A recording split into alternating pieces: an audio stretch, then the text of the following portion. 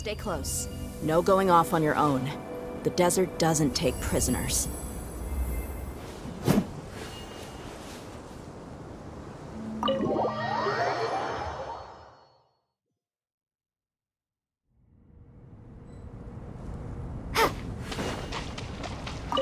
Ah, fresh air.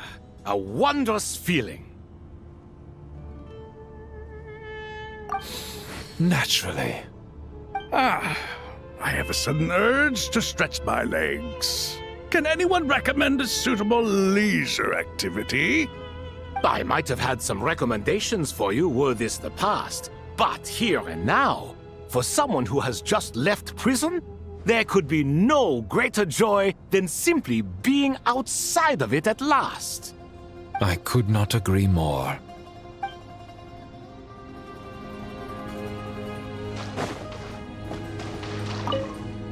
As I thought, the so-called 7 pillars of King Deshret are as underwhelming as ever. What do you mean? Not a fan of the boys' club? As men, as individuals, and even as gods, they are entirely undeserving of my attention. Al-Akhmar once commanded me to select a king from among the people, so naturally my eyes will open only for one who is worthy.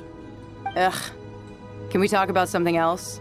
It all sounds pretty complicated, and I haven't read that many storybooks. You think this is a mere story? Well, many would also say that the journey you shared with your father is naught but a tale. My life, your life, they are nothing but stories. Little girl, it appears that you really have grown. In the past, you would have flown into a blind rage at my words, but now you are unperturbed. Oh, it's nothing. I just feel like you're right. Getting all pissed at someone for telling the truth is pointless. It only makes me look petty. This alone is proof enough of your growth. You're doing well, my dear girl. You're becoming ever stronger. Strong enough to defend the people and things you hold dear. You think so? I hope you're right.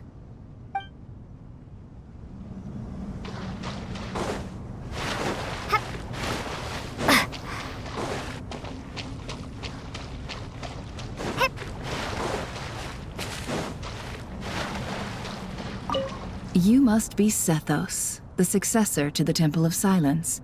Hello. Yup. That's me. Nefer, right? That's what I heard the others calling you. Judging by your outfit, I'm guessing you come from the desert too? That's right. Started off in the desert, went to the rainforest, then went from there to Krai, where I work as an intel broker. Huh. Well, this is interesting. You don't seem to talk about yourself all that much. Yet here you are, volunteering your life story to me. However abridged. Maybe I'm looking to make some new friends. I like making friends too. I'm easier to talk to than Sino and a little more streetwise than Tainari. Which is why you came over this way, giving me the chance to strike up a conversation with you. Was I that obvious? I think you did fine. You were mindful of my attitude and hoped to lure me in through sentiment. Lure you in isn't exactly how I'd put it. I see it more as an invitation. An invitation to what? To put down your luggage. Lay down your burdens. To return to your homeland. And be truly welcome in the place you once felt so estranged from. You're a more interesting heir to Bamun than I was expecting. Since you're familiar with my grandfather, I'll assume you're aware of our situation. I'd like to make friends with you. And I think you'd be a great asset to us. Not to mention the power you and I both hold. Originally belonged to the same organization. Aha, there we go. Now we're getting somewhere.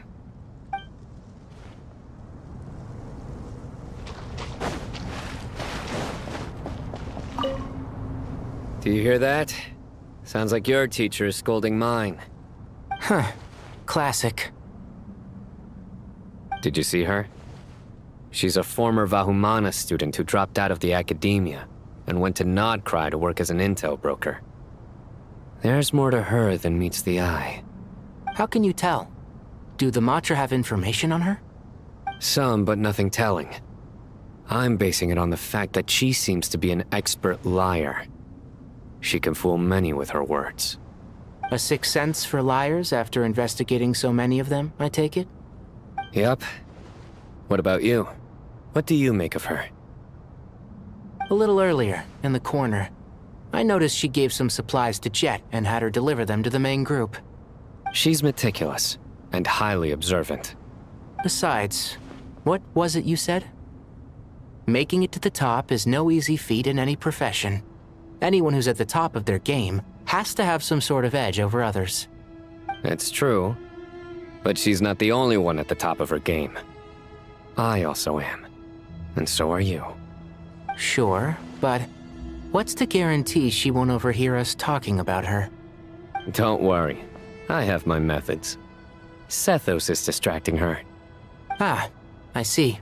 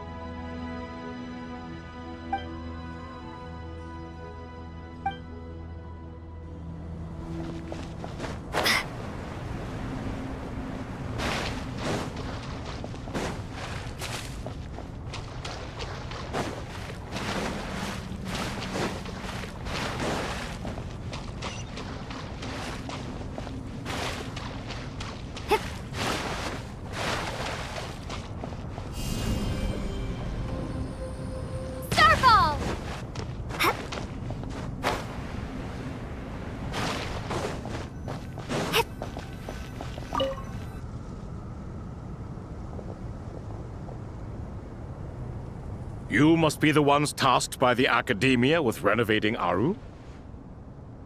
That's right.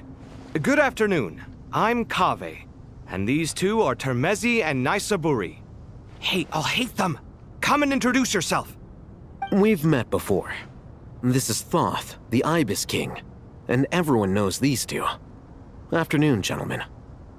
I've only ever seen these two in murals!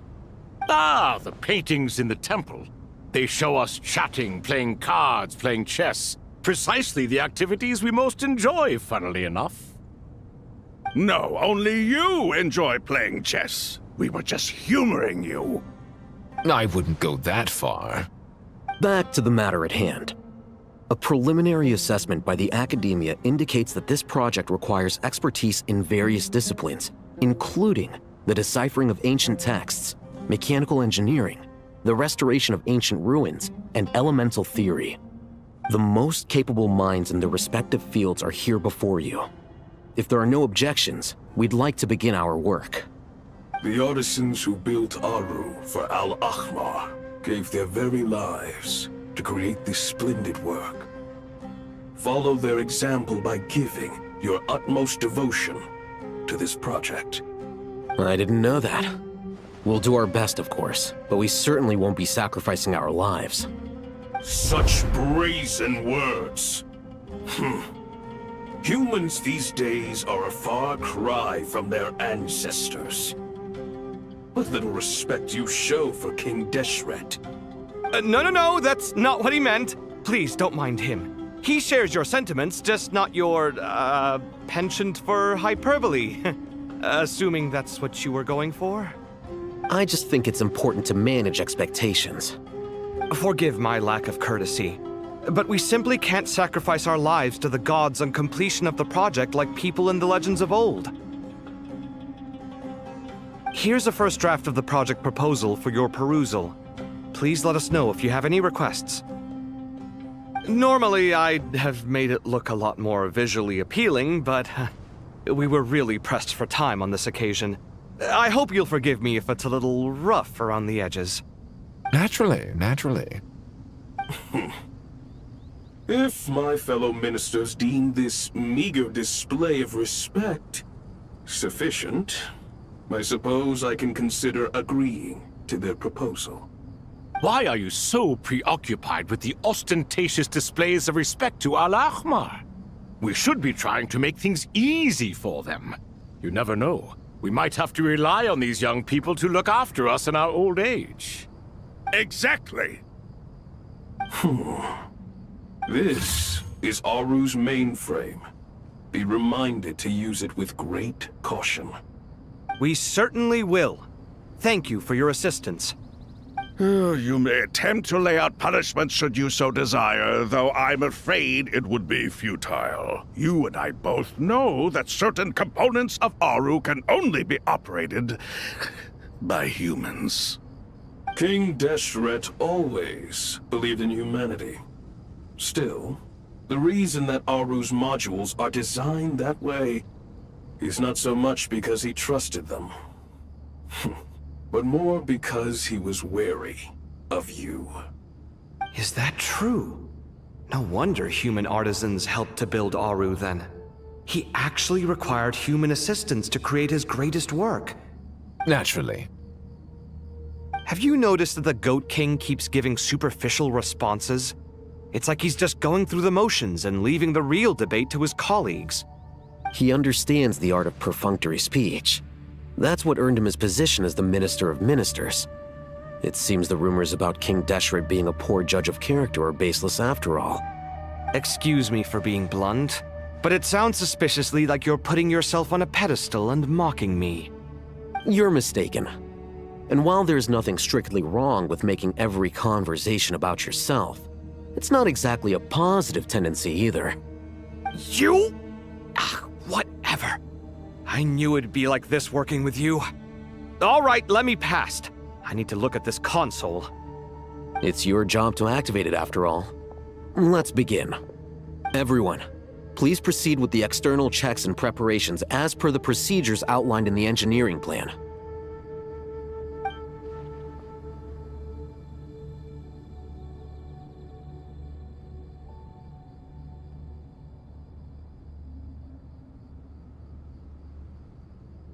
Hello there, youngsters. Whoa, the Ibis King came to life. What do you mean, came to life? I've been alive the whole time. You did say we could start our research, right? Are you having second thoughts now? I've reviewed the proposal. The work you're planning to carry out on this grand device is ambitious in its scope. You have ample confidence in your abilities, I take it? I wouldn't say I'm feeling hugely confident, but given how bad things are, I'd rather at least try something than sit around waiting to die. You are the top scholars of your day. I trust you are aware that there are countless links between Aru and the Akasha? Aru and the Akasha? But I thought the Akasha was the Academia's greatest technological accomplishment, created years ago by the Dendro Archon to help her people access knowledge. And you too? Do you not know either? You've read the instruction manual, right? You tell them. An instruction manual? The Akasha has an instruction manual? The Dendro Archon is a kind and thoughtful god indeed. It used to sit on a shelf in the corner at the House of Dana. Not the most popular read. If the manual is to be believed, Aru was in fact the original inspiration for the Akasha system. What? But there are so few records about Aru anywhere. And practically none of the scientific expeditions into the desert had anything to do with it. Ah, but this is something you could not possibly have known. You may have heard many stories about the desert, but what is the most important aspect of history? Consider this a quiz. Anyone from Vahumana present? I'm from Vahumana. It's, well, veracity. Precisely. And a large part of veracity is the chronological order in which events occur. I may as well tell you. In the beginning, Nabu Malikata, the goddess of flowers, descended upon Sumeru. The glory of the heaven was within her. She brought life, oases, and knowledge to this land.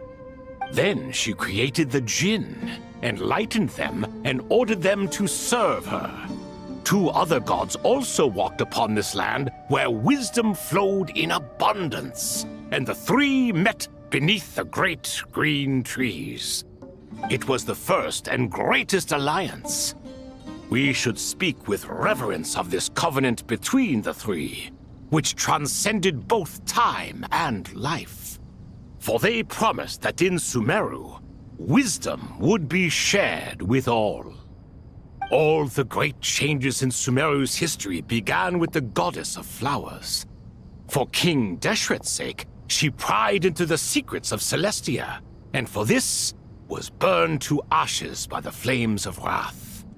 So grieved was King Deshret by her passing that he lost all interest in state affairs and devoted himself instead to the knowledge that she had brought back. It was after learning of the technology from that floating island in the sky that he first conceived of Aru. And so, the Akasha was inspired by Aru, while the basis for Aru itself came from Celestia's technology. Well, if the 2 share a common technological origin, then connecting one system to the other is an entirely feasible idea. Unbelievable. Have you no reverence at all for celestial technology? No, I do, but there's no time for that. The schedule is too tight. Blame it on the deadline. Perhaps you could try coming up with our cutoff dates. You know what it's like having to turn around 5 different drafts in one day? I wouldn't wish it on my worst enemy. Yeah, also, Sir Ibis, King, you don't plan on getting directly involved at all, do you? Yes, well, you strike us more as having come to give a popular science lecture. Or, wait, does this count as more of a first-hand witness statement? Neither. Anyway, this sounds like far too much work for me. Still, if Aru is so powerful, why didn't King Deshret use it for more ambitious ends? Because it was never fully completed. King Deshret had grand plans, but he perished before they could come to fruition. In the beginning, his wish was to create something that could rival the very world itself. The Lord of Flowers sacrificed everything for that ambition. What he desired, she bestowed, and thus was knowledge brought into the world. Her courage and sacrifice had to be honored with the most splendid of monuments, or King Deshret would surely have deemed it a grave injustice.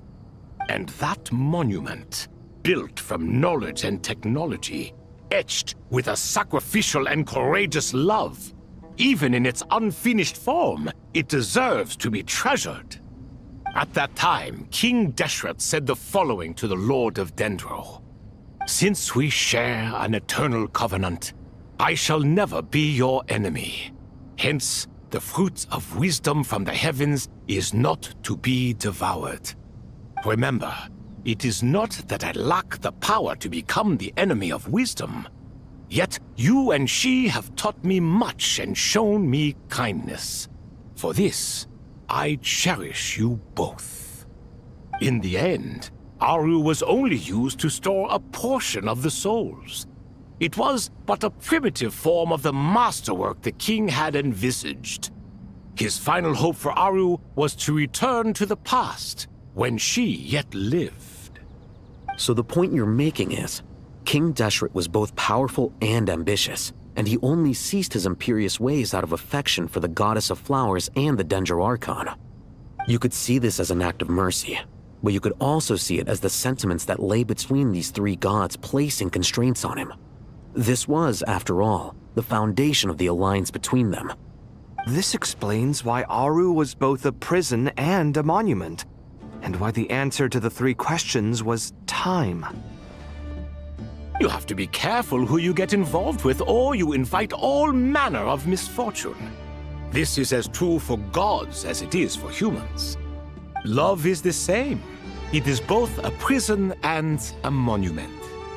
All right, let us pause the story here for now. Seeing as you've been so diligent, I'll offer a little help. Who's in charge again? Is it you two? Ah, yes, me and him. Now then, close your eyes. Wisdom hides in the space between the tangible and the intangible. It is to convey the incommunicable through the simplest of mediums. By the power of King Deshret, I shall grant you a glimpse into the unseen secrets that lie at the threshold of existence.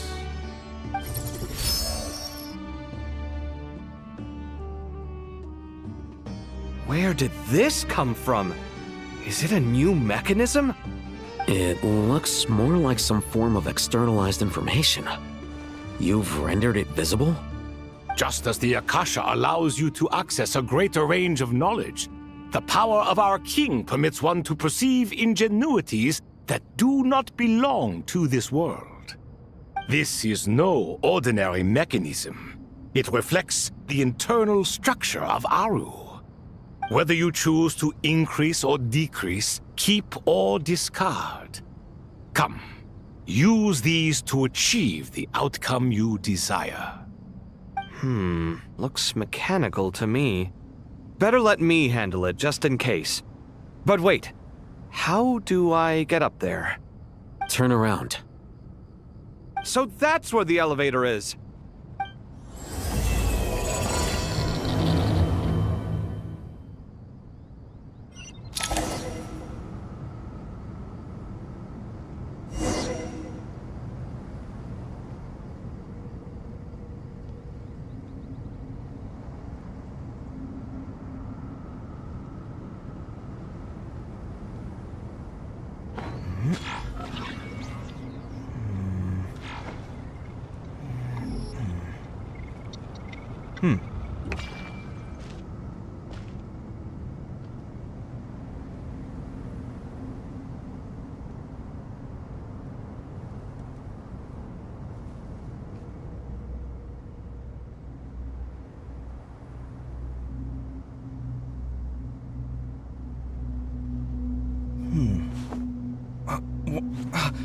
Come at me! Huh! Yeah! Ha!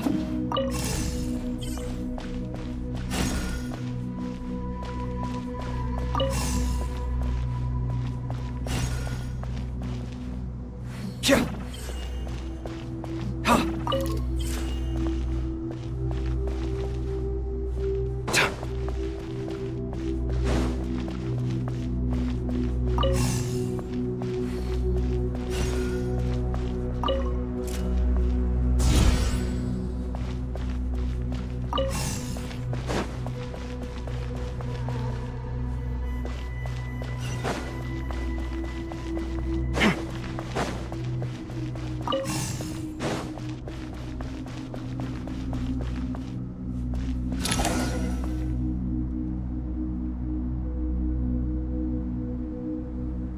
Obelisks were used to record important information in the ancient desert civilization. Hey, Alhaitham, there's some writing here I'll need you to decipher. I've sent it to your screen. Do you see it? Got it. It's a little blurry, but I should manage. Take a look and tell me what it says. Oh, and I'll send any other similar text directly to you from now on. Let's start with this one. It's a variant of an older script. Herein lie verses written for the Yellow Sands. Looks like cultural information from the age of King Deshret. If so, I suggest you delete it. Words thrown together merely for fun. I had no idea Aru kept a record of this. Well, as long as you're certain that this is strictly private information, that's fine. It is unimportant. All right, well, I guess I'll start now.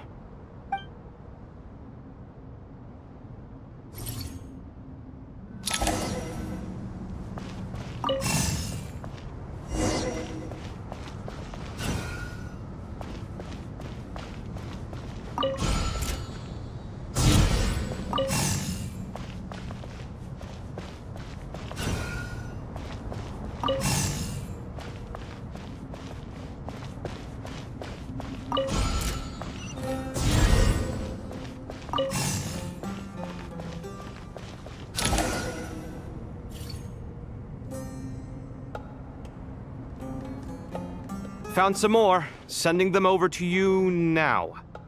These are all reports about the Gurubad conflict. Can we delete them? I'd say so. Most of this information has already been archived anyway.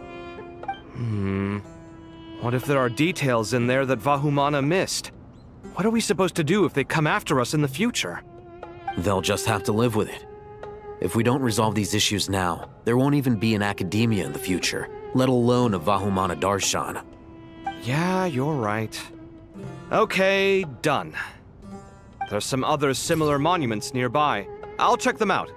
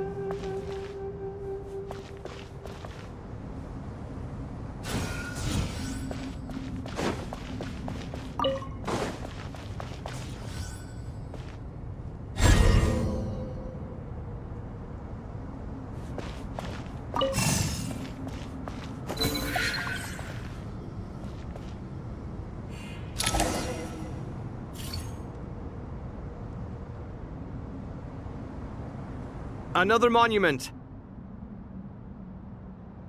Hold on.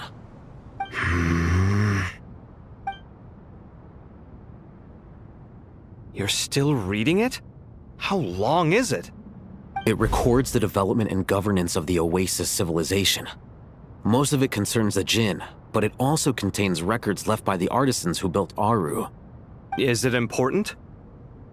Some of it. There was no way for me to read the whole thing in its entirety, so I had to rely on my intuition to pick the parts worth keeping. What about the artisans' records? What do they mention? They're speculations, mostly. For instance, they were wondering how to protect themselves if King Deshret decided to silence them after the construction of Aru was complete. Sounds like pure mythology to me. Surely that kind of thing didn't really happen. The records do emphasize that this was merely their conjecture based on various myths. Still, the artisans did leave details of their plans to survive, including blueprints for their escape route. Even that got recorded? Okay, well, I'll make a copy of this first before I delete it. Is that truly necessary? You won't be needing those. No, the blueprints are important. I want to keep them as a memento.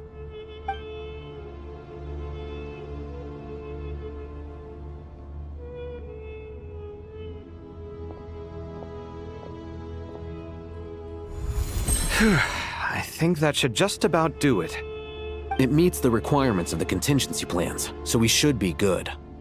I gotta say, it's the strangest feeling, this cross between reality and the intangible. It's like drifting between life and death, or in and out of a dream, using my own hands to manipulate illusions that are forever out of reach. Chasing dreams in the most literal sense. Definitely a novel experience. What happens if my spirit just floats away? That won't happen. Anyway, I wouldn't celebrate just yet if I were you. There's likely to be a phase 2 of this project. All right. I'd better keep my wits about me then.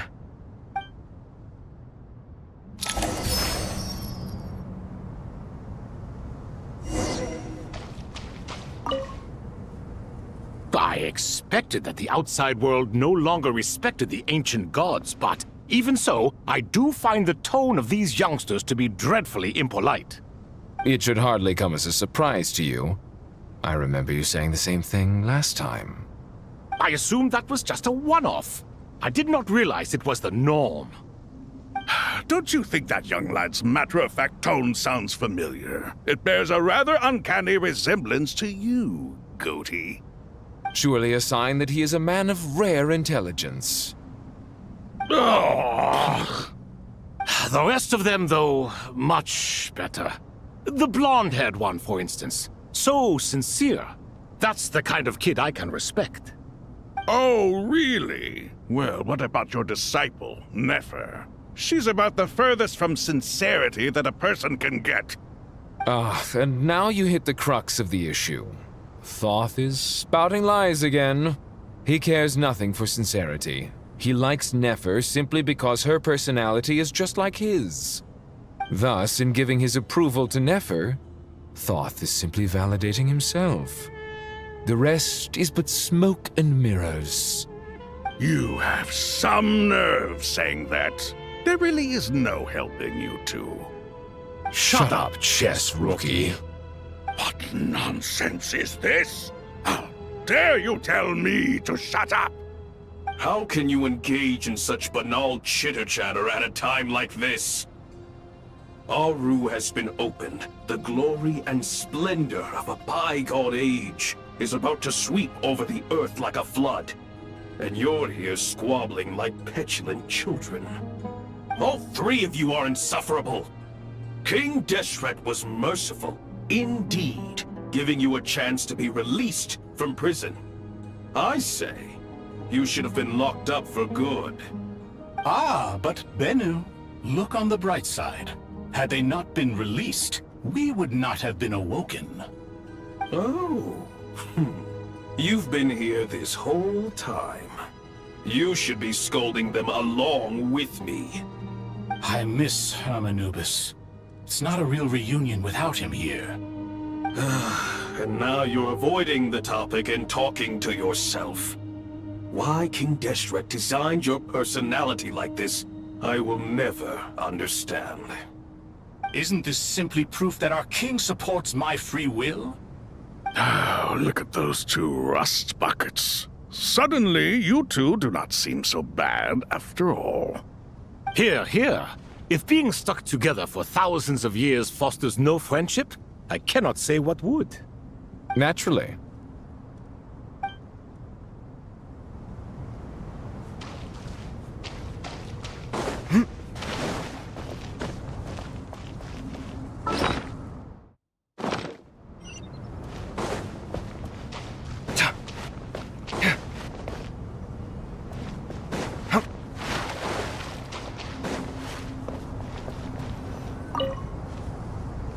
How's it going? Are things progressing smoothly? Well enough, I suppose.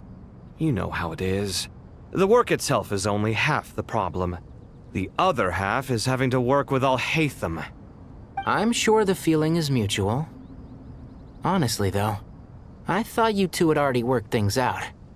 As if. Turns out working closely together is the best way to expose any tensions lurking beneath the surface.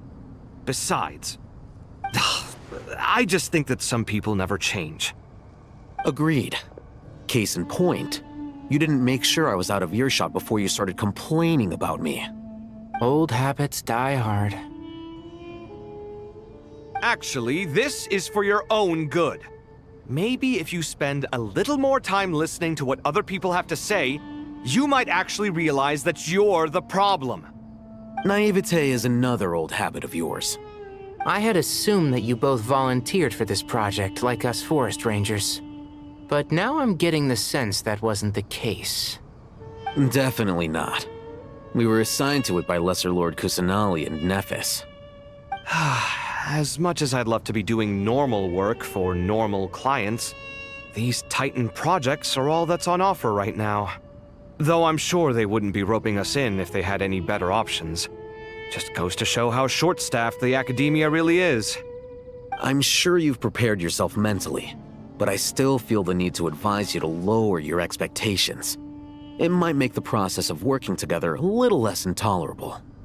I know! Same to you! But if you already understood that, you should also know not to say the quiet part out loud. Why don't you come help me with my forest patrols? Might help you avoid any further disagreements.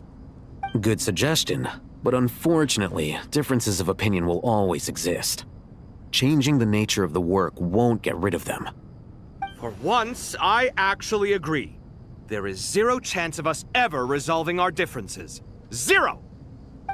But even so, the work must be done. Care for some coffee? I'm glad to see you making progress. Don't act so smug! It'd be nice if you made some too! I feel like even I've made some progress today. In the past, I never would have dared to try and mediate a conflict between you two while you're both right there in front of me. Apologizing probably makes it sound like I'm in the wrong, but I'm sorry.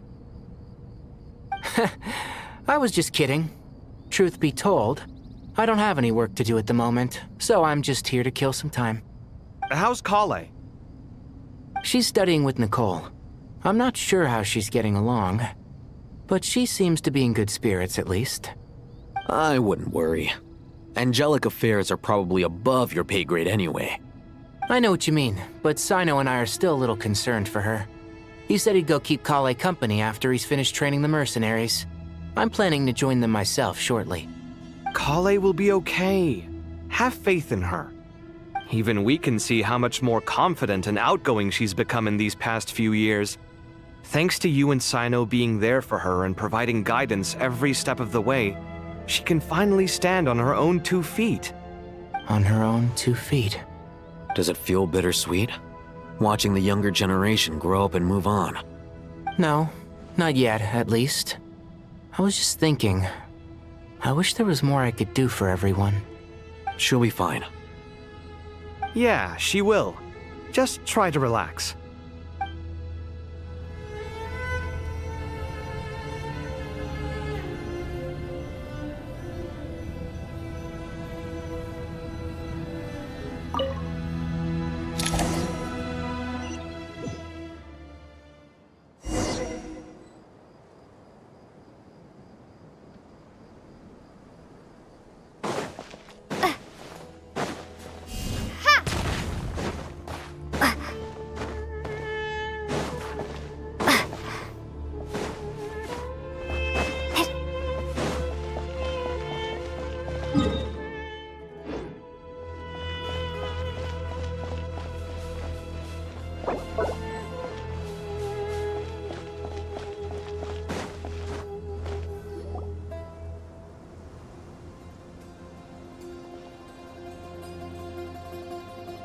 Traveler from afar, do you worry for the fate of Sumeru as well?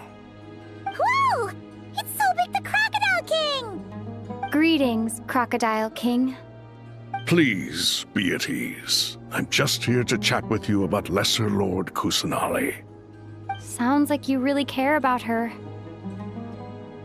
Yes, although to be exact, it is a mixture of both concern and curiosity that I feel.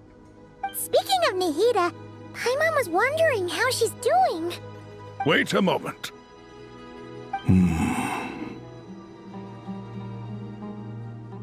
What is it? I tried calling out to a pep, but there was no response.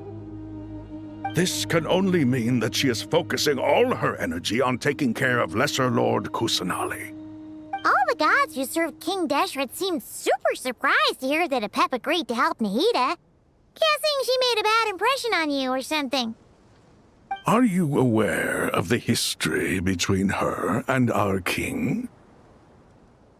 The story begins a long time ago. Al-Ahmar was always a wishful thinker where the Dendro dragon was concerned. Without consulting her, he decided to list her among the 7 pillars and declared his own power to be far superior to hers. That was when our king was at the height of his power. Ibis Goti and I were no match for him, and so we chose to submit and serve as his ministers. But not Apep. No, she never thought much of him. To Apep, Al-Ahmar's pride and sense of superiority were nothing but ignorance and hubris. In fact, they fought numerous times, but usually the battle ended in a draw. In the end, King Deshret coveted the power of Celestia, only to end up corrupted by knowledge. His final act was to trick the dragon into swallowing him whole, leaving her to bear the torment of his sins. The Dendro dragon stands for the glory of a bygone era. She hated Al-Ahmar and what he represented. All the gods, all the power they wielded. And so, her willingness to help the Dendro Archon through this crisis comes as a great surprise indeed. It makes one wonder whether, perhaps, the Dendro Archon assisted her in the past. Yep, Nahida did her a huge favor.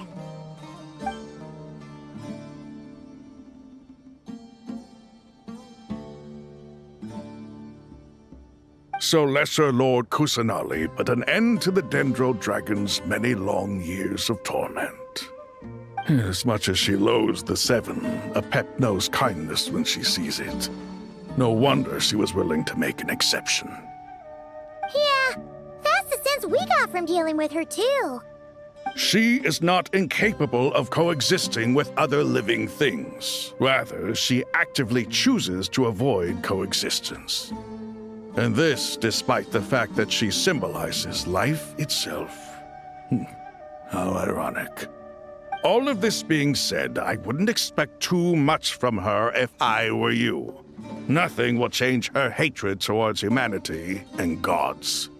We'll keep that in mind. Anyway, how much longer do you think Nahida needs to stay with Apep?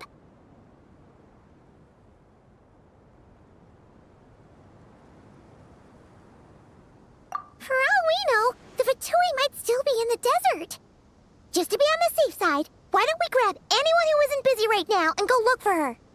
I'm alright, Paimon. Huh? Was that Nahida's voice?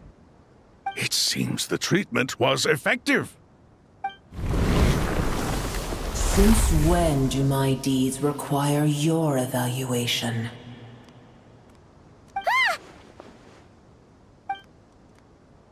Here will do just fine. I had no intention of taking you any further. One ought not expect greater generosity than they have earned. You always hide your kindness away like an oasis within a sandstorm. Only those who make it through the swirling winds can know just how beautiful that oasis is, and how much hope it brings. You dare appraise my being? No, I'm expressing my gratitude. I want to thank you for sharing your precious life force with me.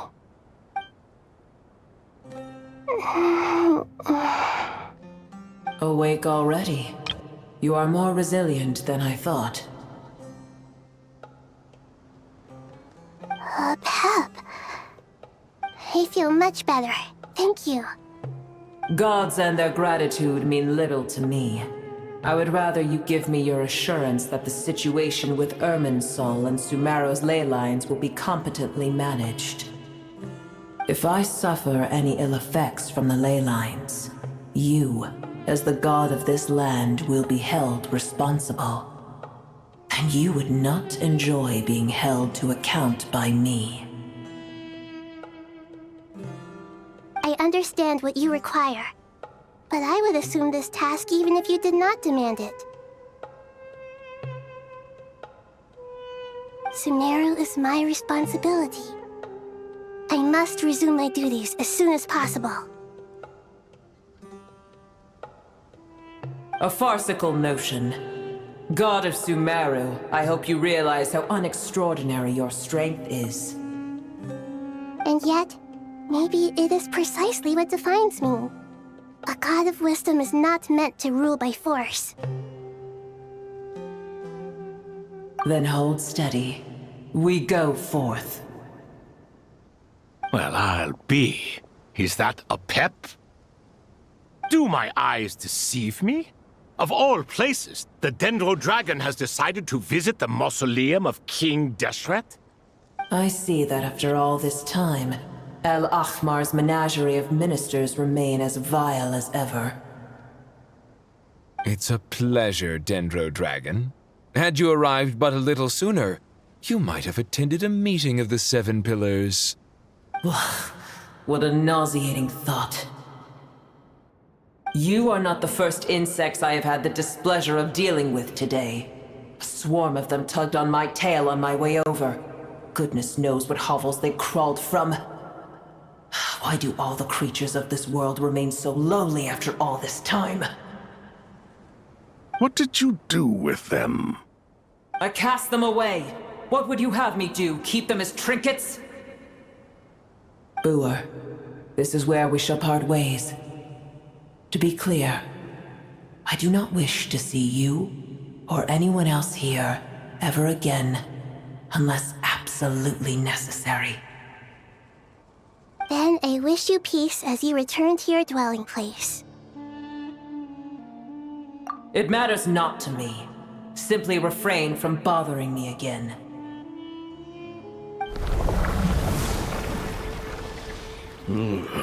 A force to be reckoned with. At times like this, I feel glad that she has no interest in any of this. Hold on, just hold on, okay? We're almost there. We made it! Huh? Wait, that voice! It's... Uh-oh, I'm gonna fall!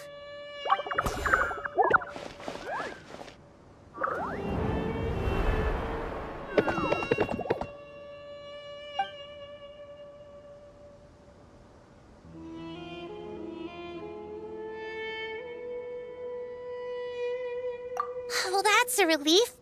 A pair of safe hands indeed. The Dendro Archon's familiars. They are the last thing I expected to see here. Huh? Wait, what are the R&R doing here? Don't you guys hate the desert?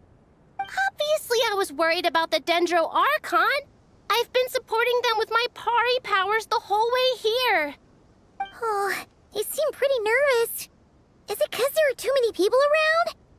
Not just people. It's all these non-human beings, too. It's hard on them. I can't believe you made such a long and dangerous journey just for my sake. I appreciate your support so much. Thank you all. I'll have to ask everyone to wait while I help our new arrival settle in. Once I'm done, I'll gather everyone to discuss our next steps. Traveler, Paimon, shall we find a place for our friends to stay? Awesome! Let's go! Well, first I have some questions. Okay, I think that covers everything. Thank you. We can get going now.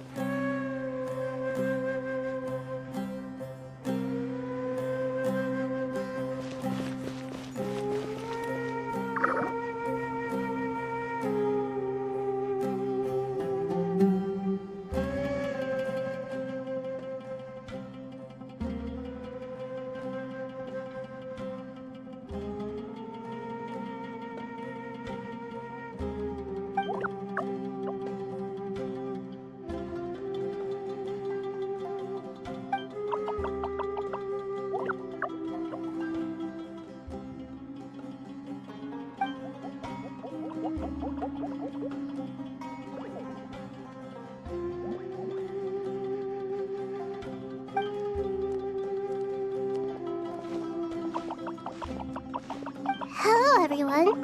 It's only us.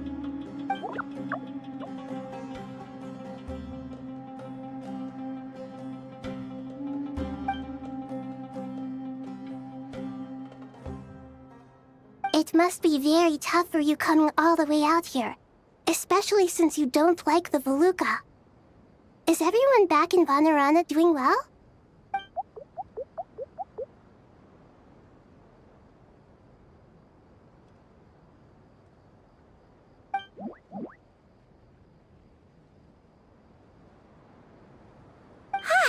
Everyone's here. Good. Are you okay? You look like you were about to pass out back there. Then you're forgetting who I am. Don't underestimate me.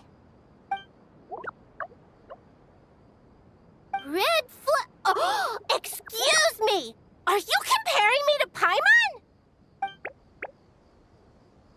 I suppose everyone is gathered here because of me. As we can see, the situation is critical, and everyone is very busy with their various tasks, so...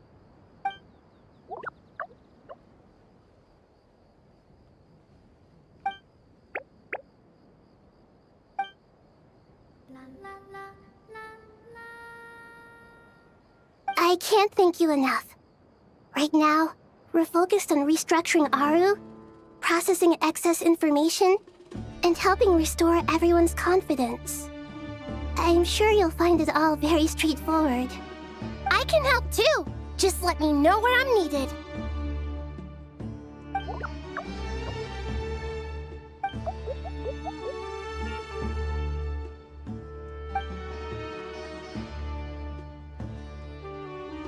Up to no good?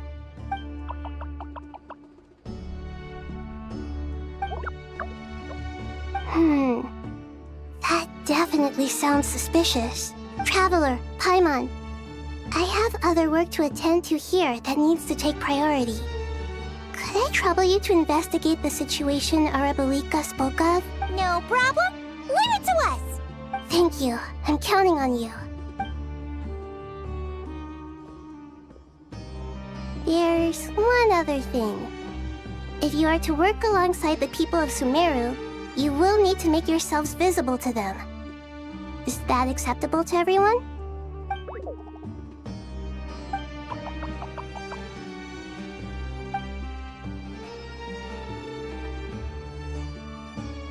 There's nothing to fear. No one here will hurt you. But if you do feel afraid, don't worry. Just call my name and I'll be there.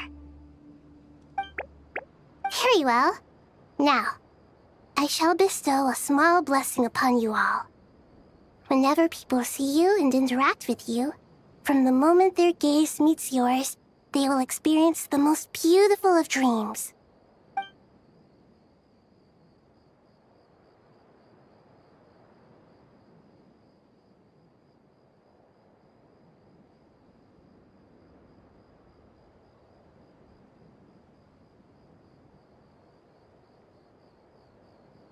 Do not fear. We will face it together. This too shall pass.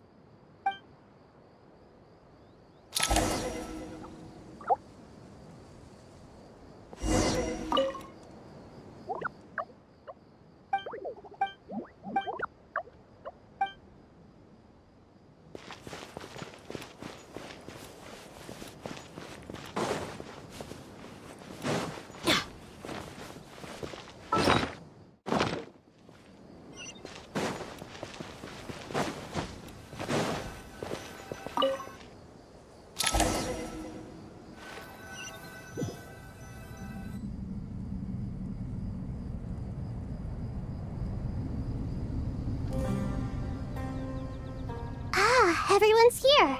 Wonderful. Dendro Archon, you're back. Are you recovering all right? You mustn't push yourself too hard. I'm doing very well. Thank you for your concern.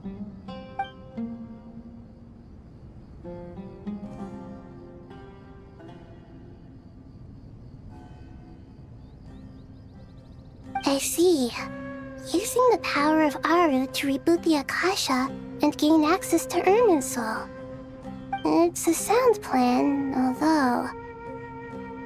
I regret to be the bearer of bad news, but with the state that Irminsul is currently in, it's impossible to access via traditional means.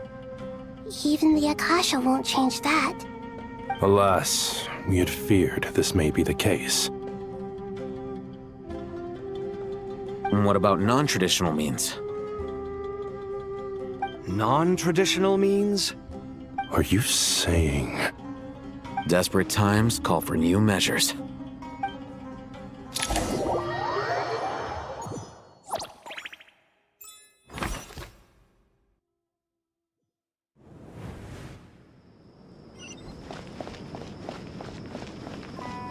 Swan Fury!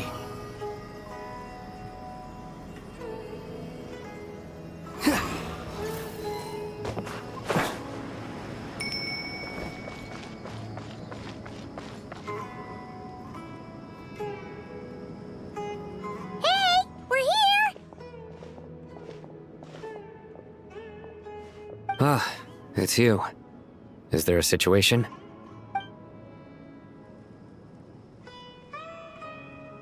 The Aranara have good intuition when it comes to people. In other words, there may well be a traitor among us. Given everything that's going on, I'd be more surprised if there wasn't. Miss Nefer, as a professional intelligence broker, I trust you have a solution? Not one that I'm willing to volunteer. What's in it for me? Let's say I'll treat this as a pilot project aimed at expanding your intelligence operations. Whatever business you're in, an avenue to demonstrate your abilities could never hurt. I like the sound of that. Glad we're on the same page.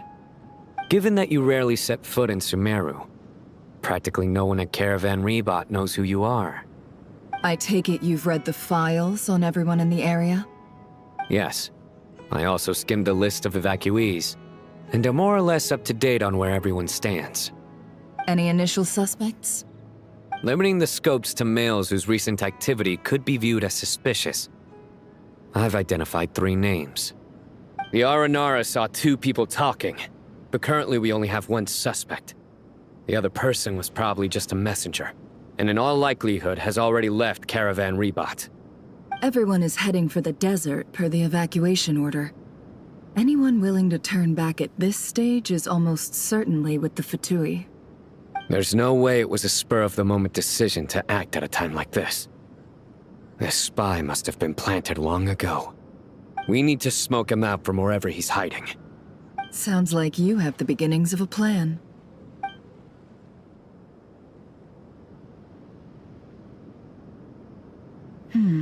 I see. Your suspicions are well-founded. I'd be watching him too if I were you. So far, we still lack solid evidence that he's been bribed. He hasn't made any recent purchases that would indicate he came into some cash.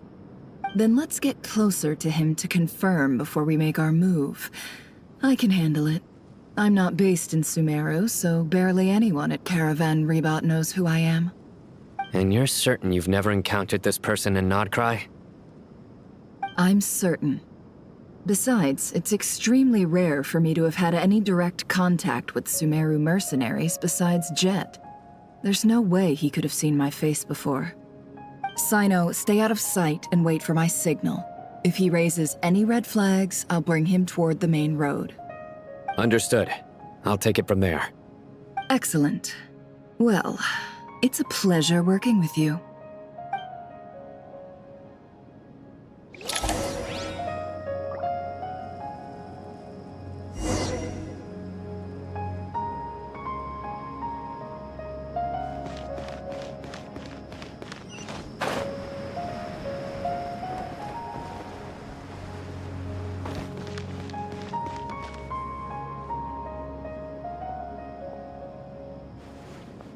Darker skin, scars, frequents the desert and has ample combat experience. Nothing unusual about how he dresses or acts. What's that he's looking at? A coin. Interesting. Could that be how his contact paid him? Conveniently discreet for someone trying to hide any unexplained income. And yet it could be highly valuable. Sorry to bother you. Has everyone here already left? I don't suppose you happen to see a lady wearing a hat? Ma'am, what are you doing in Caravan Rebat all by yourself?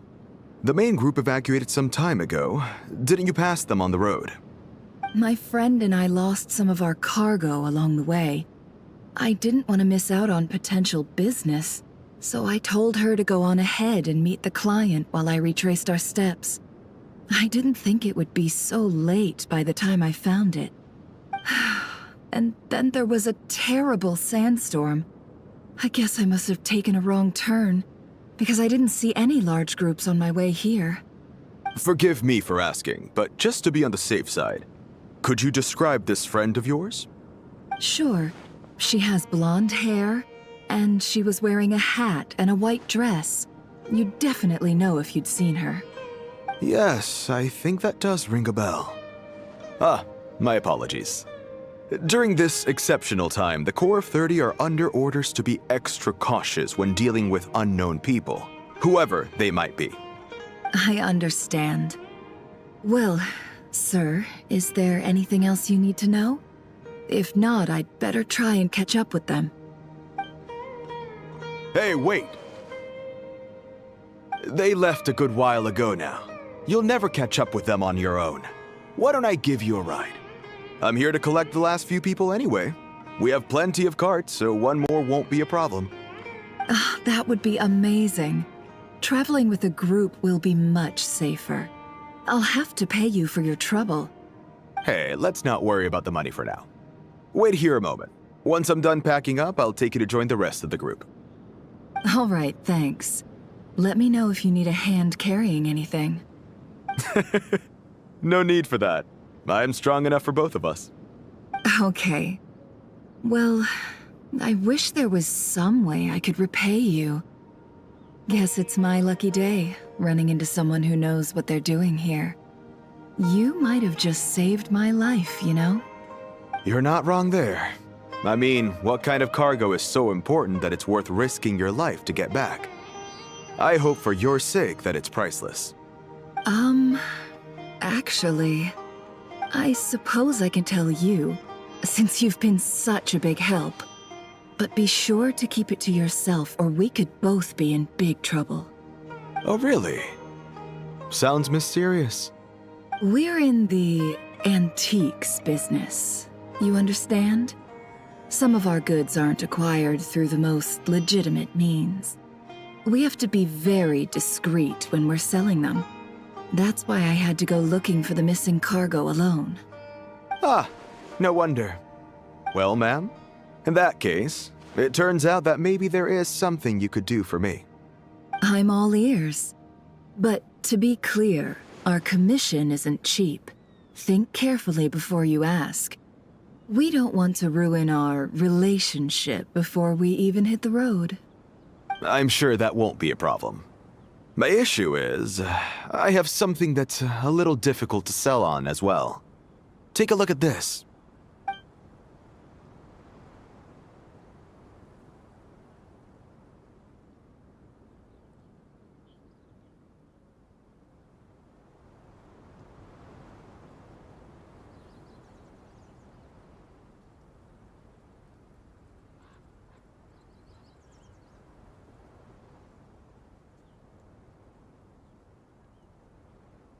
Pure gold.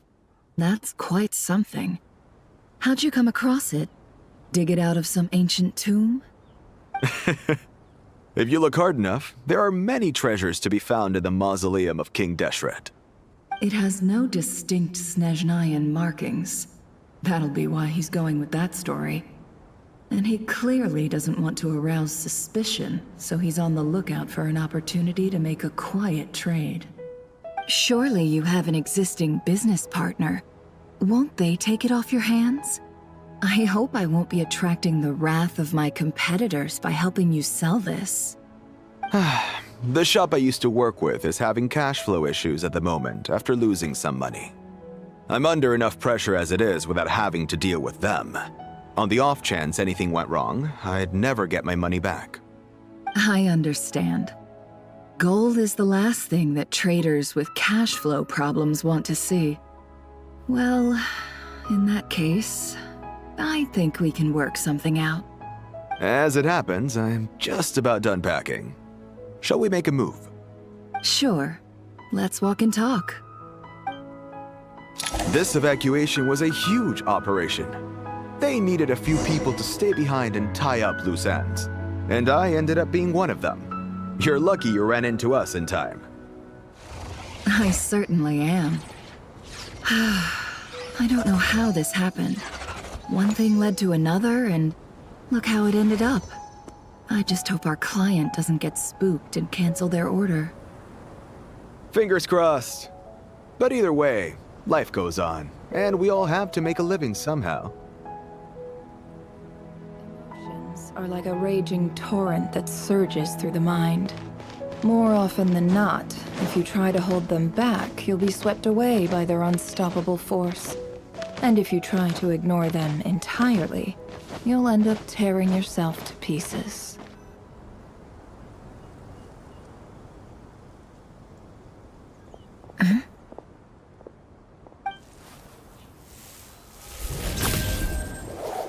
Hands where I can see them. General Mahamatra! No, wait! What are you doing?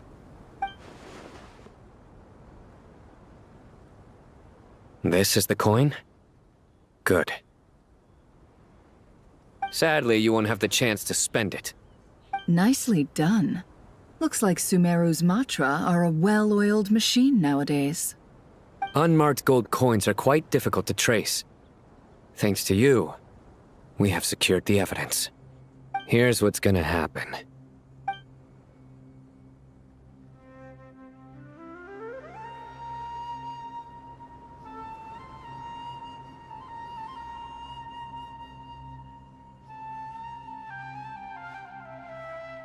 Southeast from here, leeward side of the hill. That's where he's meeting his contact. Great work.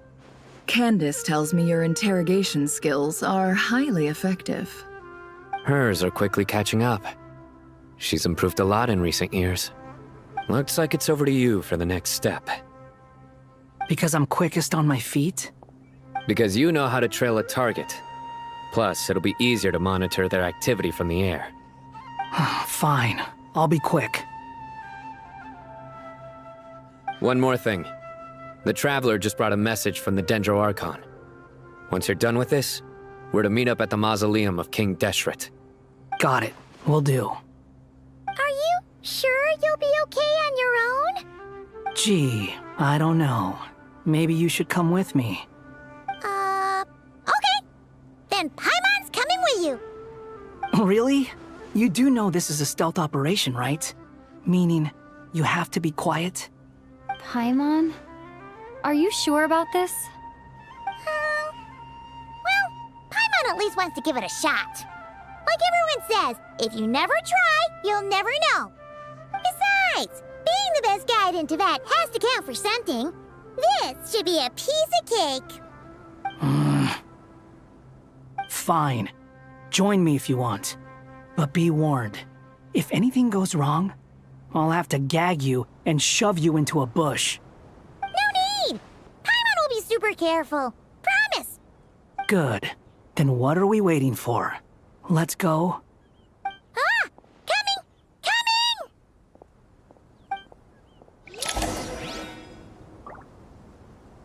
Behold!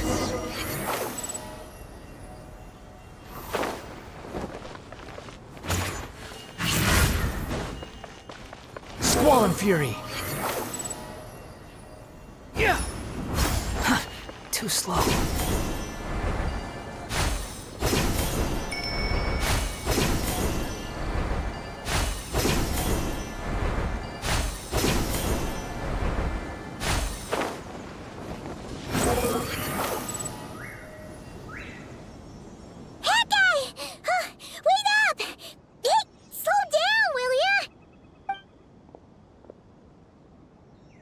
We're here.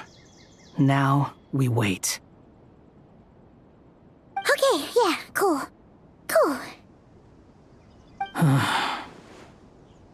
What's on your mind, Paimon? Huh? Oh, nothing? I thought all you cared about besides being a guide was food and sleep. Why the sudden urge to go on a dangerous mission? What's that supposed to mean? Paimon's been on plenty of dangerous missions before. But never on your own. You hardly ever leave the Traveler's side. Just saying. I'm kind of at loose ends right now. So if you did want to share, I suppose I'd have to listen. If not, suit yourself. Makes no difference to me.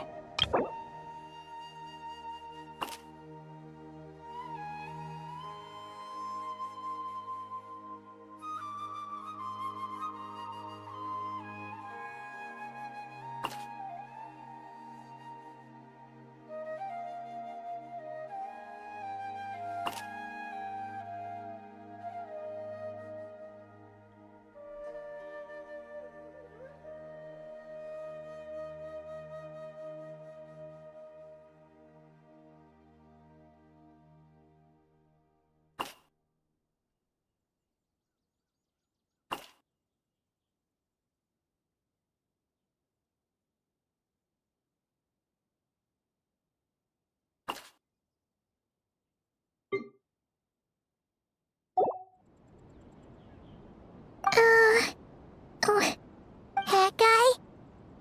Do you think Paimon is useless?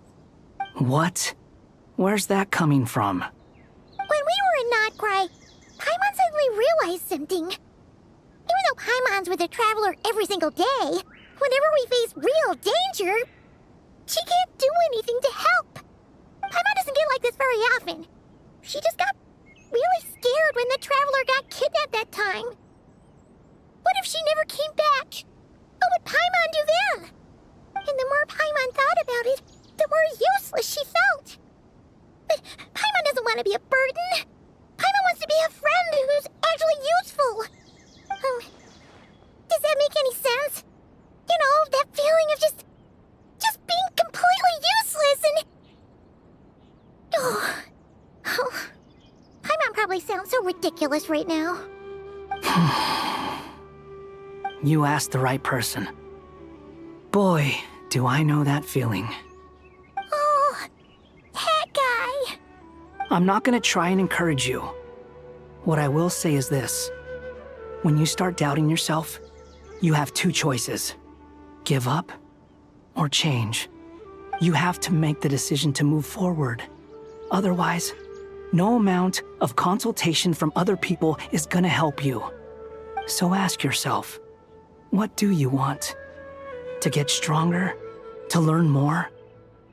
Whatever it is, go do it. You won't have any regrets if you can at least say that you tried. Oh. All right. Something's not right.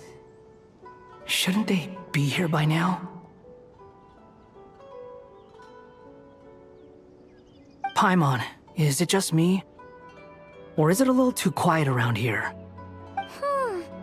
Should Paimon take a look? We'll give it another hour. If nothing happens, we head back. Okay.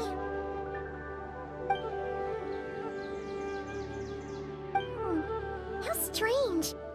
We've been here for ages. Where the heck are they? Have we been stood up? What is it? Did you think of something? Something feels off about this whole situation, but I can't quite explain why. We know for sure that the guy Sinocot had something set up, yet somehow his contact is a no-show. So, either the handler got caught, or, more likely, they decided to cut our guy loose. But how would they know to do that? Wouldn't they at least send someone here to check things out? That's the problem. They couldn't possibly know what's happening here. Unless... This feels all too familiar. Come on, let's head back.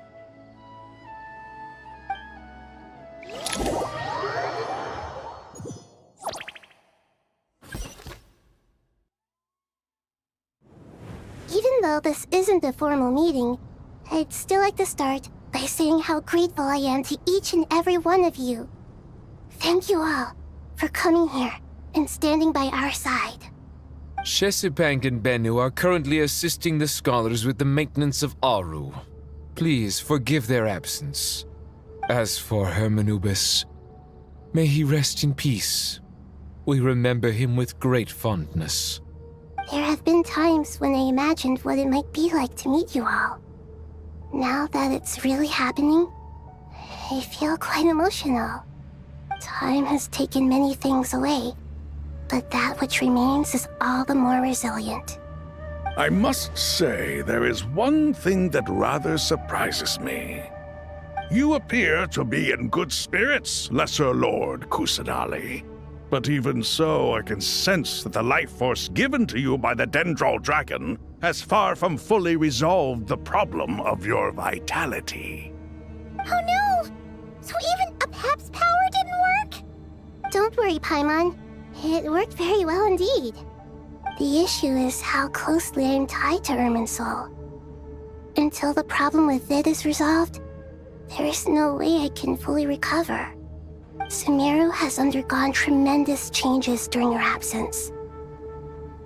When gods pass away, inevitably, people's faith in them grows weaker. You must have sensed it already. Your power is not what it once was. Regrettably, this is true. I too have grown weaker due to the effects of Irminsul.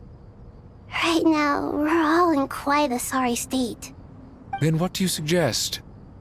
We take all the help we can get.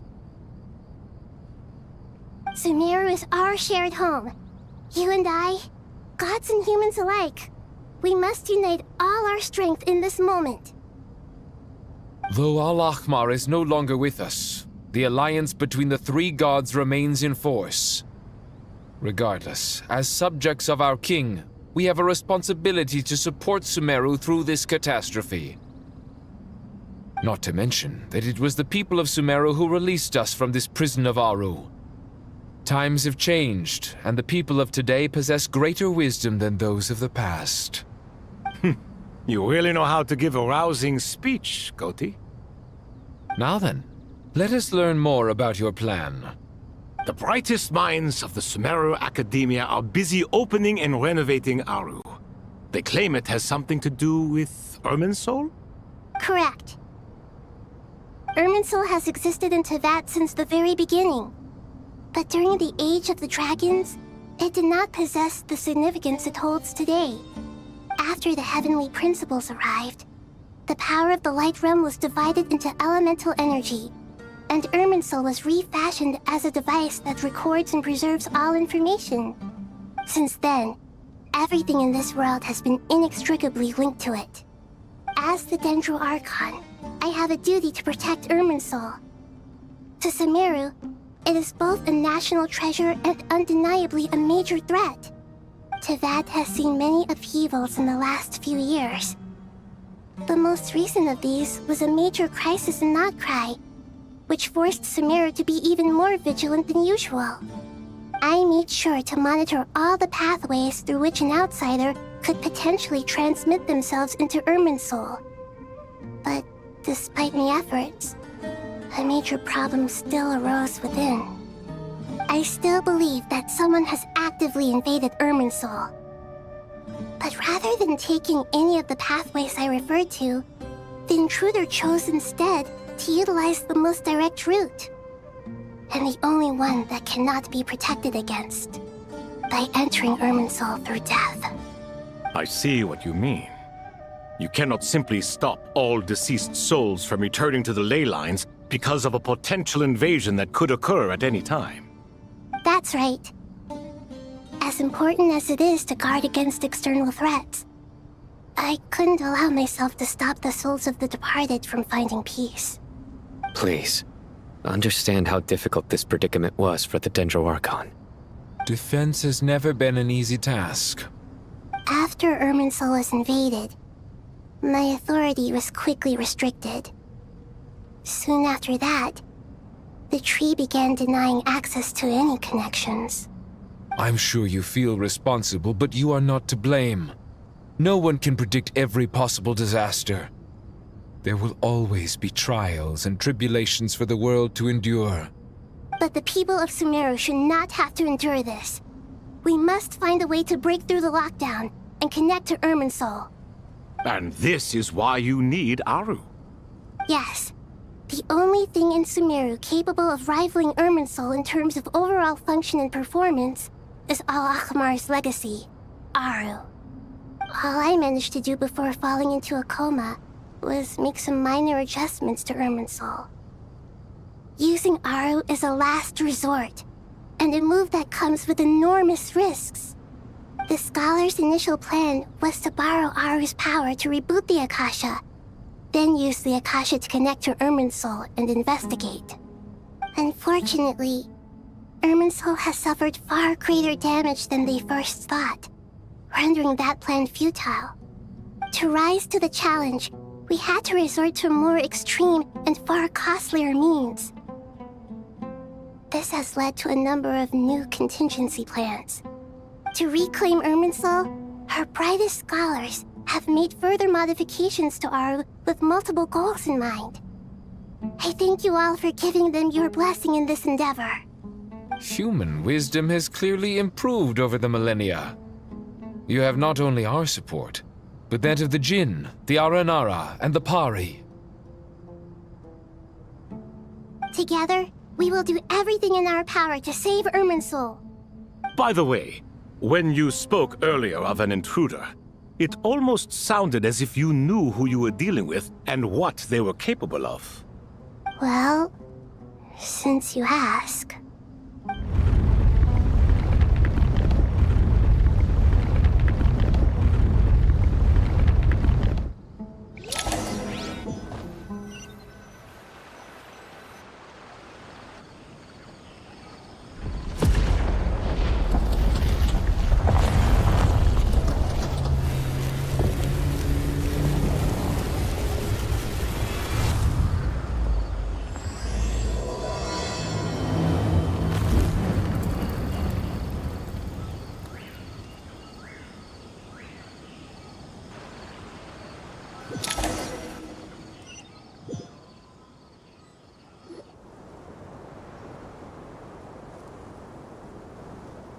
Master Tainari! What is that? Is this Irminsul? How did this happen? What's going on inside? Luckily, we managed to evacuate everyone. What in the world was that? That was terrifying!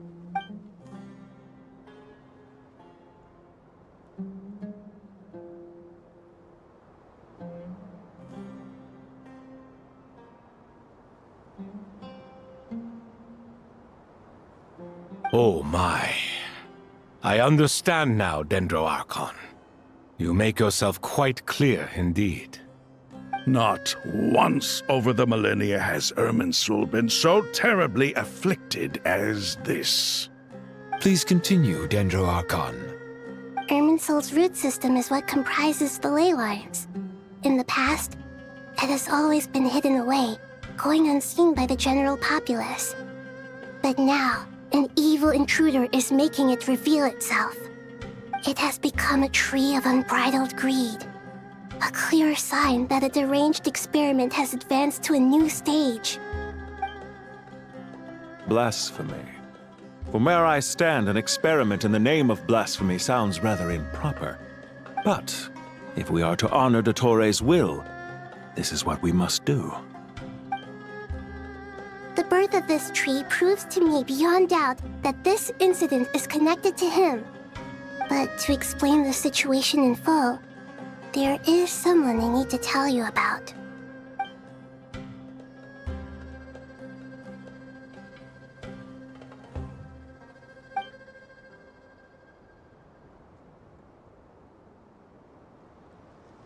Zandik. So it was him. I saw him in the desert once. A man of supreme arrogance. So this is where it has taken him. But didn't Dottore die and not cry?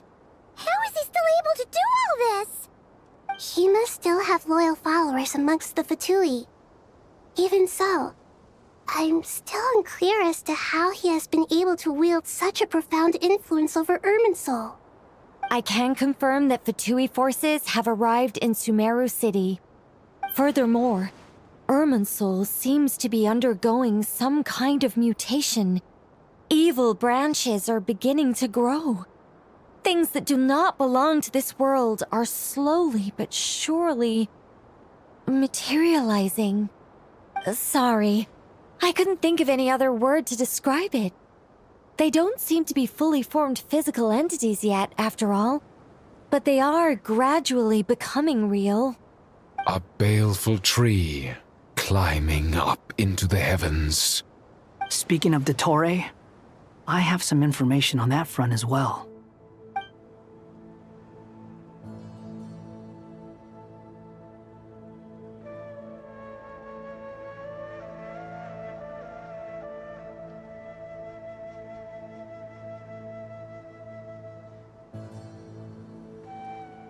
I didn't think it was wise to state this out in the open.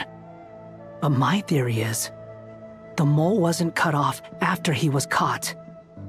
They wrote him off from the beginning. You mean, the Fatui never intended to follow through with him? Then why plant a mole at all? It's hardly a conventional strategy, and the rationale behind it is pretty twisted. But as it happens, I know someone who works exactly this way. And when it comes down to it, his goals are very simple. He just wants to confuse people, so they can't figure out what he's up to.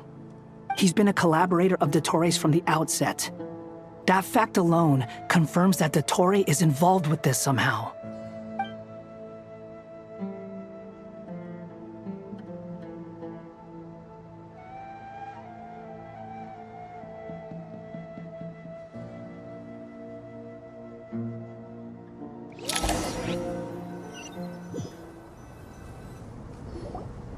There is still much to be done.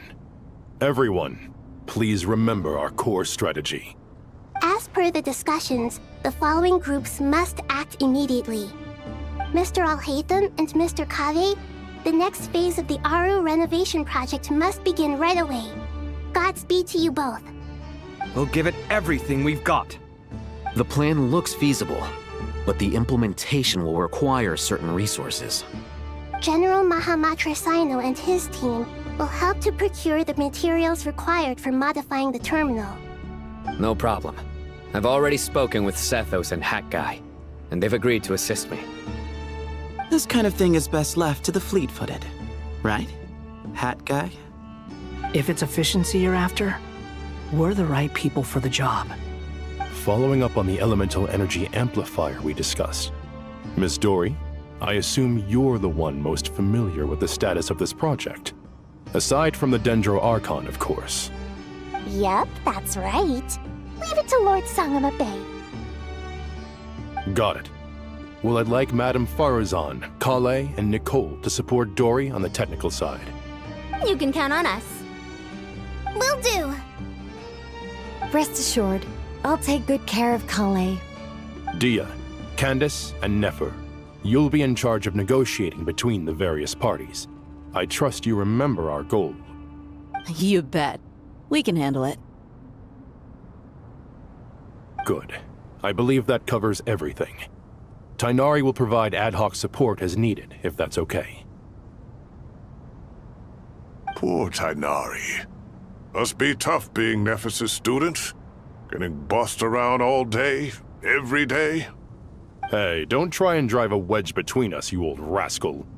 All it says to me is that Master Nephis has faith in everyone's abilities. While I'm nominally here as backup, I doubt there will be many situations where my help is needed. Exactly.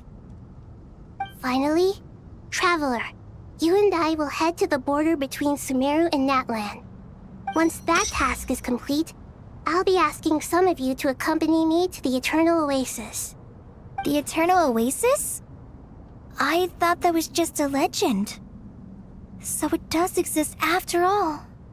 Regarding your trip to Natlan, under normal circumstances, a meeting between our two nations would be a far more formal affair.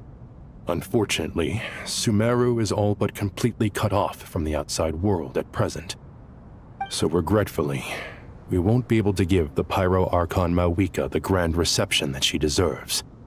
My apologies for the inconvenience. No point putting too much pressure on yourselves. That goes for everyone. Right. Especially you, Dendro Archon. I'm sure you're still feeling quite weak. Don't worry about me. The Dendro Dragon's life force will sustain me. Plus, we'll be there every step of the way. Nahida will be just fine. Yes, I believe in myself. And I believe in every one of you. Well, time to get going.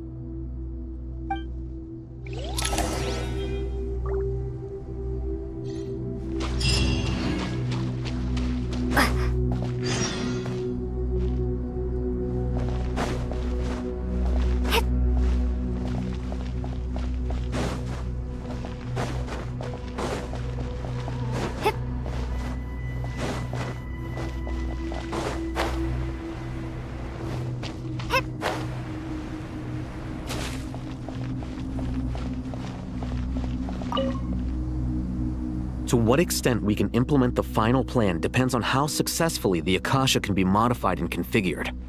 And to make sure the configuration works, Aru will also need some further optimization. Yeah, no surprises there. Once we roll this out, any Sumeru citizens who already have Akasha terminals can simply continue to use their existing devices. This still leaves us with a significant equipment shortage, though. Many groups of people were never issued Akasha terminals, including mercenaries, the desert folk, and many others. We'll need a supply of rare materials for the renovation of Aru and the production of new terminals. Right now, the best place to source these locally is from the primal constructs within King Deshret's mausoleum. Time is not on our side here. It's gonna be a race against the clock. The Aru merge and renovation project will have to be carried out by you two. Everything's riding on this, so failure is not an option. Best of luck to you both. As discussed, General Mahamatra Sino and Mr. Hat Guy will source the required materials. Mr. Sethos is quite familiar with the layout of King Deshret's mausoleum. With him accompanying them, things should go quite smoothly. I have every confidence. In the meantime, we may as well take a breather. Makes sense. There's not much we can do until the materials arrive. Get in formation and stay close. What is this, boot camp? Knock it off. It's just Sino being Sino. You know what he's like. Everyone clear on our mission objective.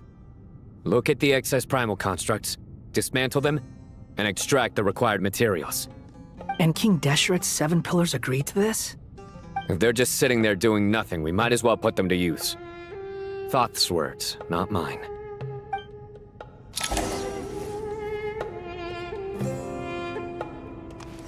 Surrender!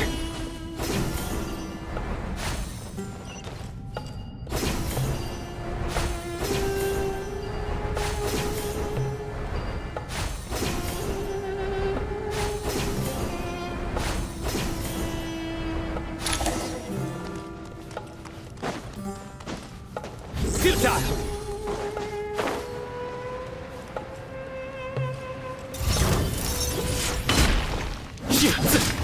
Surrender! Judgment is upon you! Guilty! You stand condemned!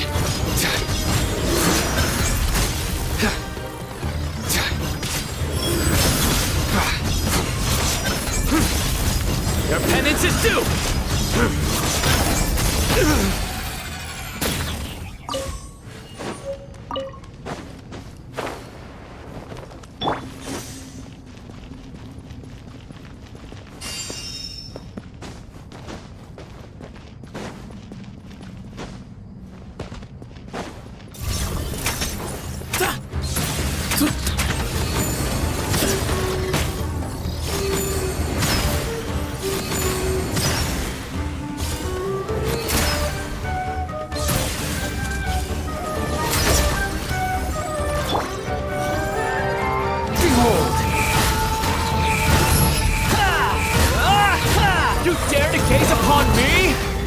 That's far enough!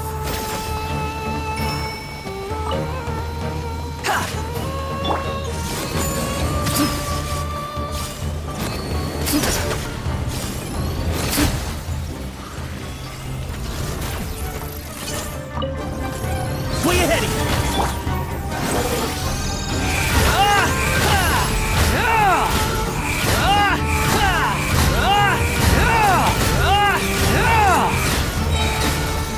Unsightly insects!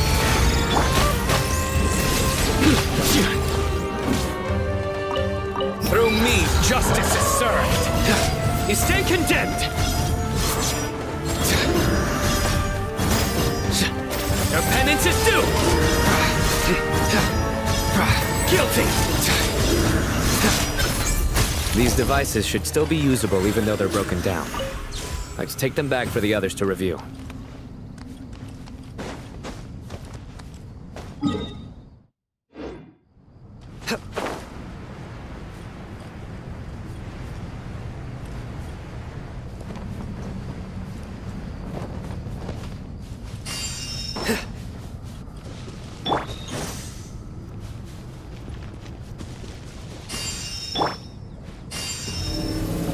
The wind rises.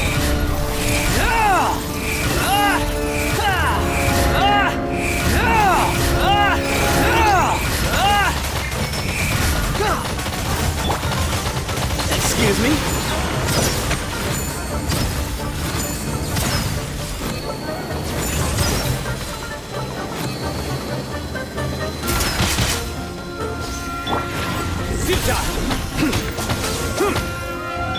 Squall and Fury.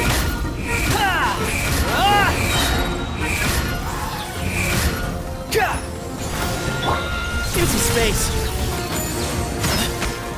Judgment is upon you. Your penance is due. You stay condemned. How many do we need again? Enough to make an Akasha terminal for everyone who doesn't own one. I remember you telling me how revolutionary these Akasha terminals were. You've used one before, right? The Academia declared the Akasha to be the most powerful and comprehensive wisdom dissemination system in history. That should give you an idea of how powerful it is. Certainly sounds impressive. Neither Hat Guy nor I have ever had an Akasha terminal. Well, if it all goes to plan, that's about to change.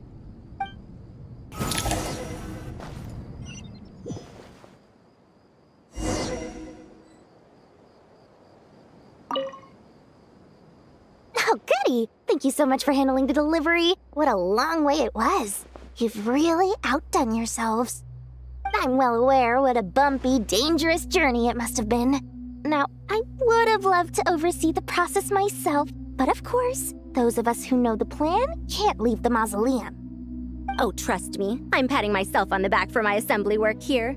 Simply flawless work. But will you really be needing all of this? According to our plan, yes, this is the quantity required. I have no complaints about the quality either. Only the price. So expensive. I heard you covered a lot of the funding out of your own pocket. Oh, that's an exaggeration. The Academia provided most of the funds. I just offered a small token of my goodwill. Of course, the real tragedy is how little profit I'm making on this. You know, it's a serious crisis when you can't even make money out of it. It's really quite a beautiful design. And I'm intrigued by how such a diminutive device is able to output the power of the Light Realm. Did you attend the lecture on Light Realm energy, Madame Farzan? I don't believe I saw you there. Of course I attended. I was just a little late, so I had to listen to the whole thing from outside the back door. Anyway, I have a perfectly good understanding of Light Realm, elemental and abyssal energy, as well as the relationship between the three. Good to know. Master told me in private that the conversion process between Light Realm energy and elemental energy involves highly classified knowledge that shouldn't be disseminated too widely. But even so, the scholars still shared said information. Well, So you can't enforce a rule that everyone breaks. Is that the idea? At first, the Dendro Archon was reluctant to explain it in great depth for safety reasons. Later, she came to terms with it, and simply informed my master that we would all have to face the question of survival together. To protect someone from such dangers means keeping them in the dark. But for someone to know and embody the wisdom within, they must understand its very essence. It's an information hazard. We're exposed to danger just by knowing the facts. And just like bait, it lures us in by offering us the solution to our problems. But if you're not careful, you'll end up pursuing it down a dark path. A tricky problem. But today, this big problem has been broken down into many smaller, more trivial ones. What do you mean? Ah, I get it. For instance, you and I share secret knowledge, while she and I take on the risks of life, death, and fate. Something like that? Hey, what? That is not what I call a trivial problem. Well, as they often say in Vahumana, an event that is monumental to the individual is negligible in the grand scheme of history.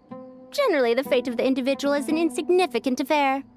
Being from Amorta, where the subject of our research tends to be a lot more personal, I have to disagree. It's hard to dismiss the individual as insignificant. In other words, the big problem of survival has been broken down into many small, interconnected factors, and each one of us represents one of those factors. When the same secret is shared with a group of people, the same fate binds them together. Most people would find this unimaginable, but to us scholars, this is the path that has always beckoned to us. Sharing knowledge is a good way to fight against fate. I will always believe in that. All right, I think that's everything. Thanks a lot. But don't go anywhere just yet. I'll still be needing you to calibrate the equipment.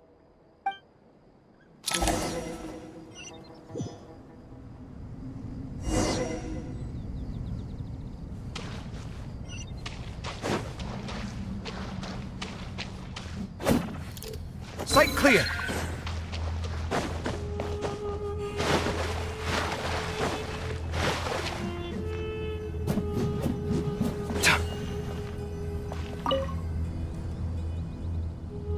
Okay, the materials are ready.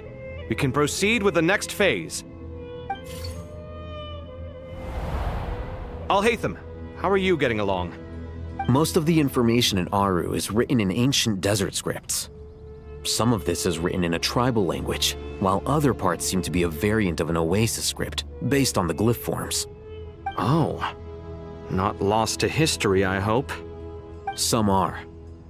All we can do is infer the meaning based on the rules of related languages. Although, this section actually fills in some of the missing historical record. I'm transcribing it so we can bring it back to the academia. After Aru started up, 2 more lines of text appeared here. Can you read them? Humans may not read what is written by the gods, except by not reading. Victory should not be easy to attain, for it symbolizes divine wisdom. Knowledge must not waver, for it has external borders. Is this a clue to solving a puzzle? Or is it being symbolic? You can't read it unless you don't read it. Victory is wisdom. Knowledge is confined by borders. Wait, I think I've got it. It's a metaphor, isn't it? It's talking about... a chessboard.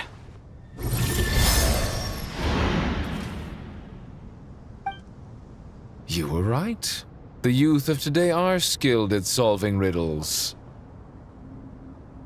Have the secrets buried in the desert not been unearthed over the years all the same? Since Aru is a place reachable through wisdom, this day was bound to come sooner or later. Oh, I've always been against overly cryptic sentences. Don't you get tired of reading and writing all that? Ah, it's you 3. Just in time. We've been delving deep into Aru, and now this board has appeared. I've heard this was how you'd while away your free hours. You must be quite the experts by now in that case. It is true. King Deshret's chess games are some of the most well-loved of all his wonderful creations. If you have ever been to Safhe Shatranj, you may well be familiar with the chess pieces you see here. Is this chessboard supposed to be another visualization of the interior of Aru, then? Naturally. Visitors, everything is ready. Only by completing the challenge on the board in accordance with the rules will you be permitted to overwrite Aru. 1 second. It's not dangerous, is it? Dangerous? Why, yes, of course. I should be the one to go, then. Wait for me here. Sounds like the self-confidence of our present company has rubbed off on you. Don't be ridiculous. I'm your upperclassman, and that means I have to look out for you. I appreciate the sentiment, but a game of chess typically requires 2 players. Besides, I'm sure they won't let things get out of hand. Keeping things relatively safe is in your best interest too, isn't it? Fair enough. I mean, you guys are controlling the difficulty, so please don't go too hard on us, all right? Ah, but Bennu said he wanted to put some respect into these whippersnappers. All right, all right. Thank you. Obviously, we'll still try to be careful. This doesn't seem like ordinary chess. Is the goal to defeat the opponent? No, you must enter the board and pass the trials we have placed there. Ready? Let's do it.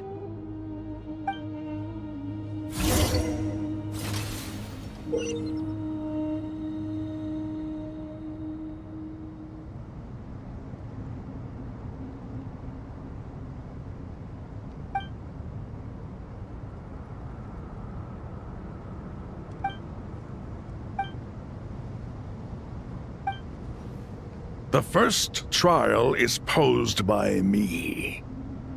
I don't think this is gonna stop us. Ah, but the key to this game lies in working together. Otherwise, you will be deemed to have broken the rules. Looks like it's up to me. Marak, can you open it? King Deshret's favorite primal construct, living on in suitcase form of all things. Amusing. Ho ho! Excellent work.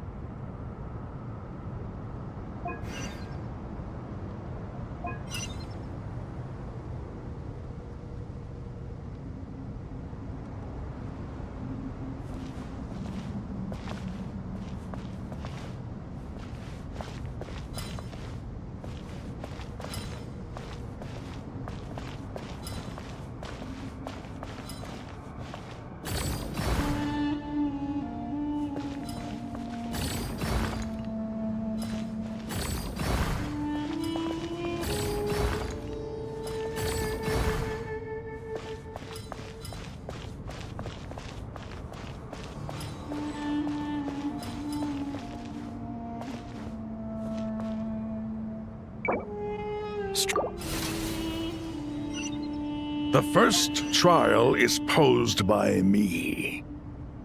I don't think this is gonna stop us. Ah, but the key to this game lies in working together. Otherwise, you will be deemed to have broken the rules. Looks like it's up to me. Marak, can you open it? King Deshret's favorite primal construct, living on in suitcase form of all things. Amusing. Ho ho! Excellent work.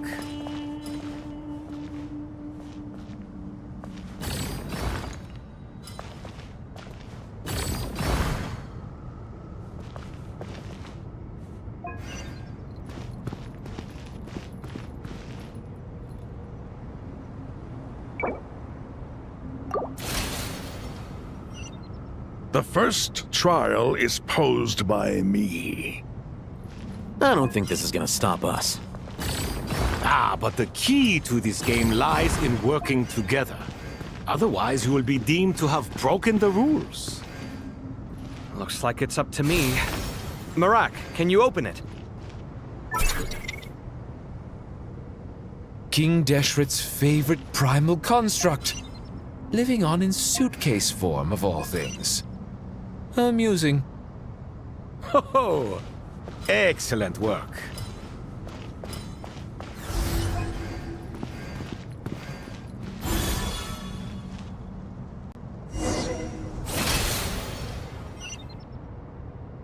Now is the time for my trial.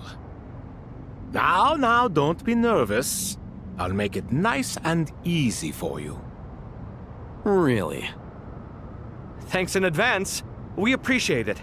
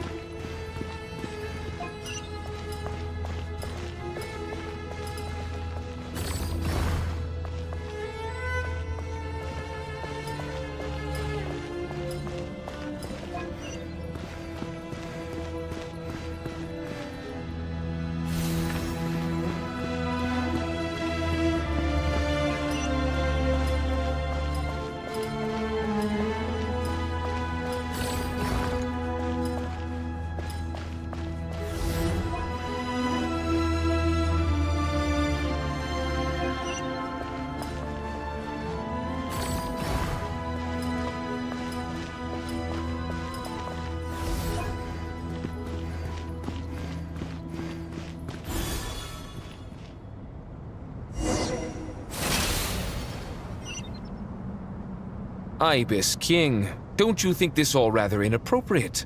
You may as well be handing them victory on a silver platter. Do not expect me to follow your lead. Ha! Suit yourself.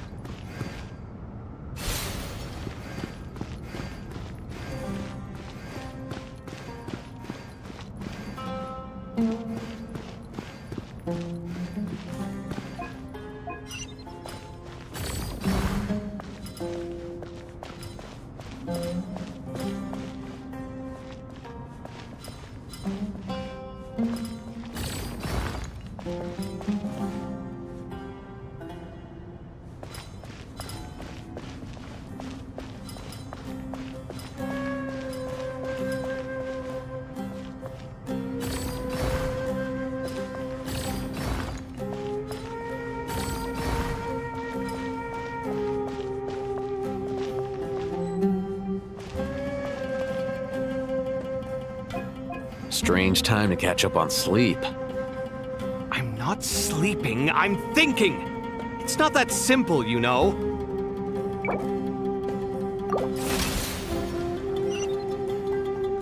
Ibis King, don't you think this all rather inappropriate? You may as well be handing them victory on a silver platter. Do not expect me to follow your lead. Ha! Suit yourself.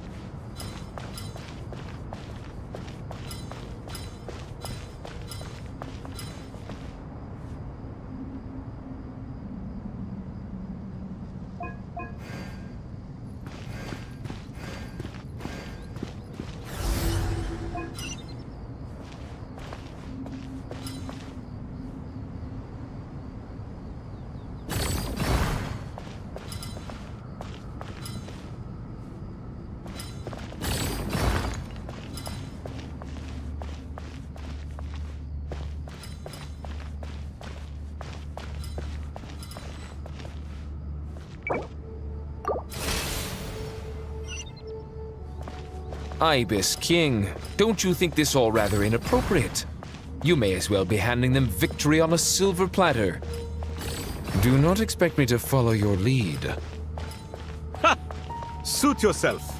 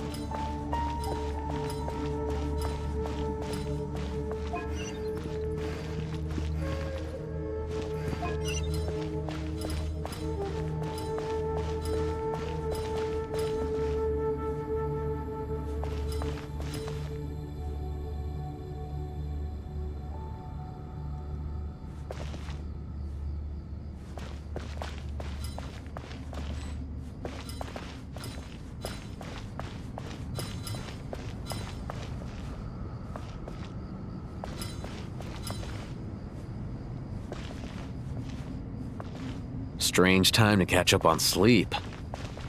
I'm not sleeping, I'm thinking! It's not that simple, you know.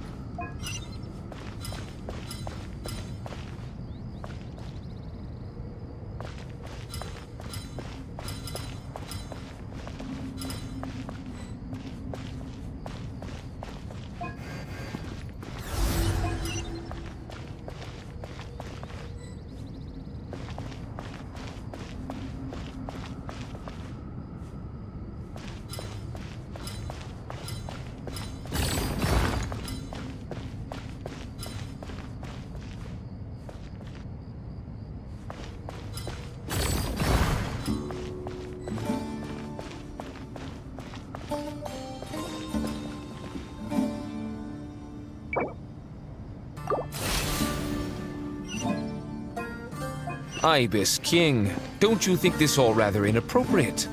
You may as well be handing them victory on a silver platter. Do not expect me to follow your lead. Ha! Suit yourself.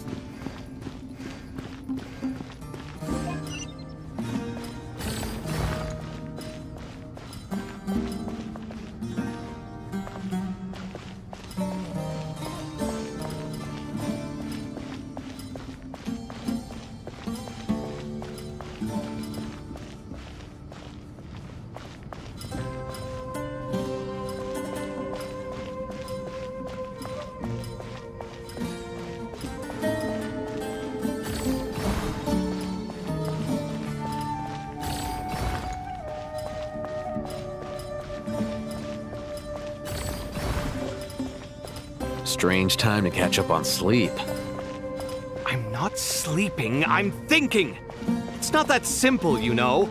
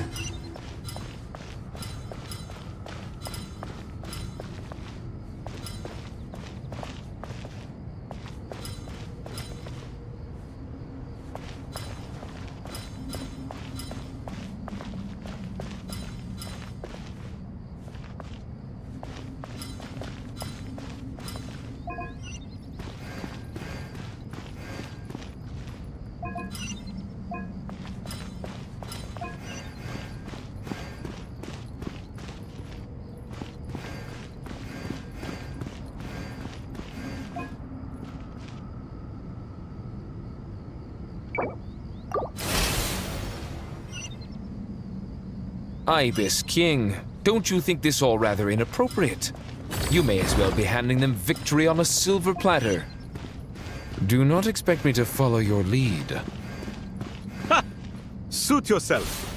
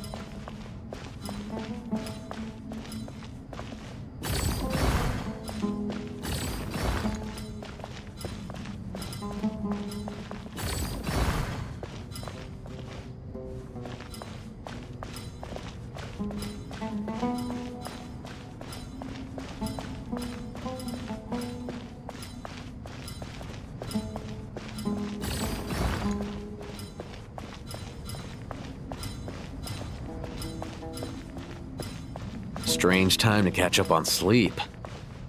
I'm not sleeping, I'm thinking! It's not that simple, you know.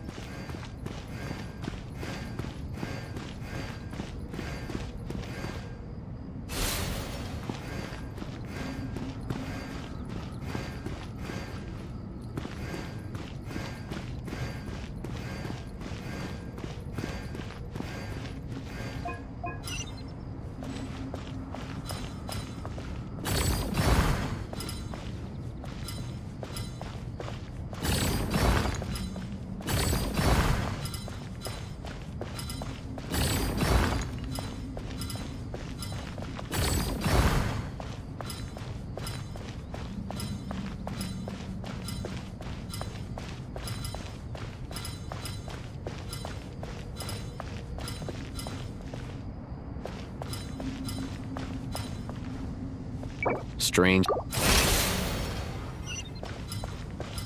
Ibis King, don't you think this all rather inappropriate? You may as well be handing them victory on a silver platter. Do not expect me to follow your lead. Ha! Suit yourself.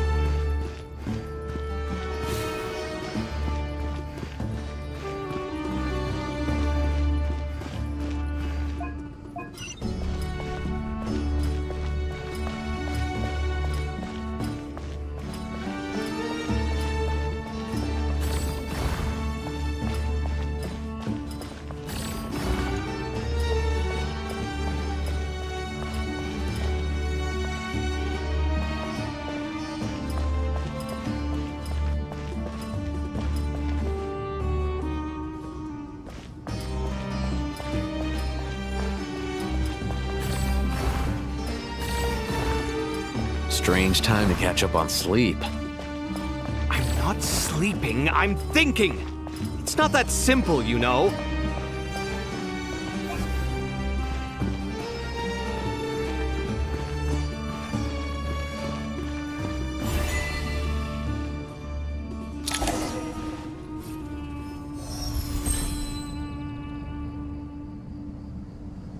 Done. Finally. It's over. But seriously, that was incredible! Standing on the chessboard felt completely different from standing on solid ground. And also... Oh, sorry. I'll save my thoughts for later. Thanks to the three of you for helping us out with this. Is it just me, or were you giving us quite a lot of guidance along the way?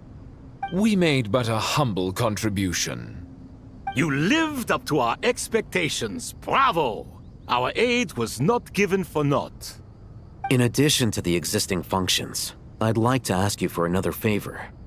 Since Aru's interference shield can cover the entirety of the mausoleum, it should be possible to extend its range even further. Perhaps you can find a way. So, building upon the existing functions to... Ah! I'm with you! Imagine for a moment. What would the ideal outcome look like if this function were compatible with the devices? I agree. This is the best solution possible. Please, everyone, we beg you to help us. Me, oh my! Well, since you ask so very nicely, I suppose... Goti? Croco? What do you say? Naturally.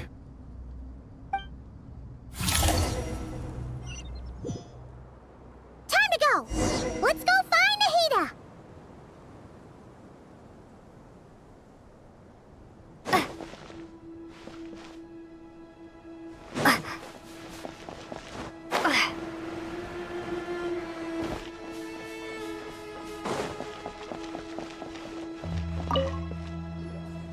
There you are. Miss Nicole truly is an angel. She shows great wisdom in guiding others, and she has already sent word to Natlan on our behalf. She said that while the other members of the Hexen Circle are busy with important work, she is quite free, and she is more than willing to accompany the people of Sumeru for the entire journey. Oh, there's Nicole, all right. Always super patient and loves to help everyone out. She's the best. She is. So kind and enthusiastic. Well, time for us to get going. Let's head out.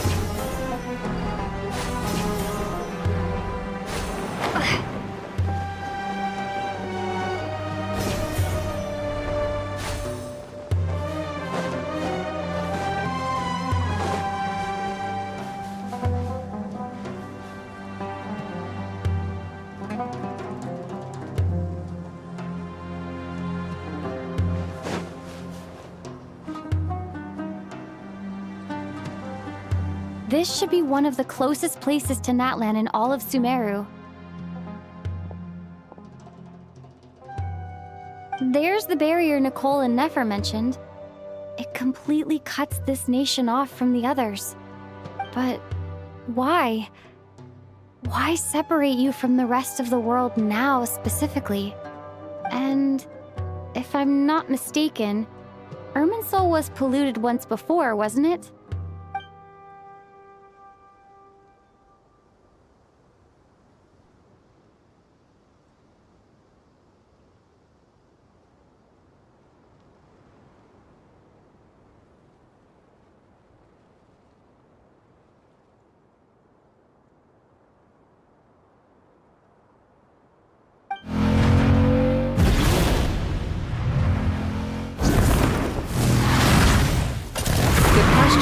I'm wondering the same thing myself.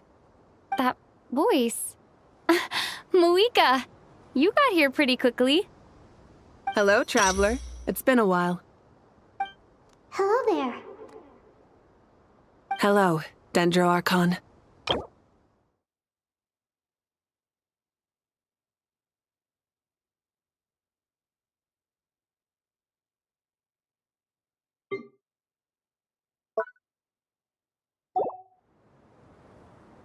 Malika, I apologize for asking you to meet at the border on such short notice.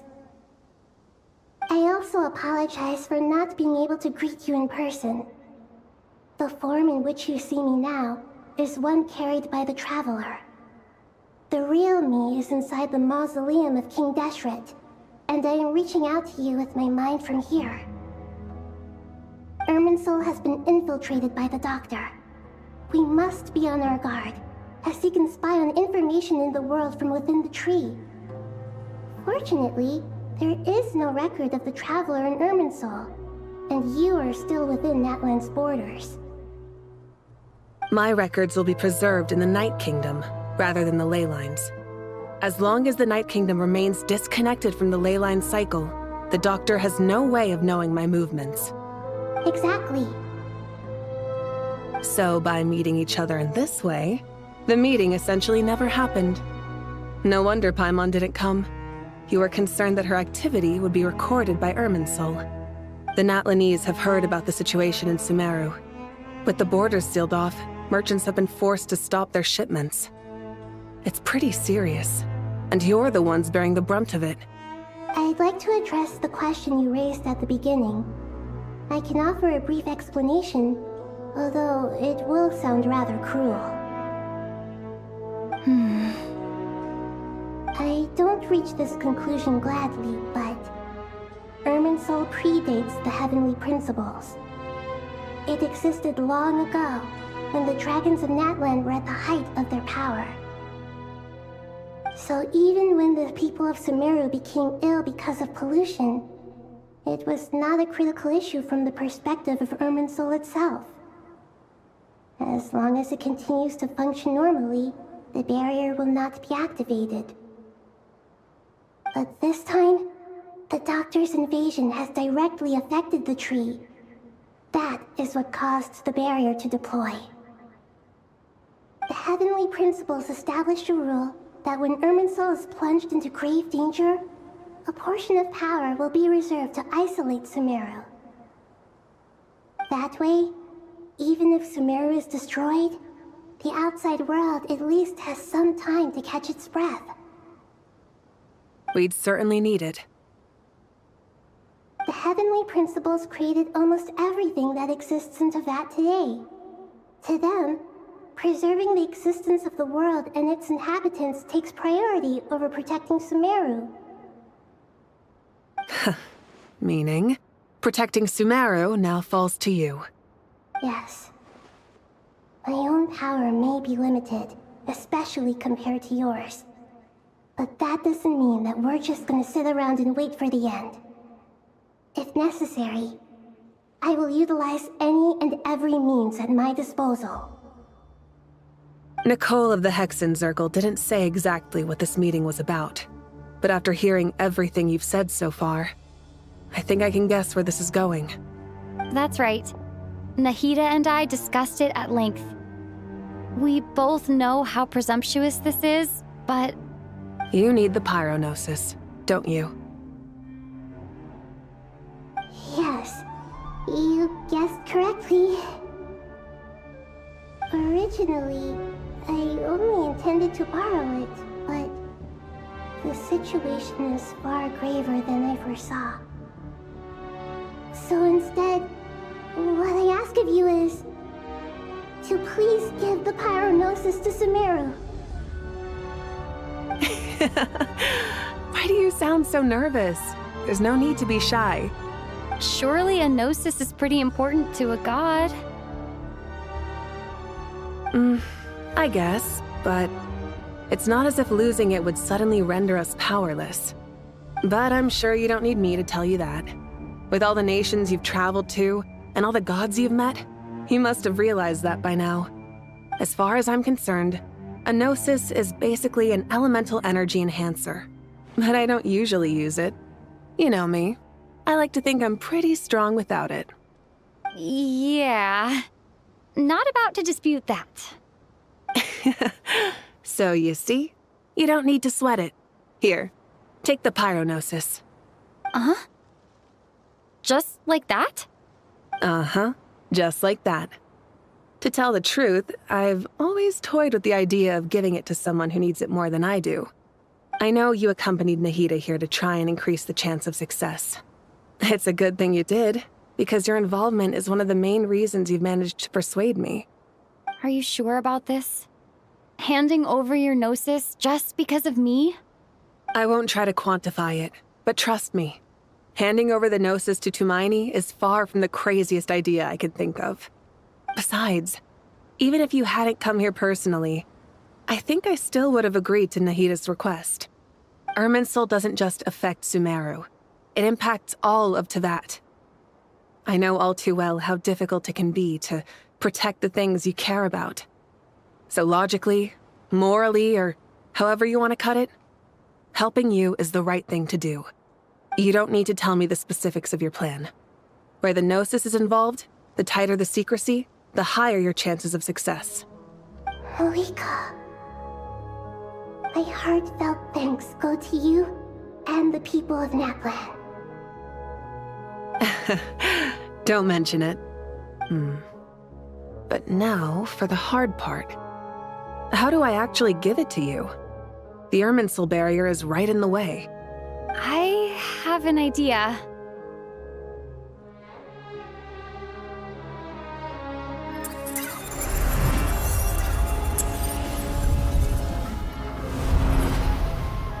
Just as I thought. Incredible. What did you do? Just made a lucky guess. This seems to happen quite a lot. Things that apply to everyone else don't seem to apply to me. I figured the same might be true here.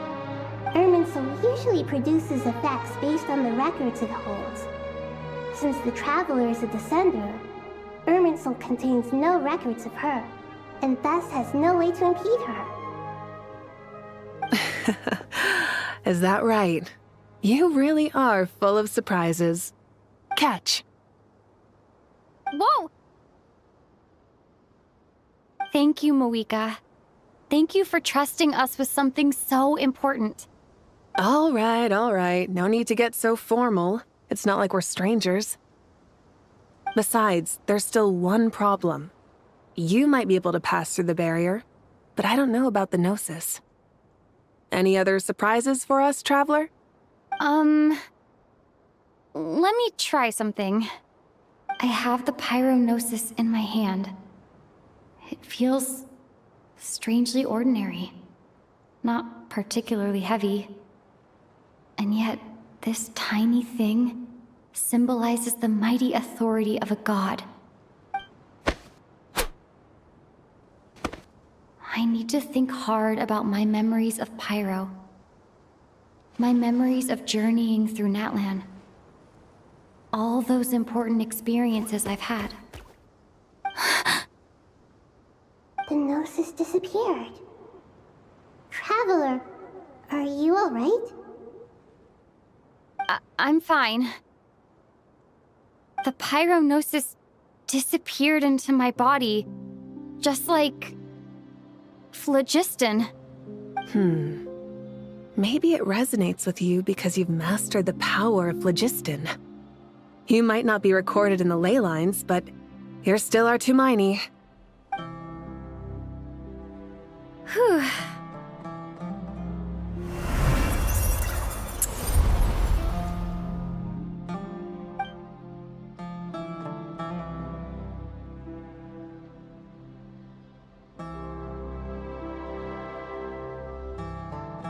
Please allow me to express my gratitude once again, Malika. Pleasure. Well, I've given you all the help I can. The rest is up to you. Good luck. We won't let you down. Yeah, we aren't about to lose.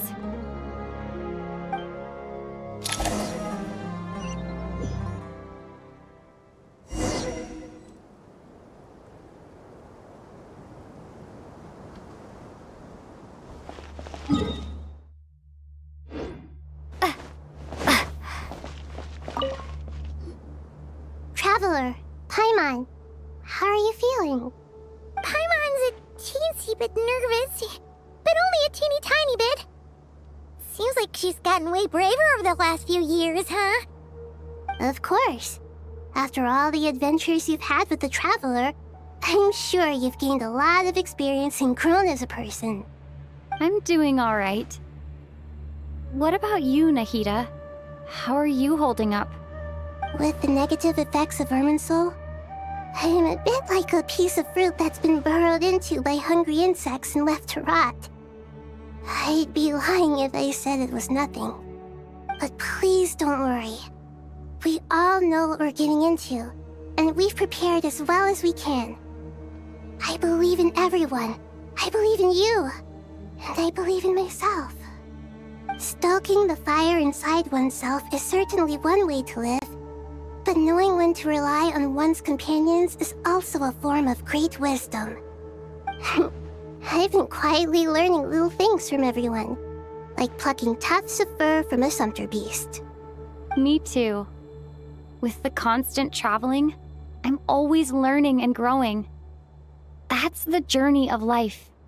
I think there's someone else here who would share that sentiment. Don't worry about what I think.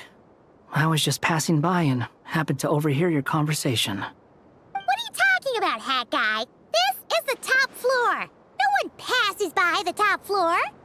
Says who? You can fly just like I can. I would have thought it makes sense to you of all people. I don't know why, but I feel a little more relaxed now. It shows that you feel comfortable laying down your burdens in our presence. It means that Sumeru is a place you can trust, where you know we have your back. And we feel exactly the same way around you. That's what it means to be friends.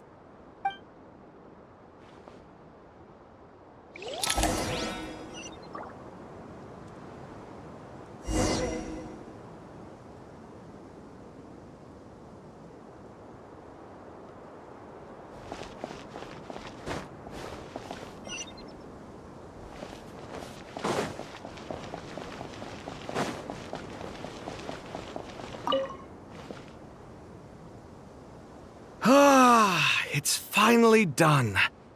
Ugh, but I have a nagging feeling that there's something I've forgotten. Oh, there you are. Everything wrapped up on your end?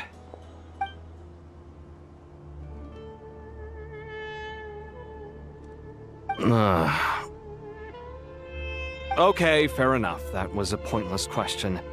We were working in tandem, after all. You must really be exhausted. Well, it's been a busy day for both of us. When work ends, you clock out. No looking back. Yeah, we're definitely due a break. Probably a little late to start drinking now, though. I'll stick with water. Here, this one's for you.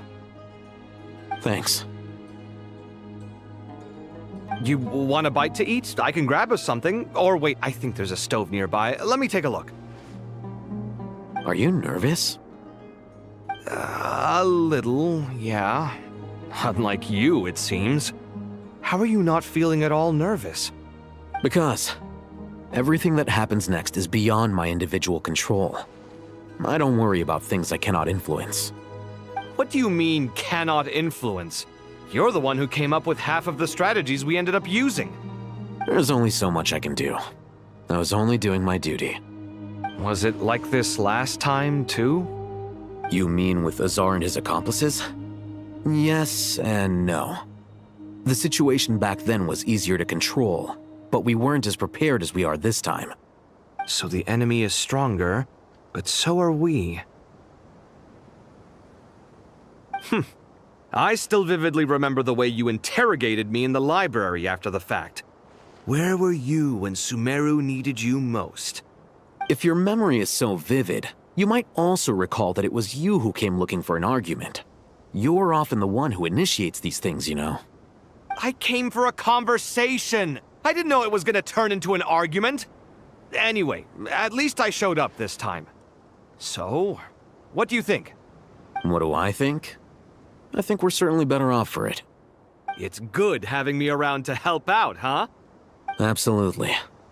As a citizen of Sumeru, you displayed a remarkable sense of responsibility in the face of disaster. Certainly feels that way. I just shudder to think how the world would have ended up if we hadn't gotten control of the situation. So, do you think this is what impending disaster looks like? The sky is so clear, and there isn't a whiff of decay or destruction in the air. It's hard to imagine that the fall of humanity could happen on an ordinary day like this. Awful things happen all the time. Sometimes people can stop them, and sometimes they can't. What you and I have done is increase our chances of stopping this one. Lofty ideals may provide no defense at all against nihilism, but perhaps little decisions can. Oh, nothing. It's nothing. I hope everything works out tomorrow. It will. As long as we stick to the plan, our chances of success are good. It's really strange.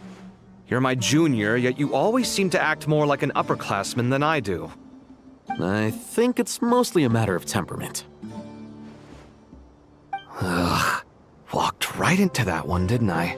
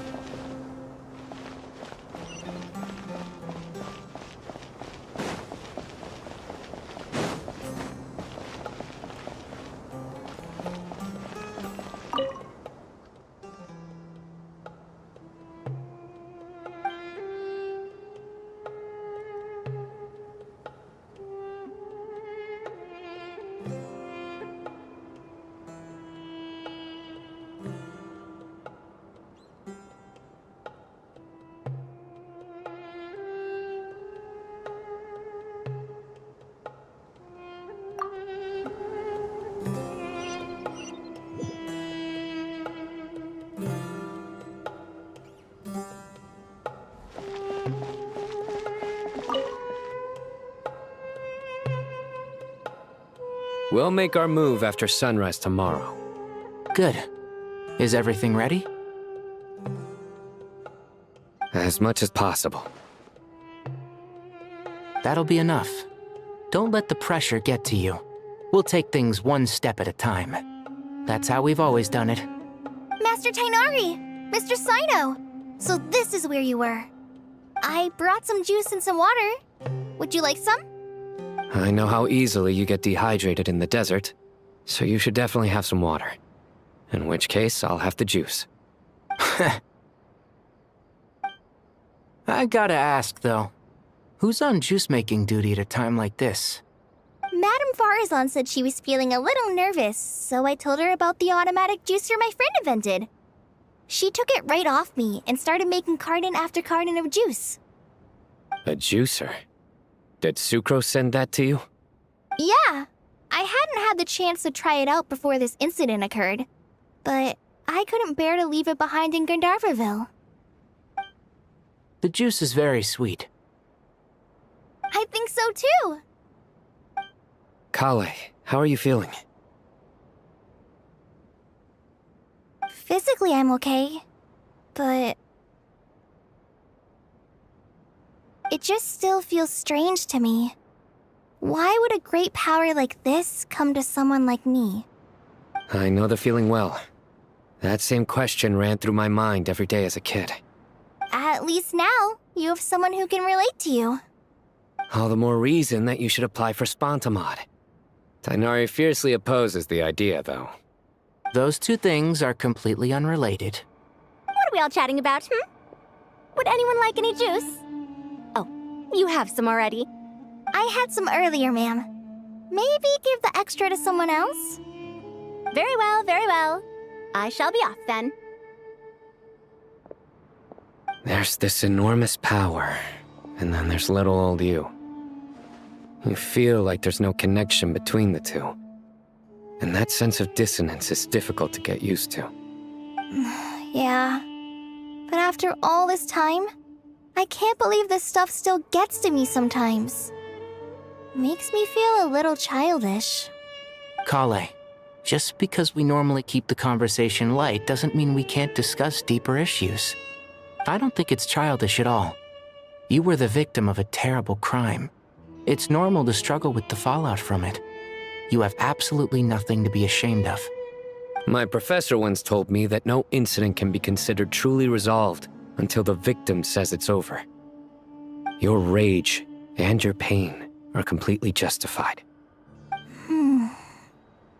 Thanks. Miss Nicole said that the same god remains which were once used to inflict so much pain upon me have now become a weapon with which I can protect everyone. It's like my own personal kind of evolution. Every innocent person who's been hurt needs time to realize that it wasn't their fault. I was the same. But it's all about to be over.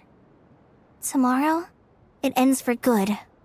I don't know if you've noticed, but you rarely stumble over your words anymore, and your outlook has become much more positive. It's a big change from how you used to be. And since this isn't over, you can settle the matter on your own terms. It's time you seized back control. I believe in you. Yeah. Sumeru is my home. And it's so important to me. I have to protect it. No. I will protect it. And once you're done, how about you come back and apply for Spantamod? Stop it with the sales pitch, would you? Hey, excuse me. There are still 3 unclaimed cups of juice here. Why don't you take one each? Ugh, my arms are getting sore from carrying them around everywhere. Madame Farazan, why are you... Here, let me take them off your hands. Thank you, Madame Farazan. Drink up and enjoy my handiwork. I think I'm going to make something else now instead. Please, try to relax, Madame Farazan. Your nerves are starting to get the better of you. I know.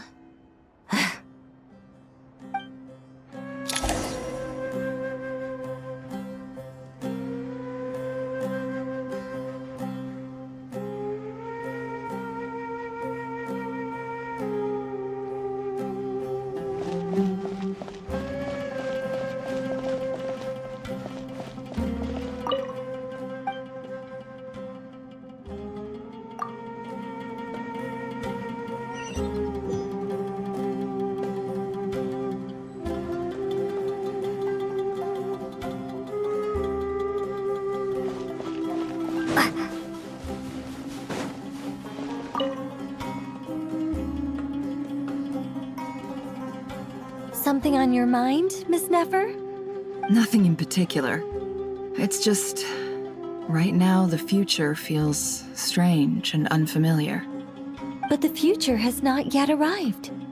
How can you say how it feels? Some people know that there's an impending disaster. Others remain blissfully unaware. Each group is imagining an entirely different future while walking towards the same one. But when they get there, they'll still find they feel differently about it.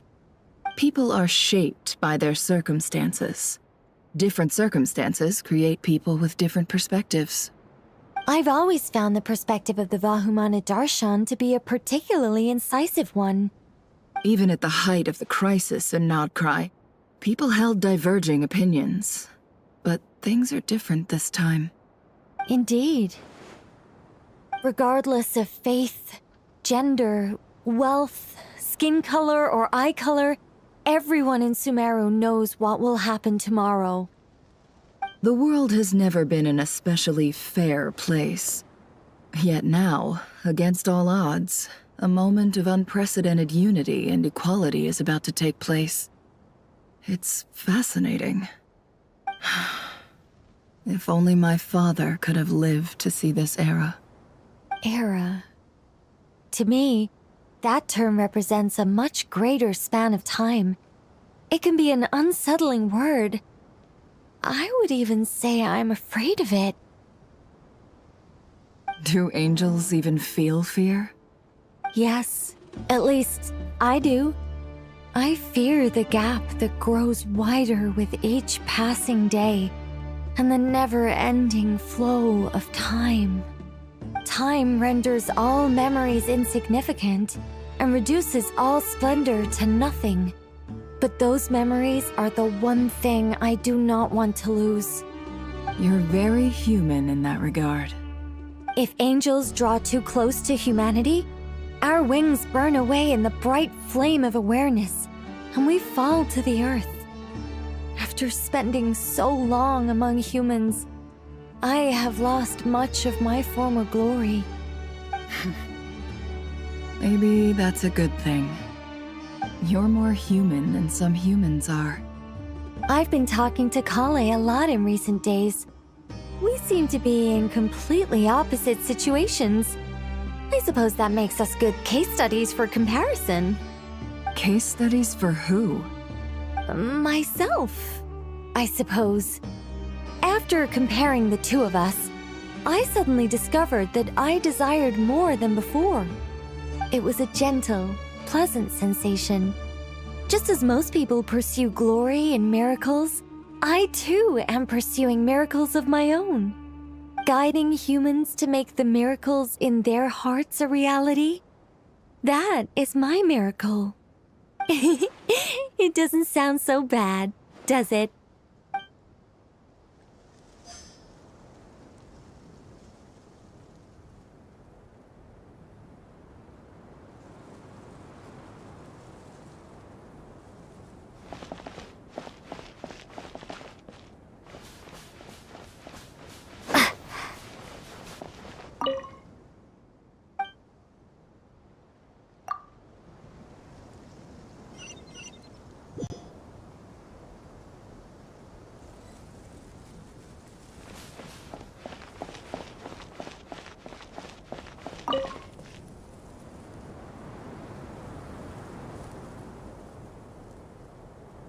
Look at the time. I should head back.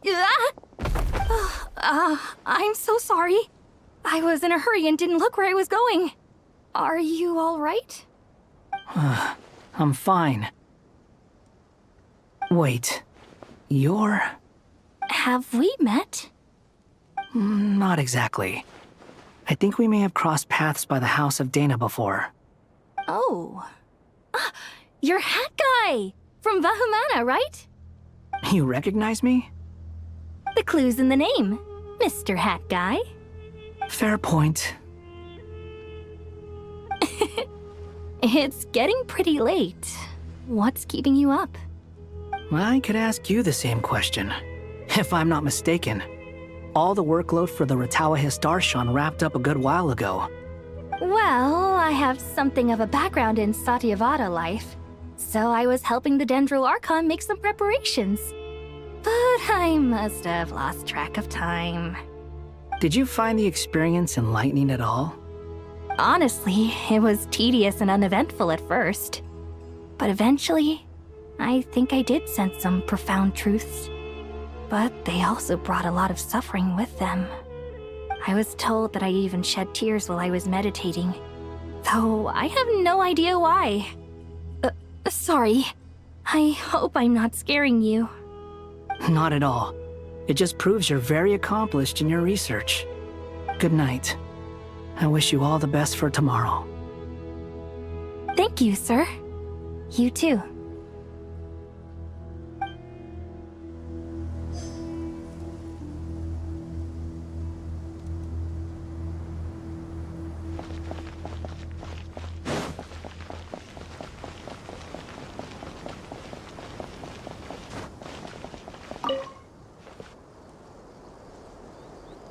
Too bad we've got a fight tomorrow. I could really do with a stiff drink. Let us pray instead. Prayer. How nostalgic. Lord Sangama Bay. Came to get some fresh air too, did ya? That's right. Actually, I was hoping I might run into you, Dia. I wanted to let you know that I've stocked up on that perfume you said you were so fond of. No, really? I'll take two. Any chance of a friends and family discount? I knew you'd ask that. And I'm afraid to say that. Surprise! It's free of charge. That's very generous of you, Lord Sangama Bay. Does this mean you've made a fortune in Krai? Nope. Turns out it's not that easy to turn a profit there. I even ran some assorted losses. But anyway, that has nothing to do with why I wanted to give you and Dia a small gift. Remember that merchant caravan you two rescued in the desert last month? That was transporting my goods! No way! I had no idea that was your shipment.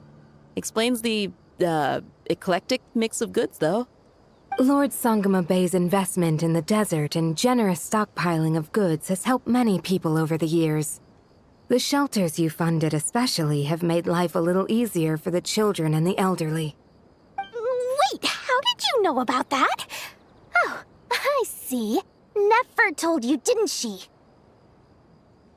Ugh, that pesky lady. Aren't intel brokers at least supposed to charge for divulging people's secrets? She and Candace go way back. It's normal for close friends to share things you wouldn't tell to everyone else. Sure, but why did they have to be things about me? That's how Nefer shows that she cares. She wishes for all of us to know what a generous person you truly are. It must be hard trying to make a living far away from home. Just because we can tell what kind of person you are doesn't mean everyone else can. Well, maybe her intentions were partly good, but I don't think that's the full story. I'm sure she enjoyed knowing how much it would annoy me. I'm telling you, Nefer's got a mean streak. Definitely with you on that. Does praying help you stay calm? Defending one's home is a just cause. My heart is filled with a mix of anger and hope. Anger. You know, being able to get angry is a good thing. It shows that you're in touch with the real world, and that you have the passion to pursue something you believe in. My lady, what are you doing out here? Just taking a walk to clear my head, and look where I ended up. Were you praying just now? Yes, Miss Dunyarzad. Would you like to join us?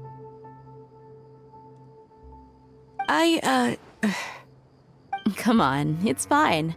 She won't mind who you pray to. Oh, then sure.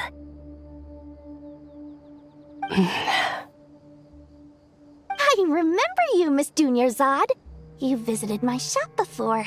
If I recall correctly, the god you worship is the Dendro Archon, correct? That's right.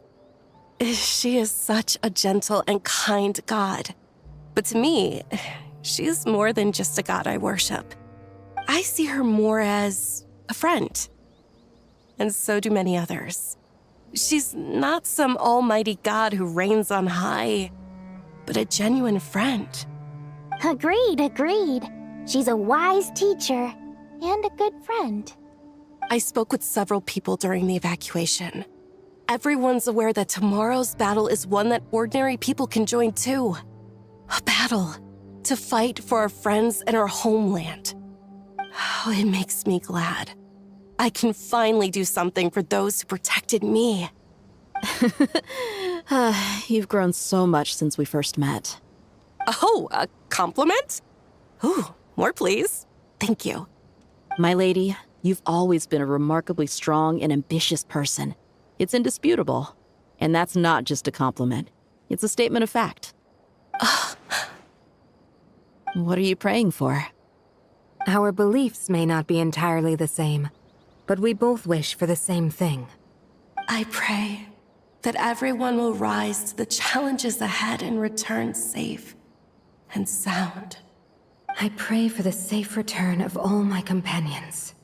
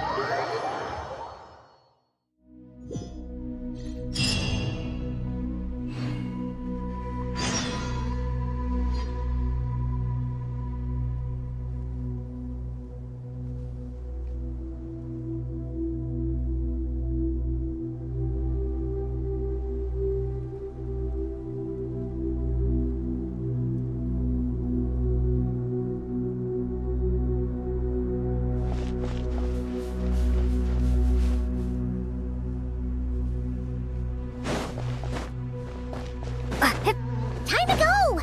Let's meet the others at the mausoleum of King Deshret!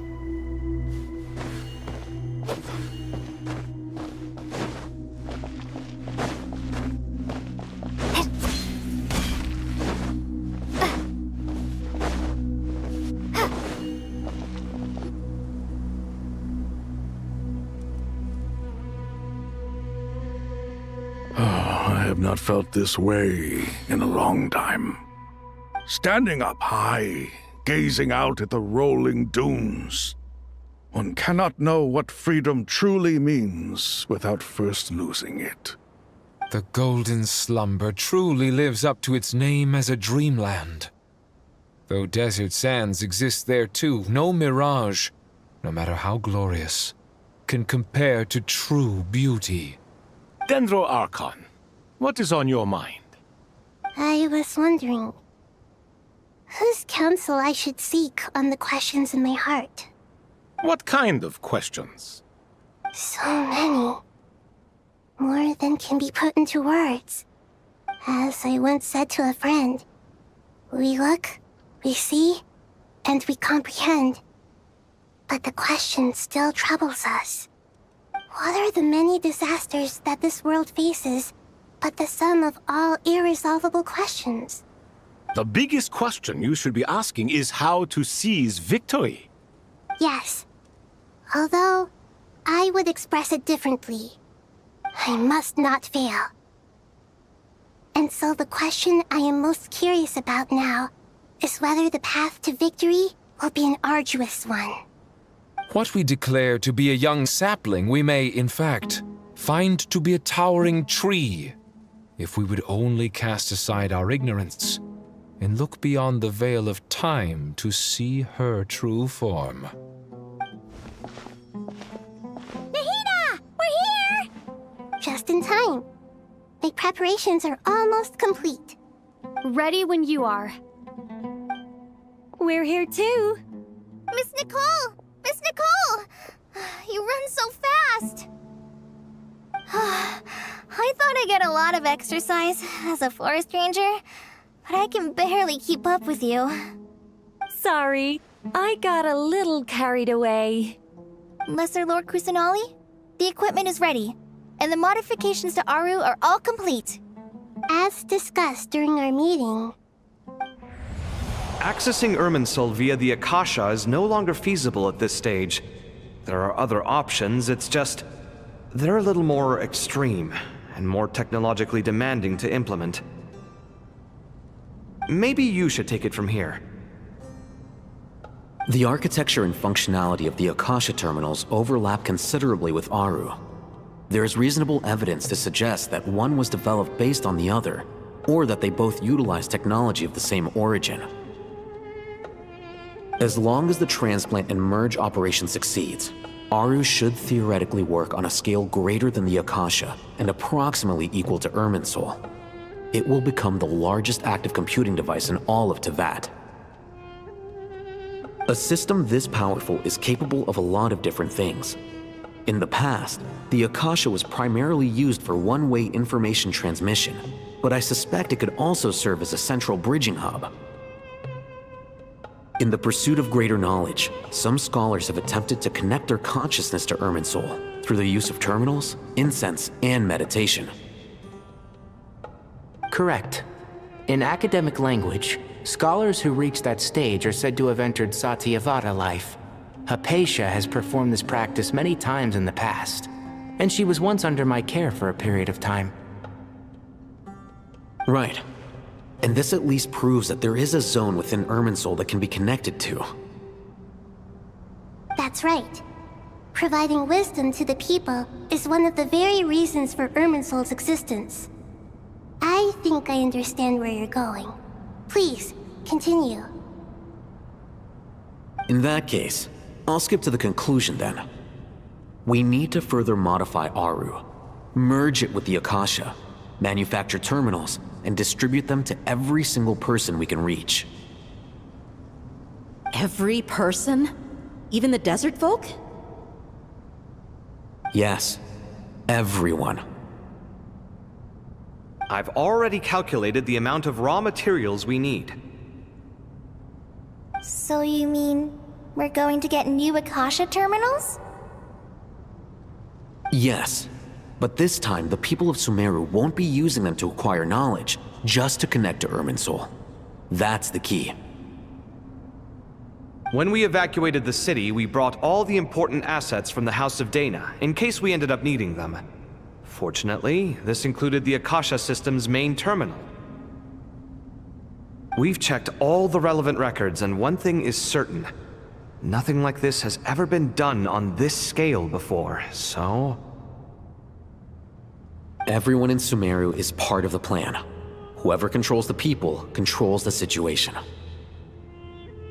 Since this function of Irminsul was introduced, it has only ever been made available to scholars, who don't constitute a particularly large group of people.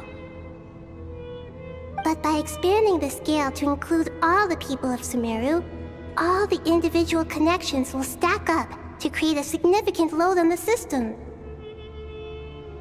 Under normal circumstances, Irminsul would be able to cope with the additional load. But with it already being under strain from other activities, its remaining capacity is limited. Thus, it might be possible to shut it down completely by overloading it.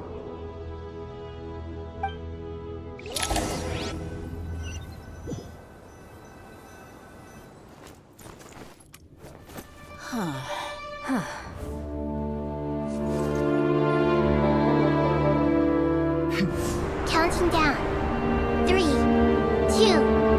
1. Are you ready?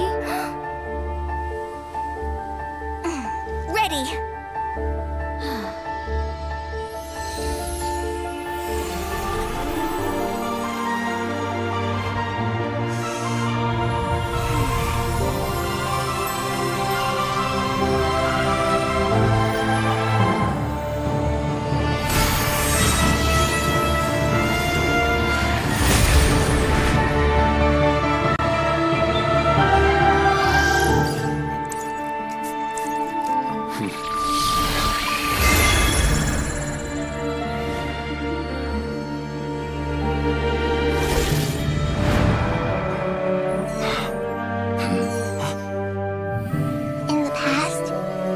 People sought knowledge, they turned to the Tree of Wisdom.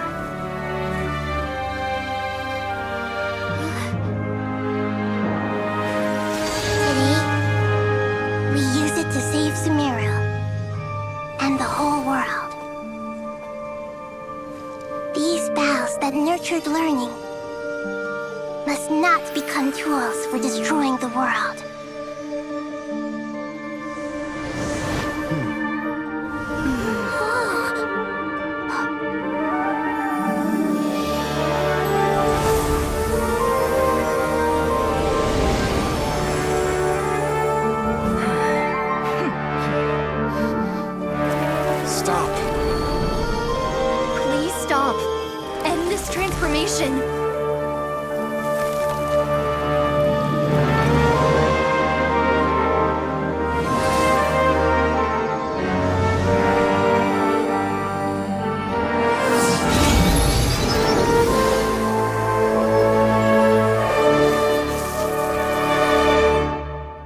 Shut down Irminsul just to stop me? You fools.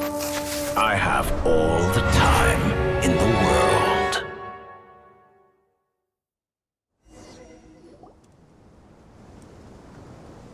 Success! The evil Irminsul tree has stopped growing! Great!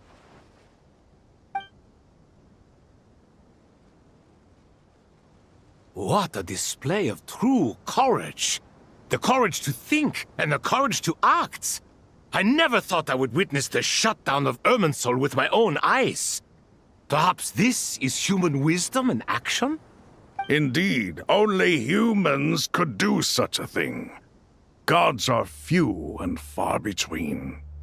What was once created for spreading knowledge is now used for another purpose. A rather ingenious plan. I am grateful to you three for your help. Only thanks to you were we able to extend Aru's interference capabilities to cover all terminals.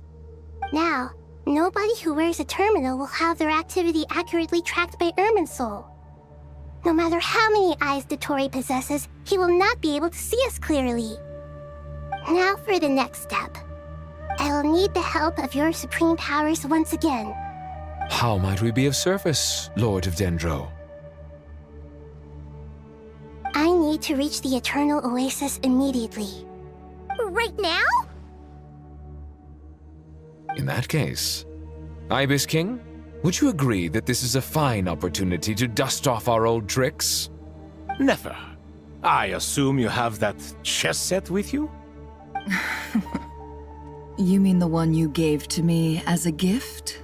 Asking for it back, are you? How could I? You misjudge me. I just wanted to show you another way you can use it. Connect to Safei Shatranj.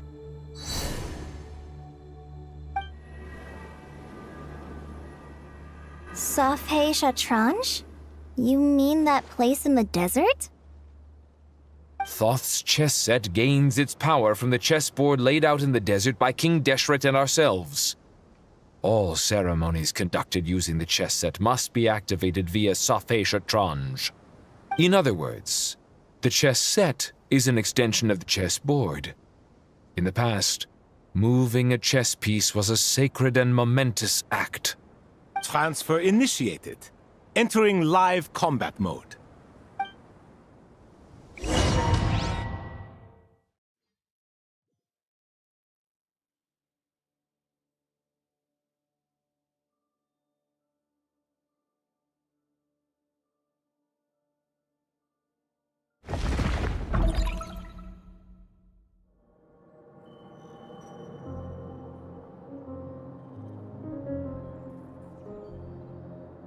We haven't heard a single word from our spy in the desert. I'm afraid he might have been captured. Never mind. But we spent years turning him. And a lot of Mora. Nothing comes for free in this world, but the loss is not without its purpose. For a small price, we have wasted a precious amount of the limited time they have. Quite a bargain, if you ask me.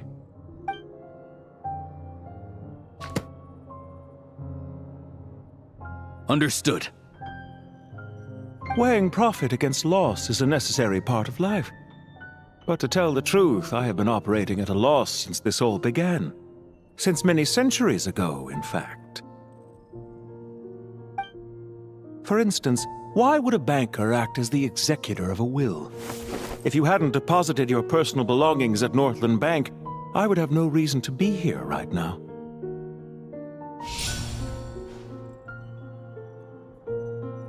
Dottore, I've placed your final data backup into the ley lines as per our contract.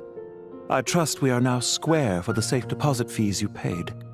Is it not a little petty to split hairs like this, given our amicable relationship? I consider sound bookkeeping a matter of principle. Do not forget that you only live to see this day thanks to me. In fact, every day of your life since you met me, you've been living on borrowed time. Why, that's hardly a fair assessment. I will concede that my survival was perhaps at your whim, but I became a harbinger on my own merits. Managing money is not like other professions. Mine is not a role I could have acquired based on your recommendation alone, and certainly not one I could have lasted so long in without genuine ability. The information stored in the ley lines is quite comprehensive. Rest assured, I have not forgotten how strong your pride is. Well, I presume you have no sense of fragmentation while talking with me. How could anything possibly go wrong with such strict measures in place? The remainder of your soul was split in two, with one half sent to Nod Krai and the other stored in the most secure vault of the Northland Bank. Though I must say, your disdain for the other segments is quite amusing. Zandik is you, and you are Zandik. Zandik created the segments, yet you, a segment yourself, reject him. That is, Zandik, created segments of various ages in his later years. To achieve this, he had to freeze time and part with a portion of his soul.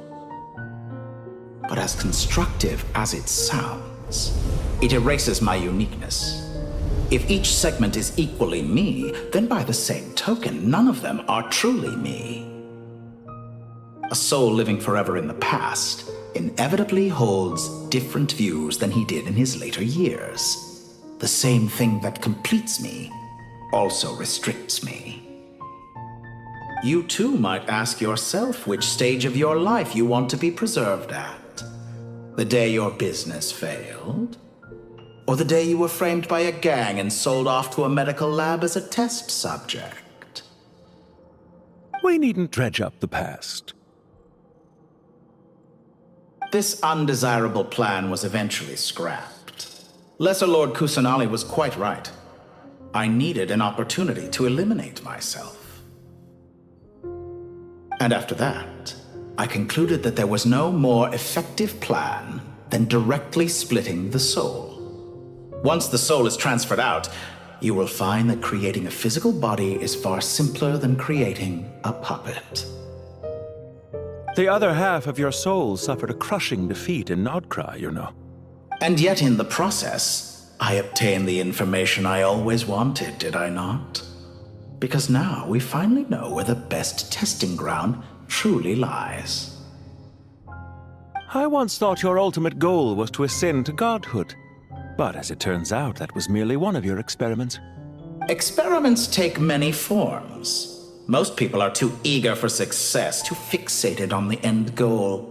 They forget that the experimental process itself is just as important. A suspiciously vacant seat, a new face. I trust you can put two and two together. The reason it doesn't exist is because someone tampered with the record. What can I say? After all your efforts, you really did uncover the world's secrets. So, is the new world you promised a lie? No, it never was. I am glad to be able to control Irmin's soul from within. Now I shall attempt to create a new world inside the existing one. Almost everyone faces the prospect of death. But not a single person has ever been able to experiment unrestrained in the afterlife through sheer force of will. I am the only one to have overcome this enormous challenge. Would I not be letting the world down if I didn't make the most of the opportunity to experiment? Clearly, the dividing of your soul did not affect the magnitude of your ego. Out of all the versions of you that have ever existed, this you is the most insane and the most radical. Is that why you chose to work with me? Which was it then? My insanity? Or my radicalism? Could I call myself a venture capitalist without a suitably ambitious plan to invest in? Yours happened to fit the bill quite perfectly.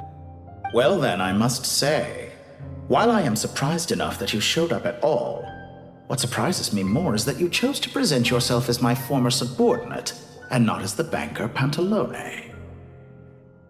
Why make things harder than they need to be? Exposing my true identity in a situation like this would only serve to destroy diplomatic relations between Snezhnaya and Sumeru. I daren't imagine the consequences. Showing up in the name of the original antagonist gives you the recognition you rightly deserve, while also being sensitive to Snezhnaya's predicament. It was an easy win. As for why I'm here, if you're suggesting that your credit is in the negative, I won't argue with that. Many people say that about you. I'd argue that a significant factor in your willingness to cooperate is the fact that you have but a few years of life left after my death. Living and dying together has a way of binding two parties together rather closely. Is it not true that a relationship should be judged by both the positive and negative returns it yields? So some of what I said actually made it into your head after all. It's true that I hope you don't die too soon, but don't you find that a strange thing for me to say? After all, you've already had quite a long life, especially for a human being. Let's not pretend that you're any more innocent than I am. Are we not the same in this regard? We both despise the existing laws of this world, and neither of us enjoy being under anyone else's control. Is it really so greedy to want the world to operate by a new set of rules? Of course not, my dear friend. And as I've said before, mutual interest is the foundation for the most reliable of relationships. You can attest to that. I just hope there never comes a day when I have to work too hard to prove that. Regrader, sir. People have been spotted approaching Sumeru City. How strange. Despite your access to Irminsol's data, it appears the soldiers noticed before you did. They must have found a workaround. Well, Dottore, I trust you know what this means. The fact is... They're coming. They'll breach the city gates any moment now. But even so, I would say Irminsol is a wonderfully convenient thing on the whole. If you do manage to create a new world, perhaps you could plant one outside my office, too. I'll consider it. What do you need me to do? Stall them? The experiment will take time. Stall them for as long as possible. Very well. But you're really asking for the moon here. Have you heard this story? There was once a guilty man, kneeling in the center of a church while an angry mob outside waited to bring him to justice. He pleaded with the gods, begging them to grant him one final request, the chance to finish confessing his sins before he was sentenced.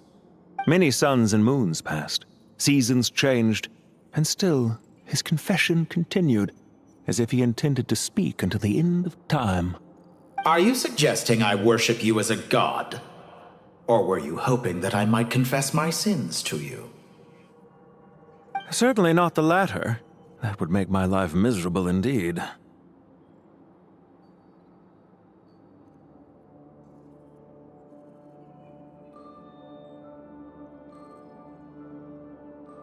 I know it's a little late in the day to be asking this, but how have you been keeping? I'm flattered that you would take the time out of your busy schedule to consider my well-being, Doctor.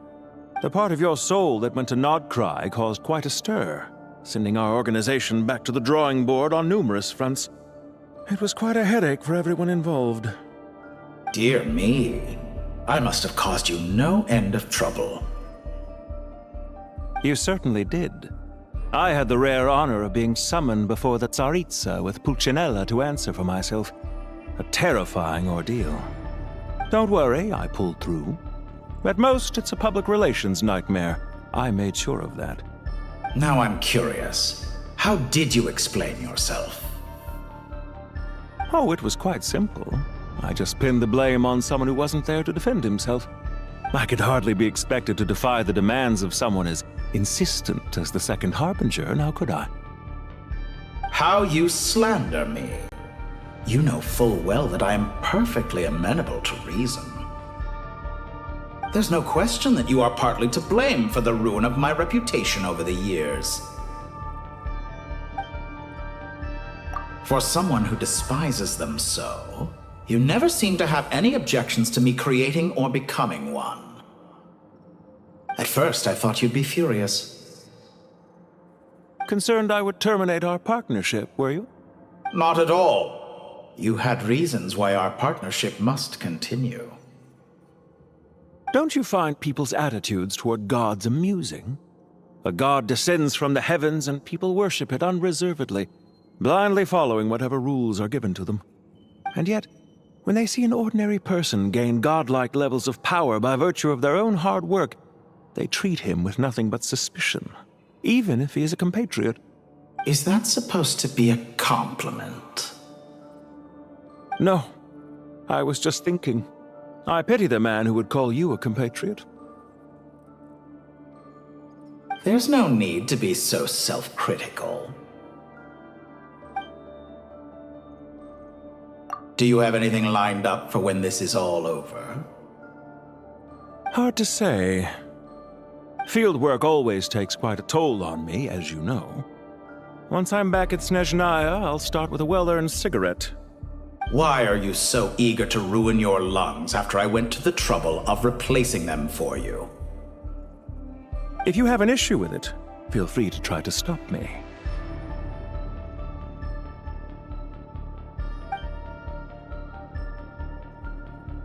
What's on your mind?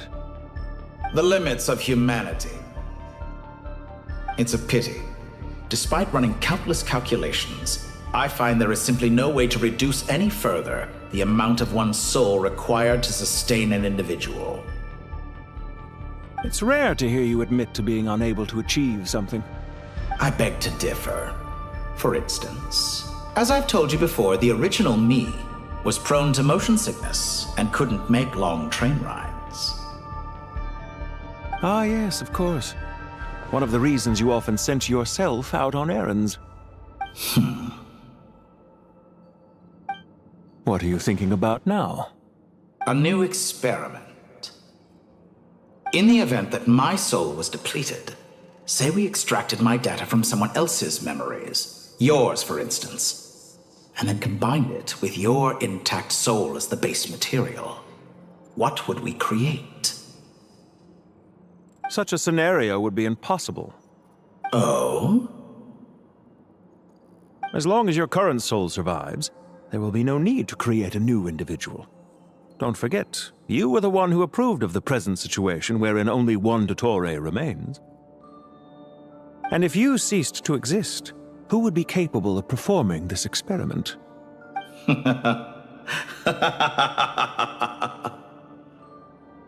Since the day I met you, you've always excelled at talking your way out of a quandary.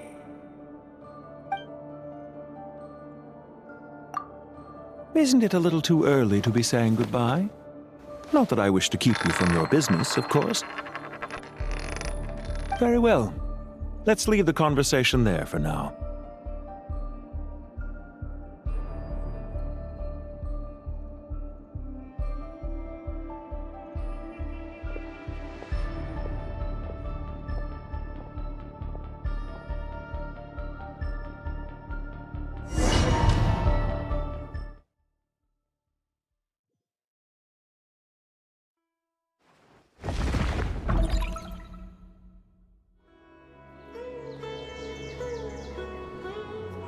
The power of King Deshret's 7 pillars is truly remarkable. With just a chessboard, you can move an entire unit across the material plane. Yeah, sets us up for a much easier fight. Really makes my day. The last time we stormed the city, it involved a lot more running around. I wonder how many people can say they stormed a city twice in their lifetime. I was just thinking that. I've definitely had more than my fair share of unusual experiences in my life. This is my first time here, actually. We never usually leave Gandharvaville. I hope this will be my last time. Does everyone have to chime in? Can't we just fight? What an amusing comment, my dear lady. Yet humans often alleviate tension via small talk, do they not? Wow! Why is Candace's shield talking? Because the image on her shield is one of me. And I, of course, can appear wherever I wish to. Huh. Well, la-dee-da. Isn't that fancy? Could I get in on this? You wish for your gauntlet to speak? Why, certainly. Ahem. I think you'll find that it is I whose image is carved hereupon. Thanks. Definitely feel stronger now. You're welcome, my lady. I am glad to lend you my power. Sino, what's the situation? There are troops stationed at every entrance. As we expected. A frontal assault will suffice. Everyone, stick to the plan. We'll take the main entrance. You head for the House of Dana's side door. Move out.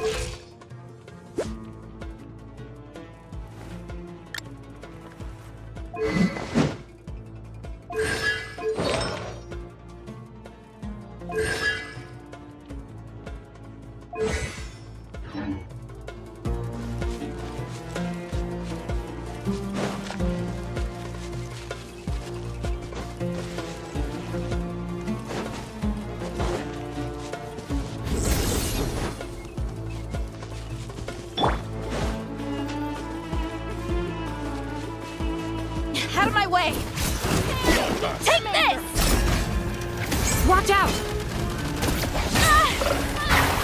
Get lost! Whew. Thank you, Jed. You gotta be more careful. If you're not ready to put your life on the line, you can't be certain of defeating your opponent. She's right. Keep your wits about you, Rana.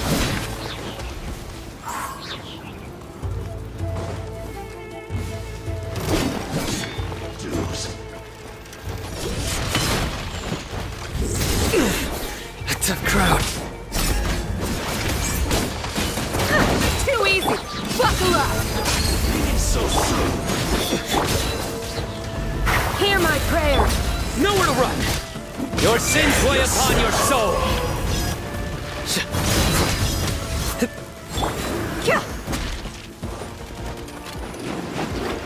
You asked for it! Take them out and secure the harbor. Reinforcements will arrive by water. Consider it done.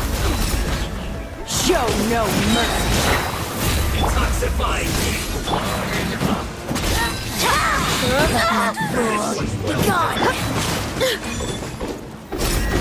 Yield! Need to hurry up. Cover. Look alive!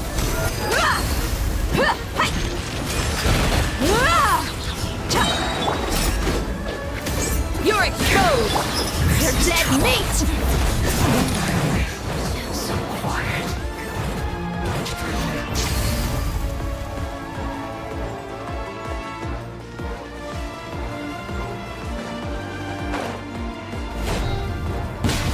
Looks like we're in. Pin them down! Surrender! Through me, justice is served! Guilty! We shall prevail! Leaving so soon. You're exposed! No escape.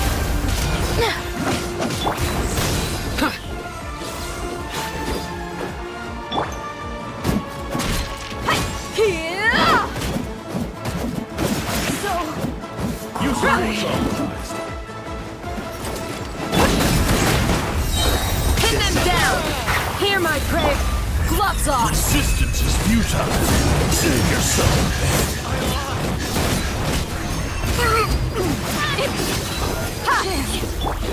Nowhere to run! Angel! Send.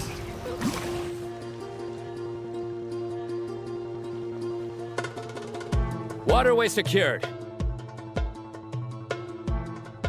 Brothers! Sisters! Perfect. Just in time. Welcome. Once we've linked up, we'll continue the advance. The team has arrived at the north entrance, as planned. Good. Press on.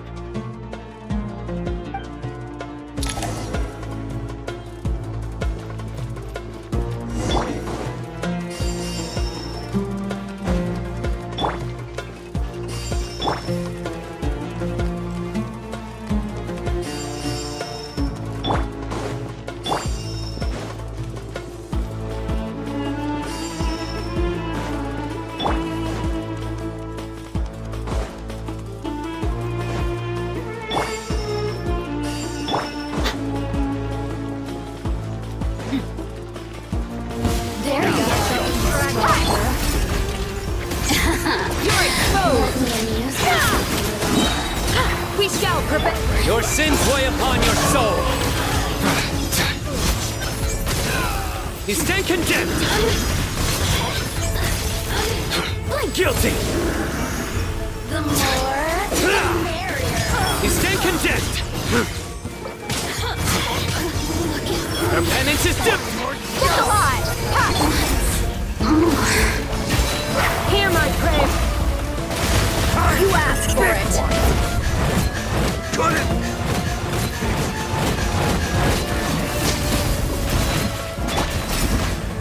Pin them down! Did it take too long?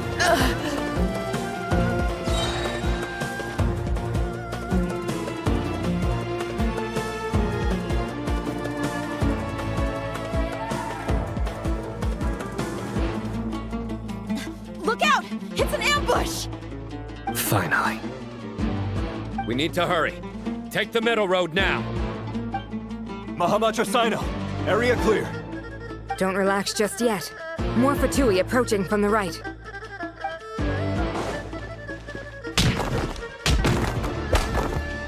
Irminsul cannot track our movements.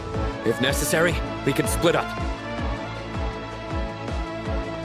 Don't worry, we'll wipe them all out.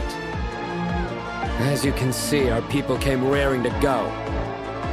Good, good. How are things with the Traveler? Can Tainari keep her safe? Don't underestimate Tainari just because he's a forest watcher. He can handle it. All right. You know that's not what I meant.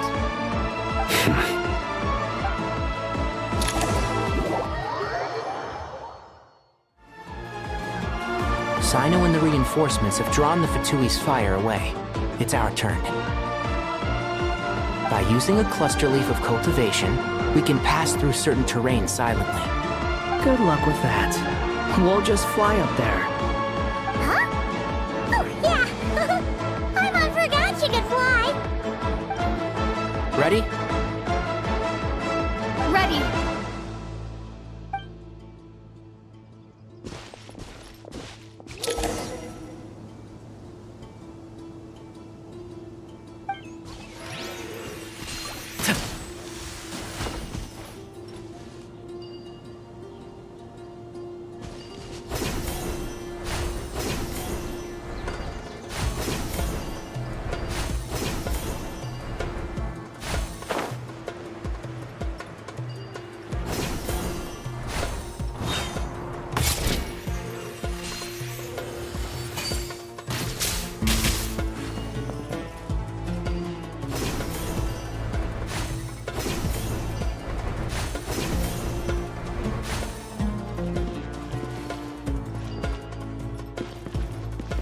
Keep up.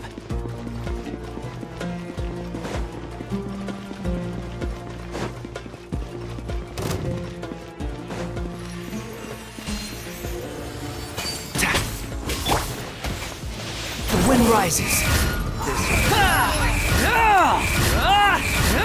You're dead. Know your place. Time for the big one. Fix it. Can't see?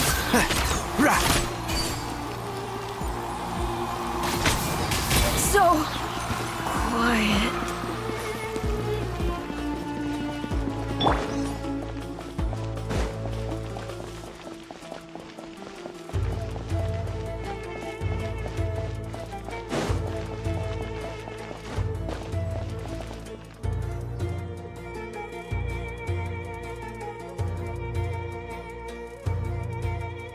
Fatui soldiers up ahead.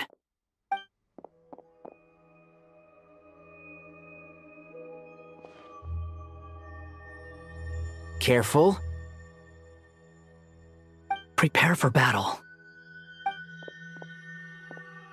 Hey! There's people over there. You have some nerve showing your faces here in the center of Sumeru City.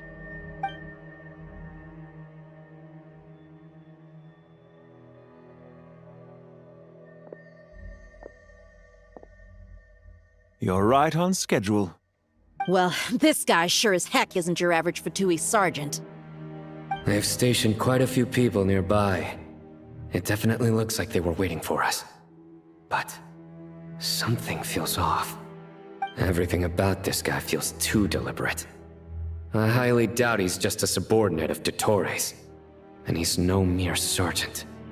Whatever his rank is, it's high. Much higher than we thought. So you've been waiting for us. But it looks like you're geared up for a conversation, rather than a battle. Very clever, General Mahamatra Sino.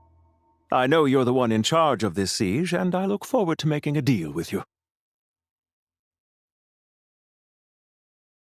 A siege? Sumeru City belongs to us! Historically, yes. But things can always change. We have quite a sizable force with us, you know. For instance... There's a Fatui ambush at the north gate. Can you handle him? We can for now. Yes, I'm quite sure both sides can hold their ground for the time being. The battle has not yet reached its climax. But what happens next? Do you enjoy watching bloodshed? Surely some of those here are people you count as friends. Once a war begins, some people must die. I doubt you wish that fate upon anyone you know. Wait a second. It's a trick. He's not even there. Silence! He disappeared. What was that? A ghost? Curses! He was never there to begin with. That was just a shadow projected there to lure us in. Enough talk! Attack! I apologize for being unable to accompany you at this crucial moment, but I am compelled to leave for reasons beyond my control. Please excuse me. Sumeru's General Mahamatra is quite ruthless. It's a good thing I wasn't there in person. Your illusion held them up for a time just fine. But now that they have seen through it, they will realize you were just a decoy. Decoy or not, what matters now is that they will be heading your way imminently. Not imminently. They are already here.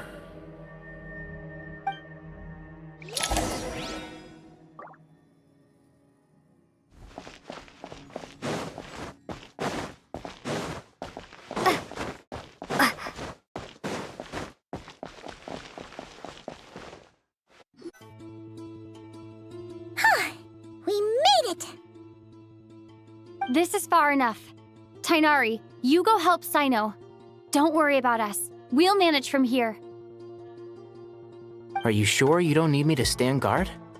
No need. Once the connection is established, we'll disappear from the Sanctuary of Surasthana. Go help the others. All right. Goodbye for now, then. Please tread carefully.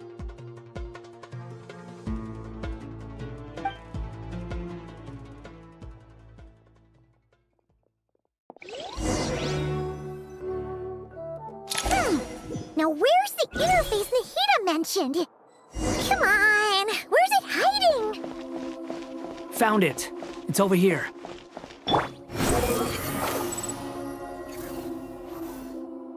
We can connect to the inside of Irminsul through the Sanctuary of Surasthana's built-in security system. You should be pretty familiar with the process. Is it the same route as last time? For the most part. We don't need to adjust any of the parameters. Then I should be fine. And Paimon? Once you're both ready, we'll set off. Wait! The stakes are way higher this time, right? Maybe Paimon should stay outside and help the others. Then, you can focus on the fight without having to worry about Paimon! Huh? Why are you staring at me like that? It's nothing. I just suddenly realized how much you've grown. Hey, you've grown quite a lot yourself. Don't you two start getting into it again. Well, anyway, Paimon thinks she's pretty knowledgeable. Who's the best guide in Tavatigan? And don't forget, Paimon's a college student now. If we say Alhatham's not a weirdo, it's hard to explain how he came up with the idea of you applying to the academia. But for all that he counts, you're doing surprisingly well in your studies. Just goes to show how important it is to have someone supporting you. And Paimon's not the only one. Let's not forget that you only became a student because of Nahida's personal recommendation. That's fair. I have learned a lot in Sumeru. Oh yeah, did you ever come up with that ugly nickname you promised me? What? No way! We're friends now! Paimon gave up on giving you one ages ago. Anyway, isn't Hat Guy enough of a nickname for you? Fine. Suit yourself.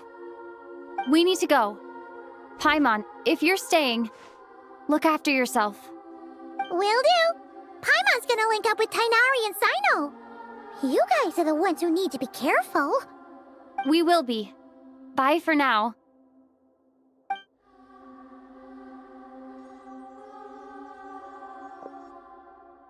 Initiating connection.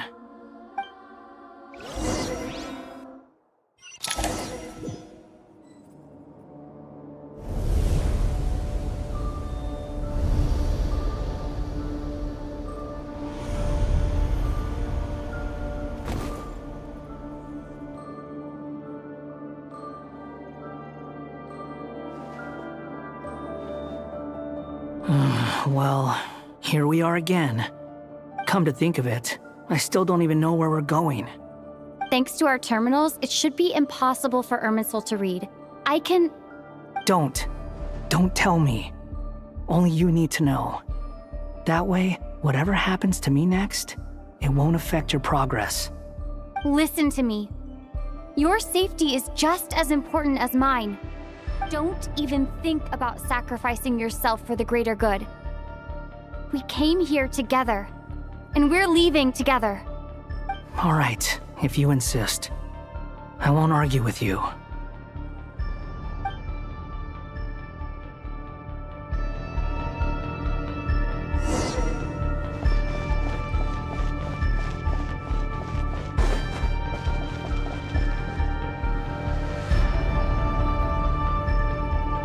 This place looks so different from how I remember. It's unrecognizable. It's a complete mess, like someone's turned the place upside down. Must be Dottoro's doing. Either he's searching for some information he needs, or... It's still changing. He has to know we've entered Irminsul. But luckily for us, he can't pinpoint our location. Be on your guard. Don't let him find us. The red parts have probably been corrupted by Dottoro's power. Don't touch them, or you might alert him.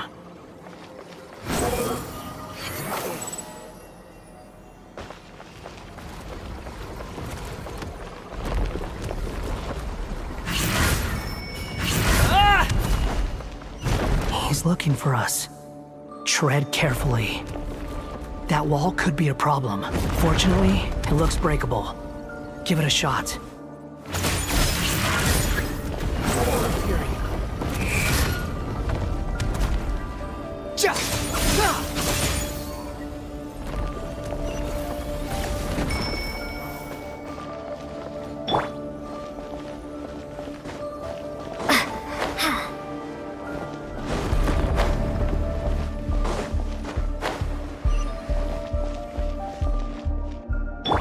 Rises.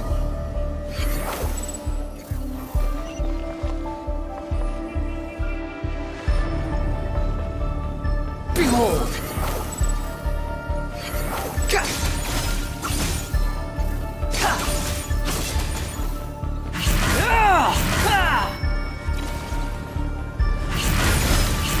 Squall Fury!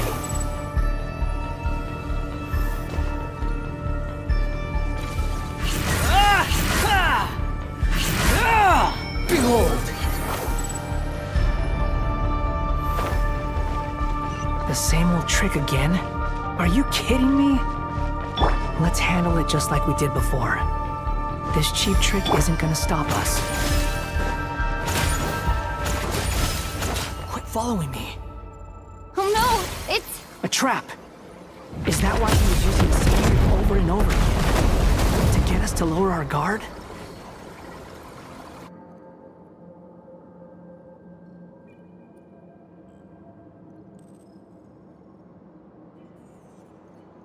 I'm trapped!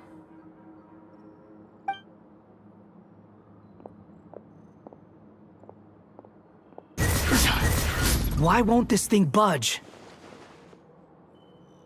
Hello? Hello? Can you hear me? Nicole? Is that you?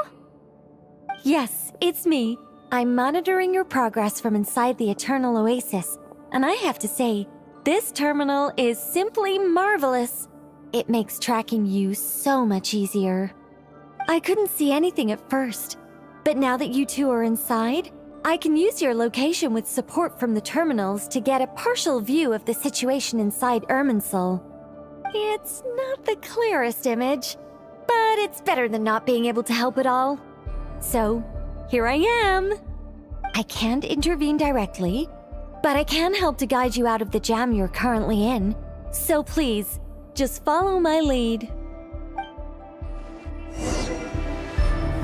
Dottore in his current form is a blight upon both Irminsul and the ley lines. Pay attention to your surroundings. There must be sources of his contamination nearby. The corrupted information is his means of manipulating the environment. You must destroy them. Is that one of Good work. But we're not done yet. Stay close, and let's see if we can find any others like it nearby.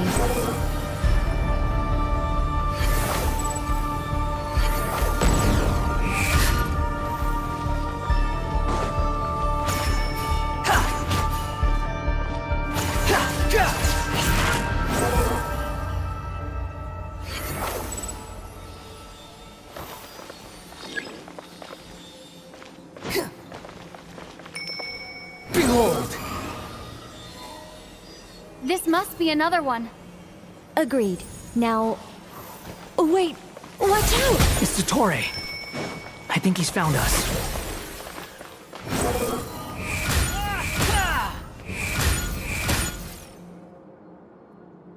The seal is broken. Quick! Get out of there!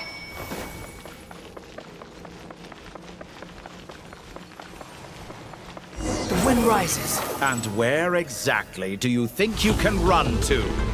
Wait, what is that? Pursuers! That's gotta be it! Run! Don't let that thing touch you. Dodge that attack!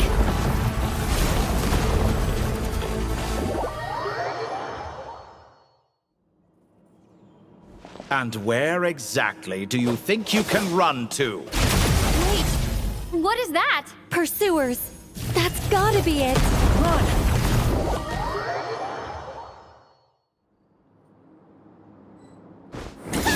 And where exactly do you think you can run to?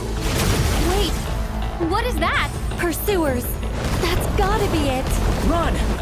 Don't let that thing touch you. Dodge that attack!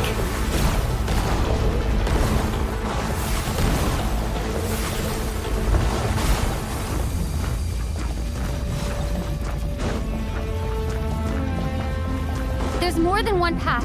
Which way do we go? To the left! Trust me!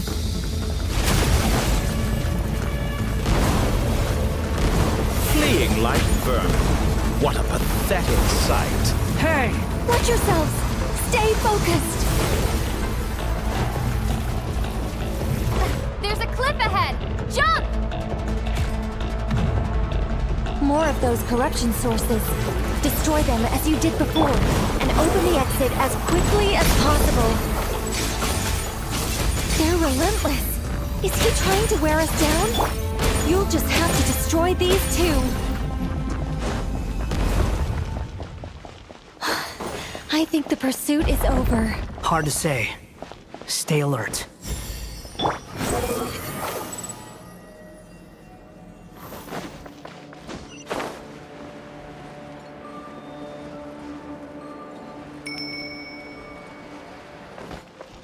Behold! Whew. I think we've made it to relative safety. Phew, goodness. That was tough. You doing okay? I'll be fine. Don't worry. Take a short rest, and then... Nicole? Nicole! The connection's been cut. But that means... Look at you supporting one another. How very touching.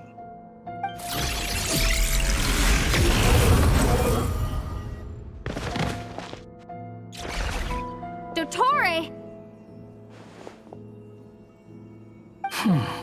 Took you long enough to find us. You're more useless than I thought. Oh, really? I think I deserve a little more credit for my methods than that.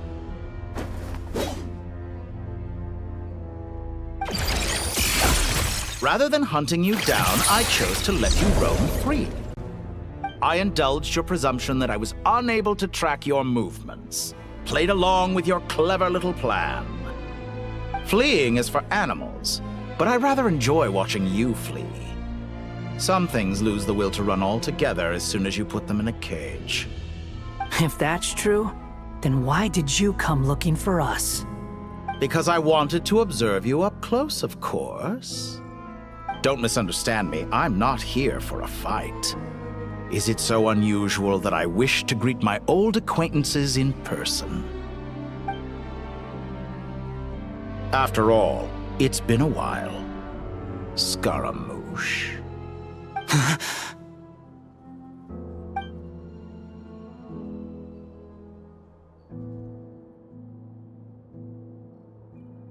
Why are you so afraid? I have done nothing unprecedented in discovering the truth. Nor did I go to any great lengths to uncover your story. You made a bold series of moves in deciding to erase yourself. And with the power of this great chronicling device called Ermin's Soul, you were able to achieve something quite remarkable. Once most people form an opinion about someone, it tends to imprison their mind. Yet you managed to erase every trace of your existence. A novel take on death indeed. However, this meant that you stood out to me all the more when I saw you in Krai. I didn't even have to go looking for you. Just the sight of you was enough for me to intuit the truth. For someone in my position, connecting the dots was a trivial affair. It would have been more surprising if I hadn't managed to piece it together. You seem very pleased with yourself for figuring it out. I'm sure you'd even be more delighted to learn the full extent of your crimes. That would hardly be necessary. Besides, isn't there something that concerns you more right now? Something that fills you with dread? Let me put your mind at ease. I have no intention whatsoever of restoring any of the records you deleted. For one thing, it would be exceptionally difficult. But more to the point, I doubt that the prospect of losing your current life is all that frightening to you. Because in your case, the cruelest twist of fate is that you'll never again have the chance to make up for any of your mistakes. Isn't it? Dottore?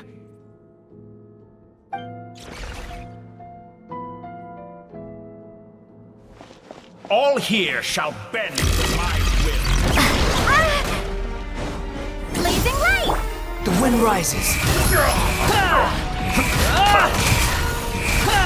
That's far enough.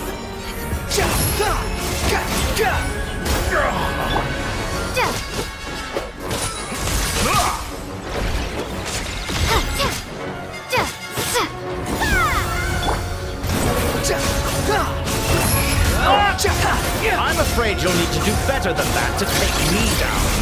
I expected you to have grown stronger. Ah, how foolish of me. I forgot that you lack any means to increase your power. You will pay for everything you've done. Oh, will I now? Dead. Squall and Fury.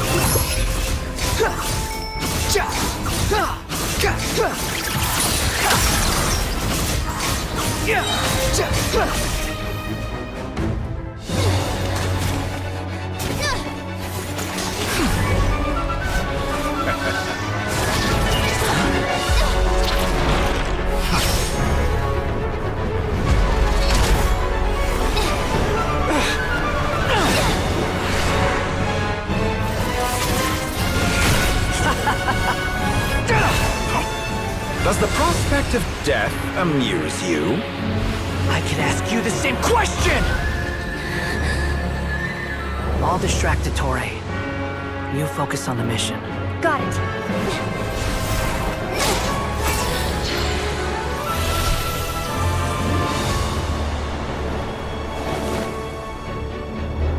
For the hopes and dreams of the masses. Open the secret door on this enchanting night. May wisdom's light eradicate ignorance and darkness, and hereby fulfill our ancient vow. Commence data extraction.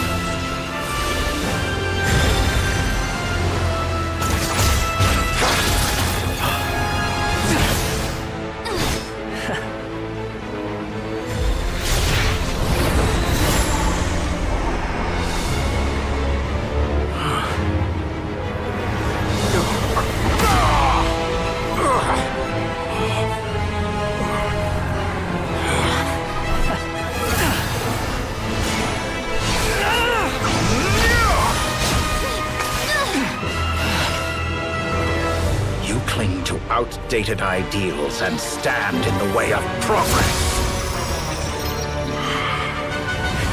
You will pay for interfering with the grandest experiment of all time.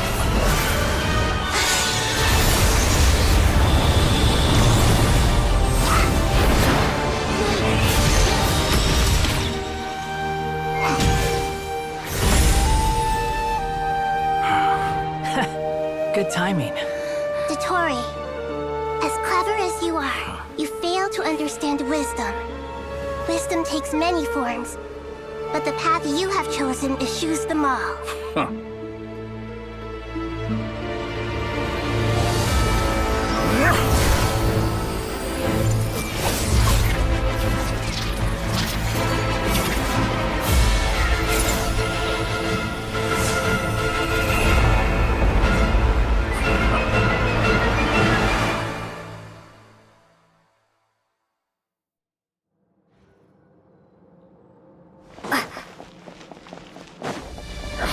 My strength is fading! Since you are within Irminsul, it stands to reason that any power you wield comes from it. Extracting the information from Irminsul just to strip me of my power. I will find his weakness.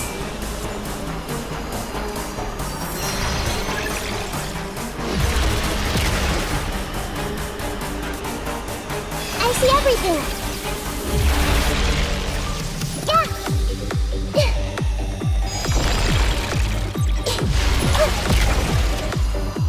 This may hurt a little. The wind rises.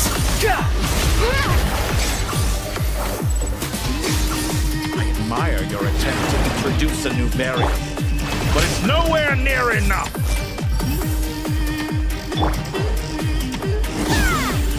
Squall and Fury.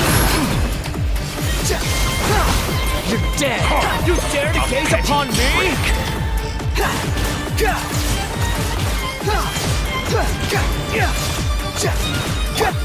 Hey! Hogan Blade! The wind rises.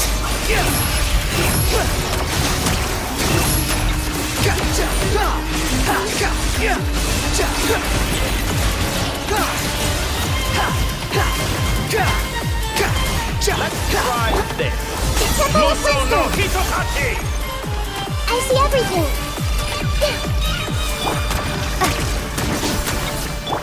Squall and Fury.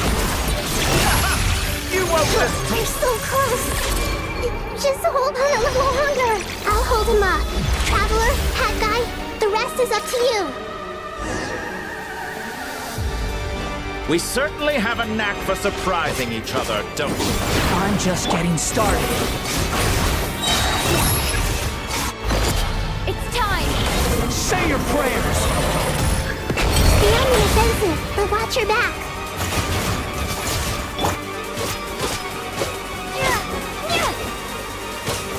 Time to ignite.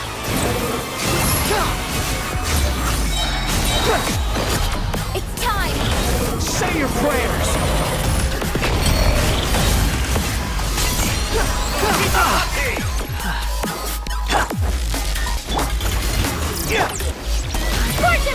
Squall and Fury. Upon the gale. It's time. Say your prayers.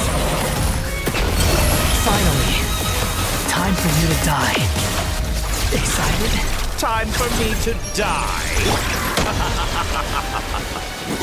How could I have reached this pace if death was something I feared? The last gasp.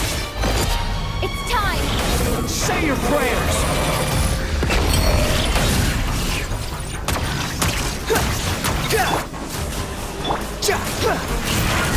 try this!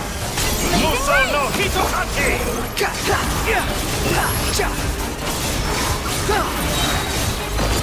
It's time! Say your prayers!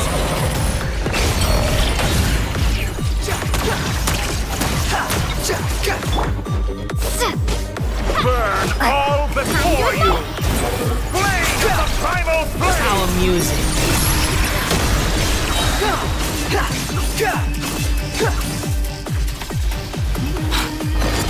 It's time!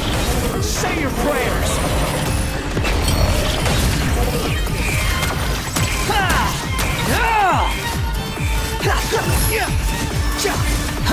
Let's try this! Muso no Hitohaki! It's time! Say your prayers!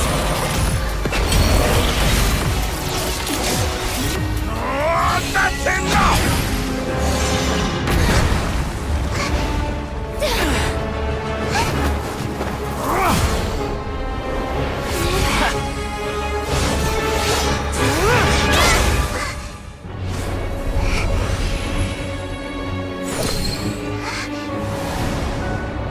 It's all yours.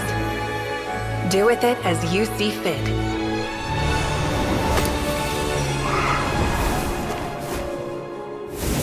Just as you say, this world is home to some archaic things. And as you suppose, you are a formidable opponent. You have long coveted the secrets of wisdom. So now, I will demonstrate true wisdom in action. I invoke my supreme authority as the keeper of Irminsul.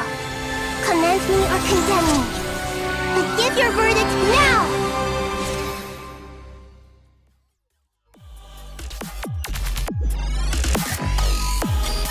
Blessed One of Wisdom, Mahakusaladhama, are you certain that you wish to exercise your authority to destroy Irminsul?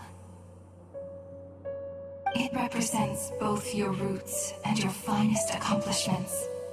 You truly intend to abandon the very thing you have always fought for? This is my decision. Irminsul has been corrupted beyond redemption. Irminsul is the original tree of Tevat. It is the means by which the heavenly principles maintains fate itself. The 7 Archons should honor and revere it, for their authority was bestowed upon them by the heavenly principles.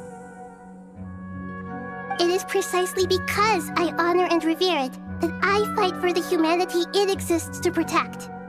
Wisdom is knowing how to weigh the options and make the right decision. If you truly care about the fortunes of this world, then it is me you should seek to preserve. Planting a seed begins the chain of cause and effect. Since you have become a great tree yourself, why should the loss of another tree be anything to fear? Till we meet again, Lord of Dendro.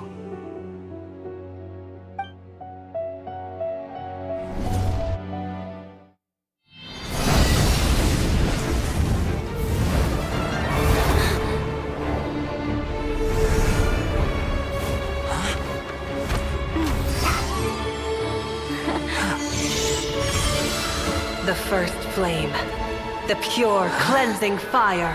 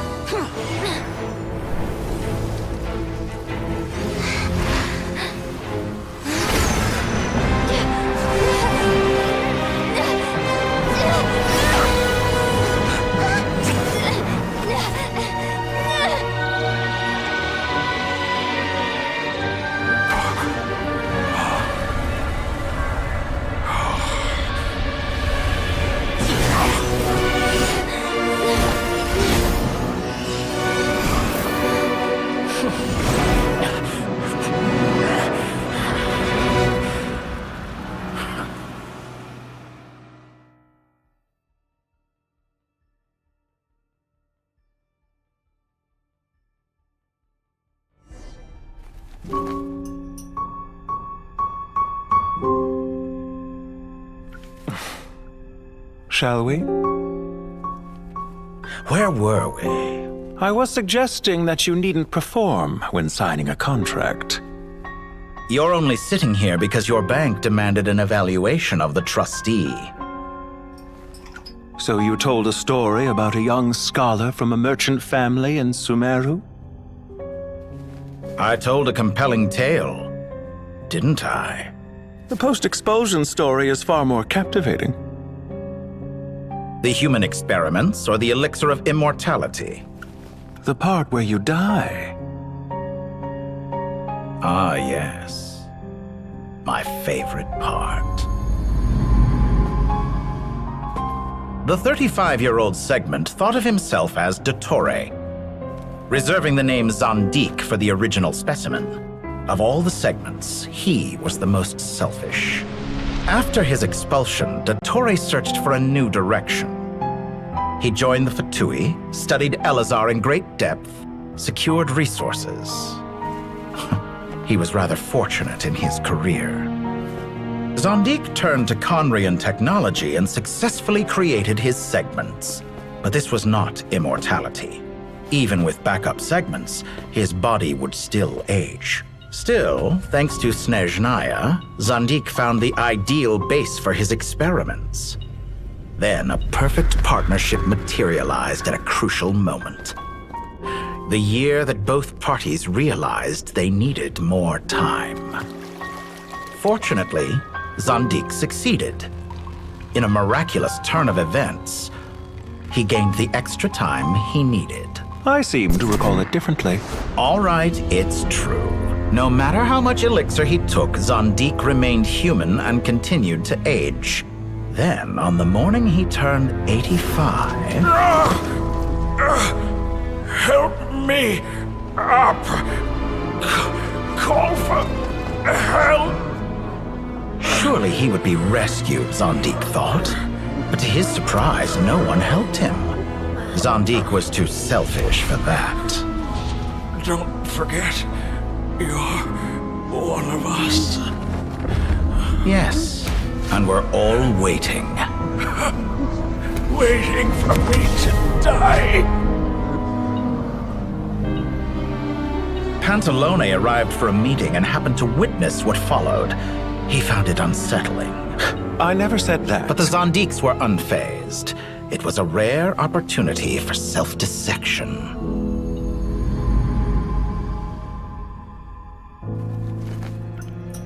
What does all that have to do with you depositing your data at Northland Bank? It has made me cherish my time in this world all the more. Fair enough. So you do have a sense of self-preservation.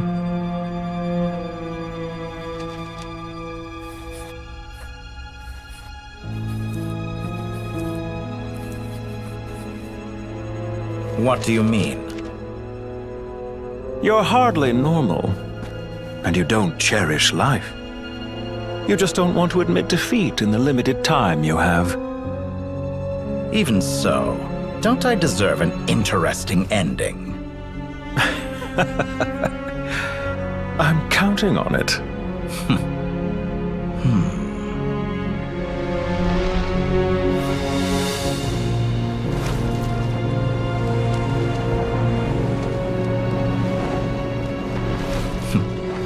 If nothing else, I expect my funeral will be a grand affair indeed.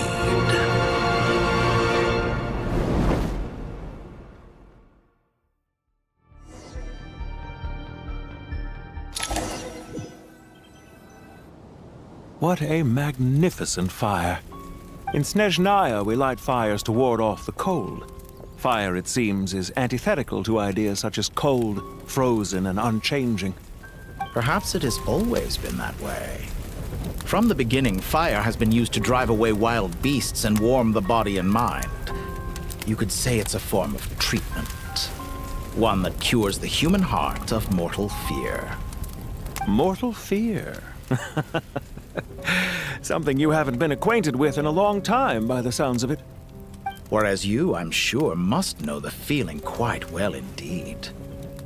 I remember when we first discussed the elixir of immortality.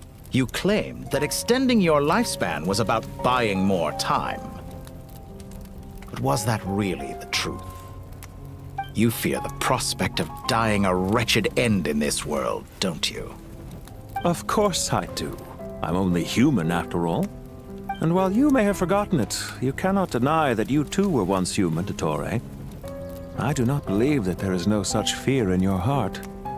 Perhaps you are right. But I abandoned it long ago and devoted myself to my experiments. I have felt no fear since. From the very beginning, I never thought you could win this game. But still you came, contract in hand, to honor our agreement. Because I am a reputable partner. And as we have discussed, experiments are about more than results alone. The process is equally important. I have come here and completed my creation, and I do not regret my decision. I'm afraid your journey ends here. After I die, there will be no one to make the elixir of immortality, and your remaining stock will only last a few more years. How then will you prove that you didn't perish in this incident alongside everyone else? When I feel optimistic about market environments, I never forcibly adjust them. They have their own direction. And I myself am one such environment. I have been quite particular about many things in my life. But where the manner of my death is concerned, I choose not to be. You make yourself sound so magnanimous. Oh, but I am. And I hope you will be too.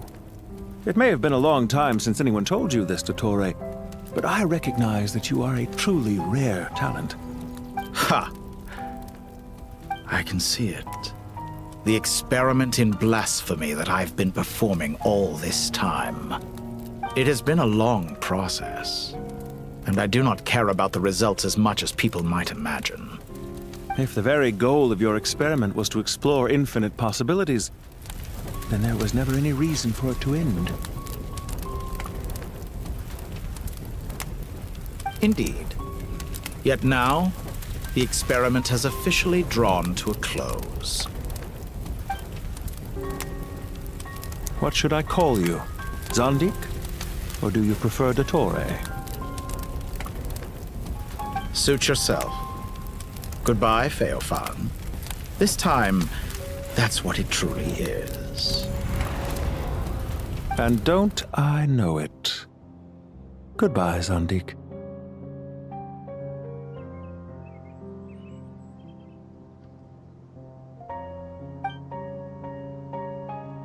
I could have carried out many more experiments, but to me, Lord of Dendro, this outcome is certainly not the worst. I believe you. But unfortunately, this is where it all ends for you. This experiment does not belong to you, nor do any of the results. Experiment? It sounds like you're trying to outdo me in my own field.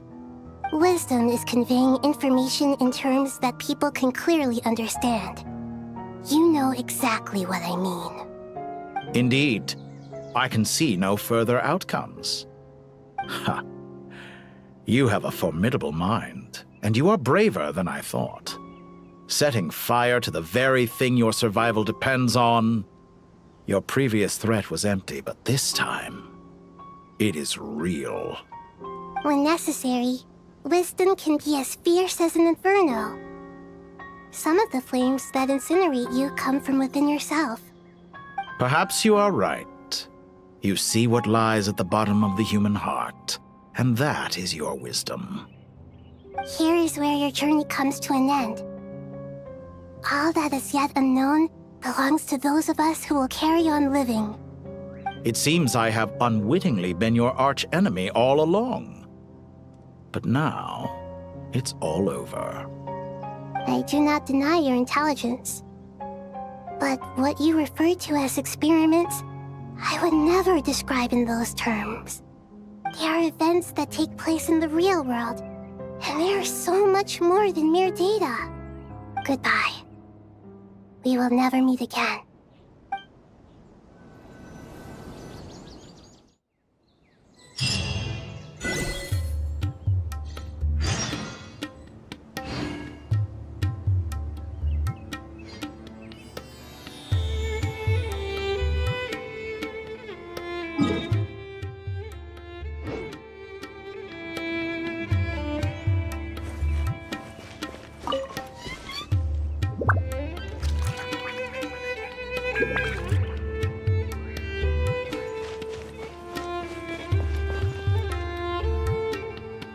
Well, that's the last of them. Everyone on the list is already back where they should be. It was a long, hard road, but we finally finished escorting everyone back. I just pray that we'll never need to leave again.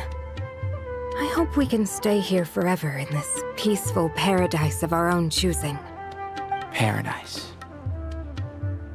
In the annals of the Temple of Silence, that word carries great significance. It represents the hopes and desires of the gods. They're longing for a place to rest. I wouldn't think gods need such a place. People always think they're the only ones who can lose their homes. They forget that gods too need a place to reside. As the Goat King once said, "A god without his people shall cease to exist." Gods need their believers every bit as much as their believers need them. Only we can truly understand how much the desert faith has faded over the centuries. But we still talk about the gods as though they're part of our lives. Given the myriad ways in which gods and humans interact, I'd say they really are. How else could Dunyarzad consider the Dendro Archon a friend? Well, that sounds about right to me. Describing them as friends sure makes us feel a whole lot closer. If you told me a few years back that I'd have this many friends, I'd have called you a liar. Belief is a choice, just like friendship. We've made our choices through battle. The right ones, wouldn't you say? I'll be heading back to the Temple of Silence. I heard the Goat King and the Ibis King decided to pay us a visit.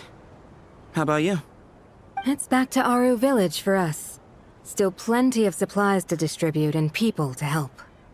Until next time, old friend.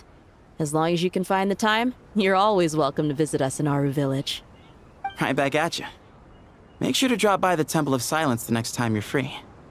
Or it is that two of the other 7 pillars, Shezapang and Bennu, might also be dropping by.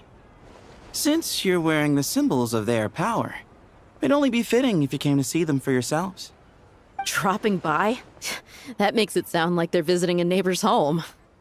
Well, the temple was founded by Hermanubis, so I guess to them, that's exactly what it is. Guess that's true. All right. We'll make sure to find time to stop by. Stay safe on your journey home. I will.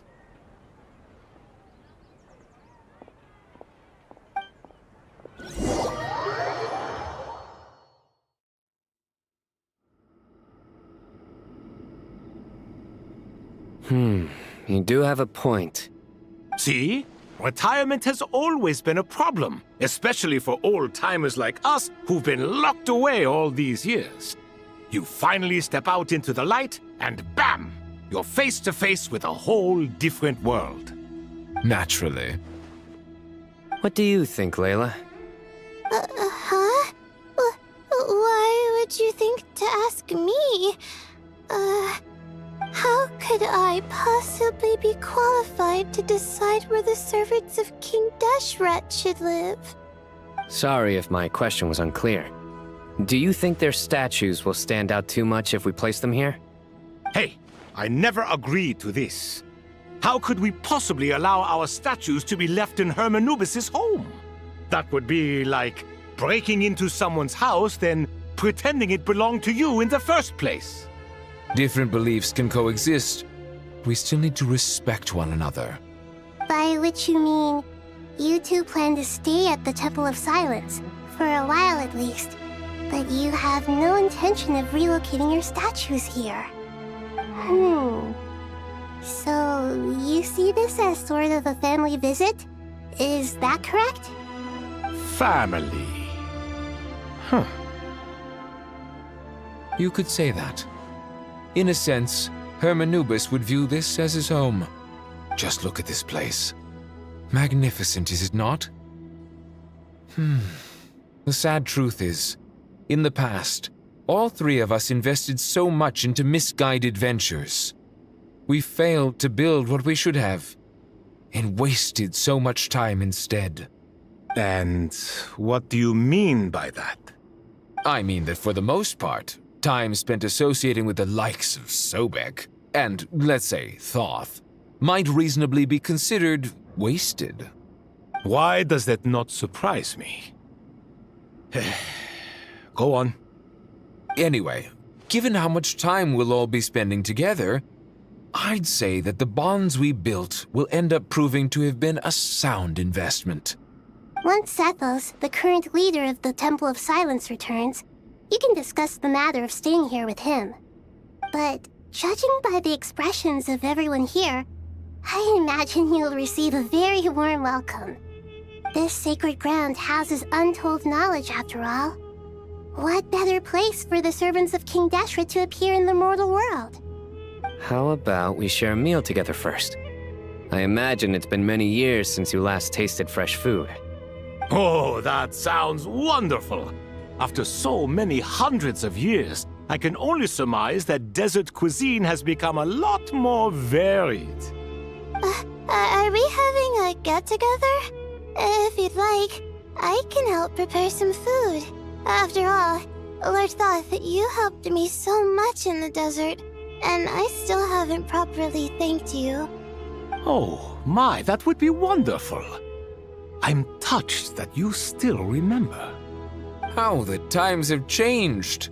To the people of today, it seems the Ibis King has become a kind and passionate god. And you, Mr. Herreshoff? What kind of god do you wish to be? To be honest, I haven't given it much thought. How about you, Dendro Archon? Do you have any hopes for your future? Me? I'm very happy with my current life. Forgive my bluntness, but you do not seem to derive your authority from majesty and might, like Lord Al-Ahmar. Clearly your approach has its advantages, but also its dangers, don't you think? I do, but projecting a majestic front doesn't really suit me. Besides, my relationship with others isn't simply one of a god and her people. Not putting on airs might earn you more adoration. Exactly. Besides, I really like parties where everyone brings their own food, and we all come together to share. You should join us. I'm sure you'll find it fun. Last time when we got together for a picnic near the Avidia Forest, it was quite the occasion. Seeing as you're already here, how about we hold the next one in the desert? Can we do that? Wouldn't Tainari have to transport a ton of drinking water? Don't worry, I can help out. Layla, would you like to join us next time? Me? Sure.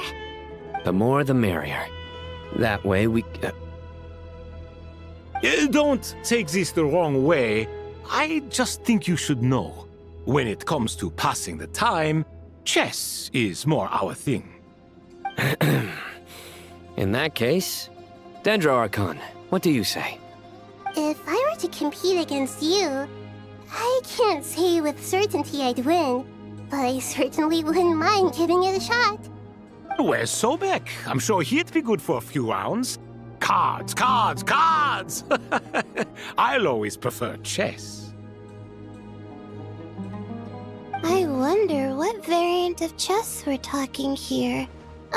Mr. Thoth, is there some sort of astrological significance to this game? Oh, I'm glad you brought that up. As long as the leader of the Temple of Silence agrees, we can search Hermanubis' place for books to teach you how to play.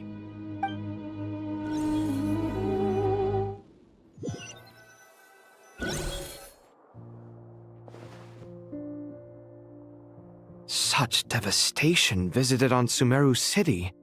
So many houses destroyed or damaged in the fighting. Who could have foreseen this? Look at all of this. It's going to take me forever to tidy up. I suppose living below the academia doesn't always work out to your advantage. I would have thought a little appreciation of my sincerity and effort in helping to clean up this mess might be in order. Helping? Effort? This is your house! Of course you should be putting in the effort! If anything, I'm the one who's helping! So you see yourself as just a helper in this situation. I must admit, I'm rather shocked. If you're trying to say that since I live here too, I have an obligation to tidy up, fine, I suppose I do. Wait a second, stop changing the subject! Nevertheless... In the wake of a great storm, a missing roof is a predictable inconvenience. Can you stop making it seem like I care more about this house than you do? Doesn't it upset you at all to see your home in this state?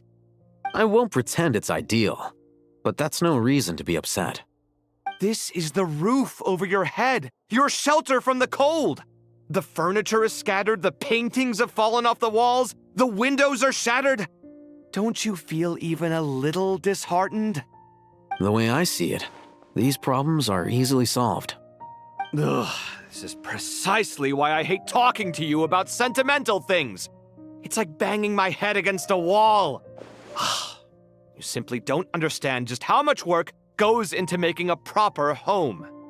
It sounds like this is causing you a lot of anguish. You mean the house or the paintings? I mean your sentimentality. Oh, well, yes. But I'd rather not dwell on such things right now. Generally speaking, when anguish becomes the norm, people usually make an attempt to improve their situation. But there are so many people and things in life that are difficult to change. It's not like you can force them. Besides, anguish can be a source of inspiration, and I'm not sure I could break my reliance on it. I'm glad you're able to make yourself think like that. What kind of a response is that? I was stating a profound truth about the very nature of art. Suffering is the cradle of all creation. Even you can't deny that. And I wasn't trying to. I'm just happy for you. Pure and simple. Can't you tell? Happy about what? Happy that you can always find an answer that backs up your views. You... More often than not, life is a process of running into problems and then searching for answers. Yours more than most. Not everyone's so good at justifying things to themselves. It's something that you've been steadily mastering. Huh. What about you, then? What skills have you been mastering lately? Pass me that box. Huh? Okay. You may consider this my progress on the path to mastery. What? Wait a second. Isn't that box mine? Hey, it is! It must have fallen off that shelf! I'll hate them! Those are my paints and inks! Would you like me to put it in your bedroom for you? Huh? I mean, sure, if you don't mind. What kind of progress is this? Does he think he can bribe me? Not that giving me back my own things is much of a bribe. These books on the floor, they're a complete mess. And this one, didn't he say it was an out-of-print collectible? It's completely covered in dust, and some of its pages have even fallen out. Ugh, guess I should help him repair it. This one too. And this one.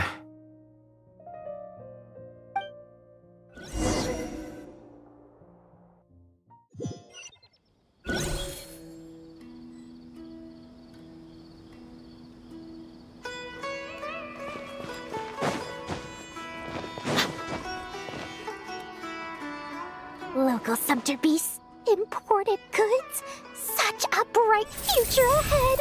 I can picture the Mora just rolling in.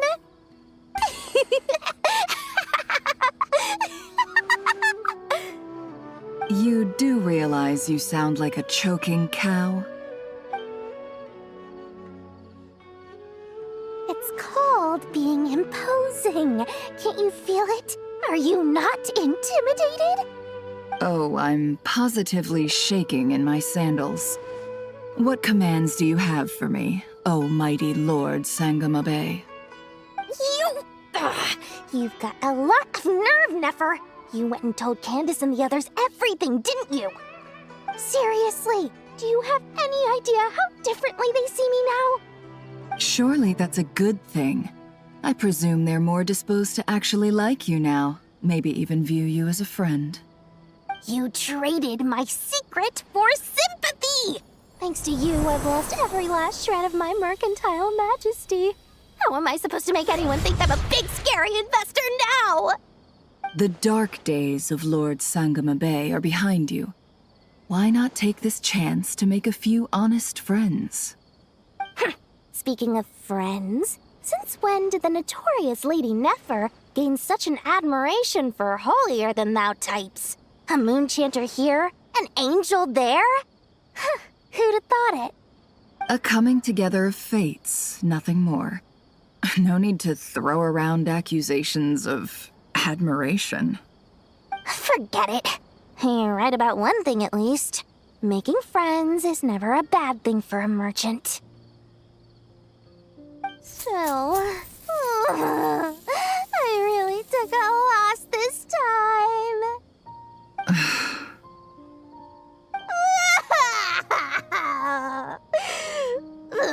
What are you looking at? I'm trying to see if you're really crying or if those are just crocodile tears. A little birdie told me that when Lord Sangama Bay makes money, the tears flow from the center of her eyes. But when she loses it, they flow from the corners. Which is it this time? Ugh, you are so annoying. I'm not talking to you anymore. Nefer! Thank goodness you're here. I've been looking everywhere for you. Huh? Oh. If it isn't the House of Dana's very own librarian. What can I offer you today, Miss Katayun? Oh, no. I'm not here to buy. I'm here to bring Lady Nefer a book, and a fascinating one at that. We agreed to meet at the entrance to the mausoleum of King Deshret. One more thing. I bought this copy with my own money. It's not borrowed. Reasoning knows not time of day, but suspense always follows a blizzard. That's quite the mouthful. Huh? Isn't that the one that... It was all the rage for a while. People throughout the city were clamoring to get their hands on a copy. The names inside were all circled. Everyone thought it was a riddle. Don't bring up that book in my presence. I don't even want to hear its name. That thing was nothing but a scam. Surprisingly enough, I've actually heard of this book, though it doesn't seem of much consequence. So what truth lies behind it? You're from the Vahumana and you're asking me what the truth is? I'd say the actual truth was about the least important part of the whole episode. I brought you this book because it probably has the most interesting backstory of any in the House of Dana's collection, at least in recent years. As for its quality, well, you can judge that for yourself. Don't tell me it's actually any good. You may not know this, Lord Sangama Bay, but Lady Nefer has a fondness for books with... how should I put this? Mixed reviews? No eye for good literature, huh? Perhaps she feels that bad books hide interesting secrets? But I shouldn't put words in her mouth. It's probably fair to say she prefers the conversations that books can spark over the substance of the books themselves. Suits my style as an intel broker, wouldn't you say? Very interesting, thank you. I'll return it to you once I'm done reading. And as it happens, I have something for you, too. Incense? I imagine you've already used up the incense I gave you last time. Here's some more. This batch is from Krai, so the scent won't be quite the same. Well, actually, I've been saving the incense you gave me. I couldn't bring myself to waste it without a special occasion. But I'll gladly accept this, too. And I promise I'll use it this time. Katayun, you haven't changed a bit.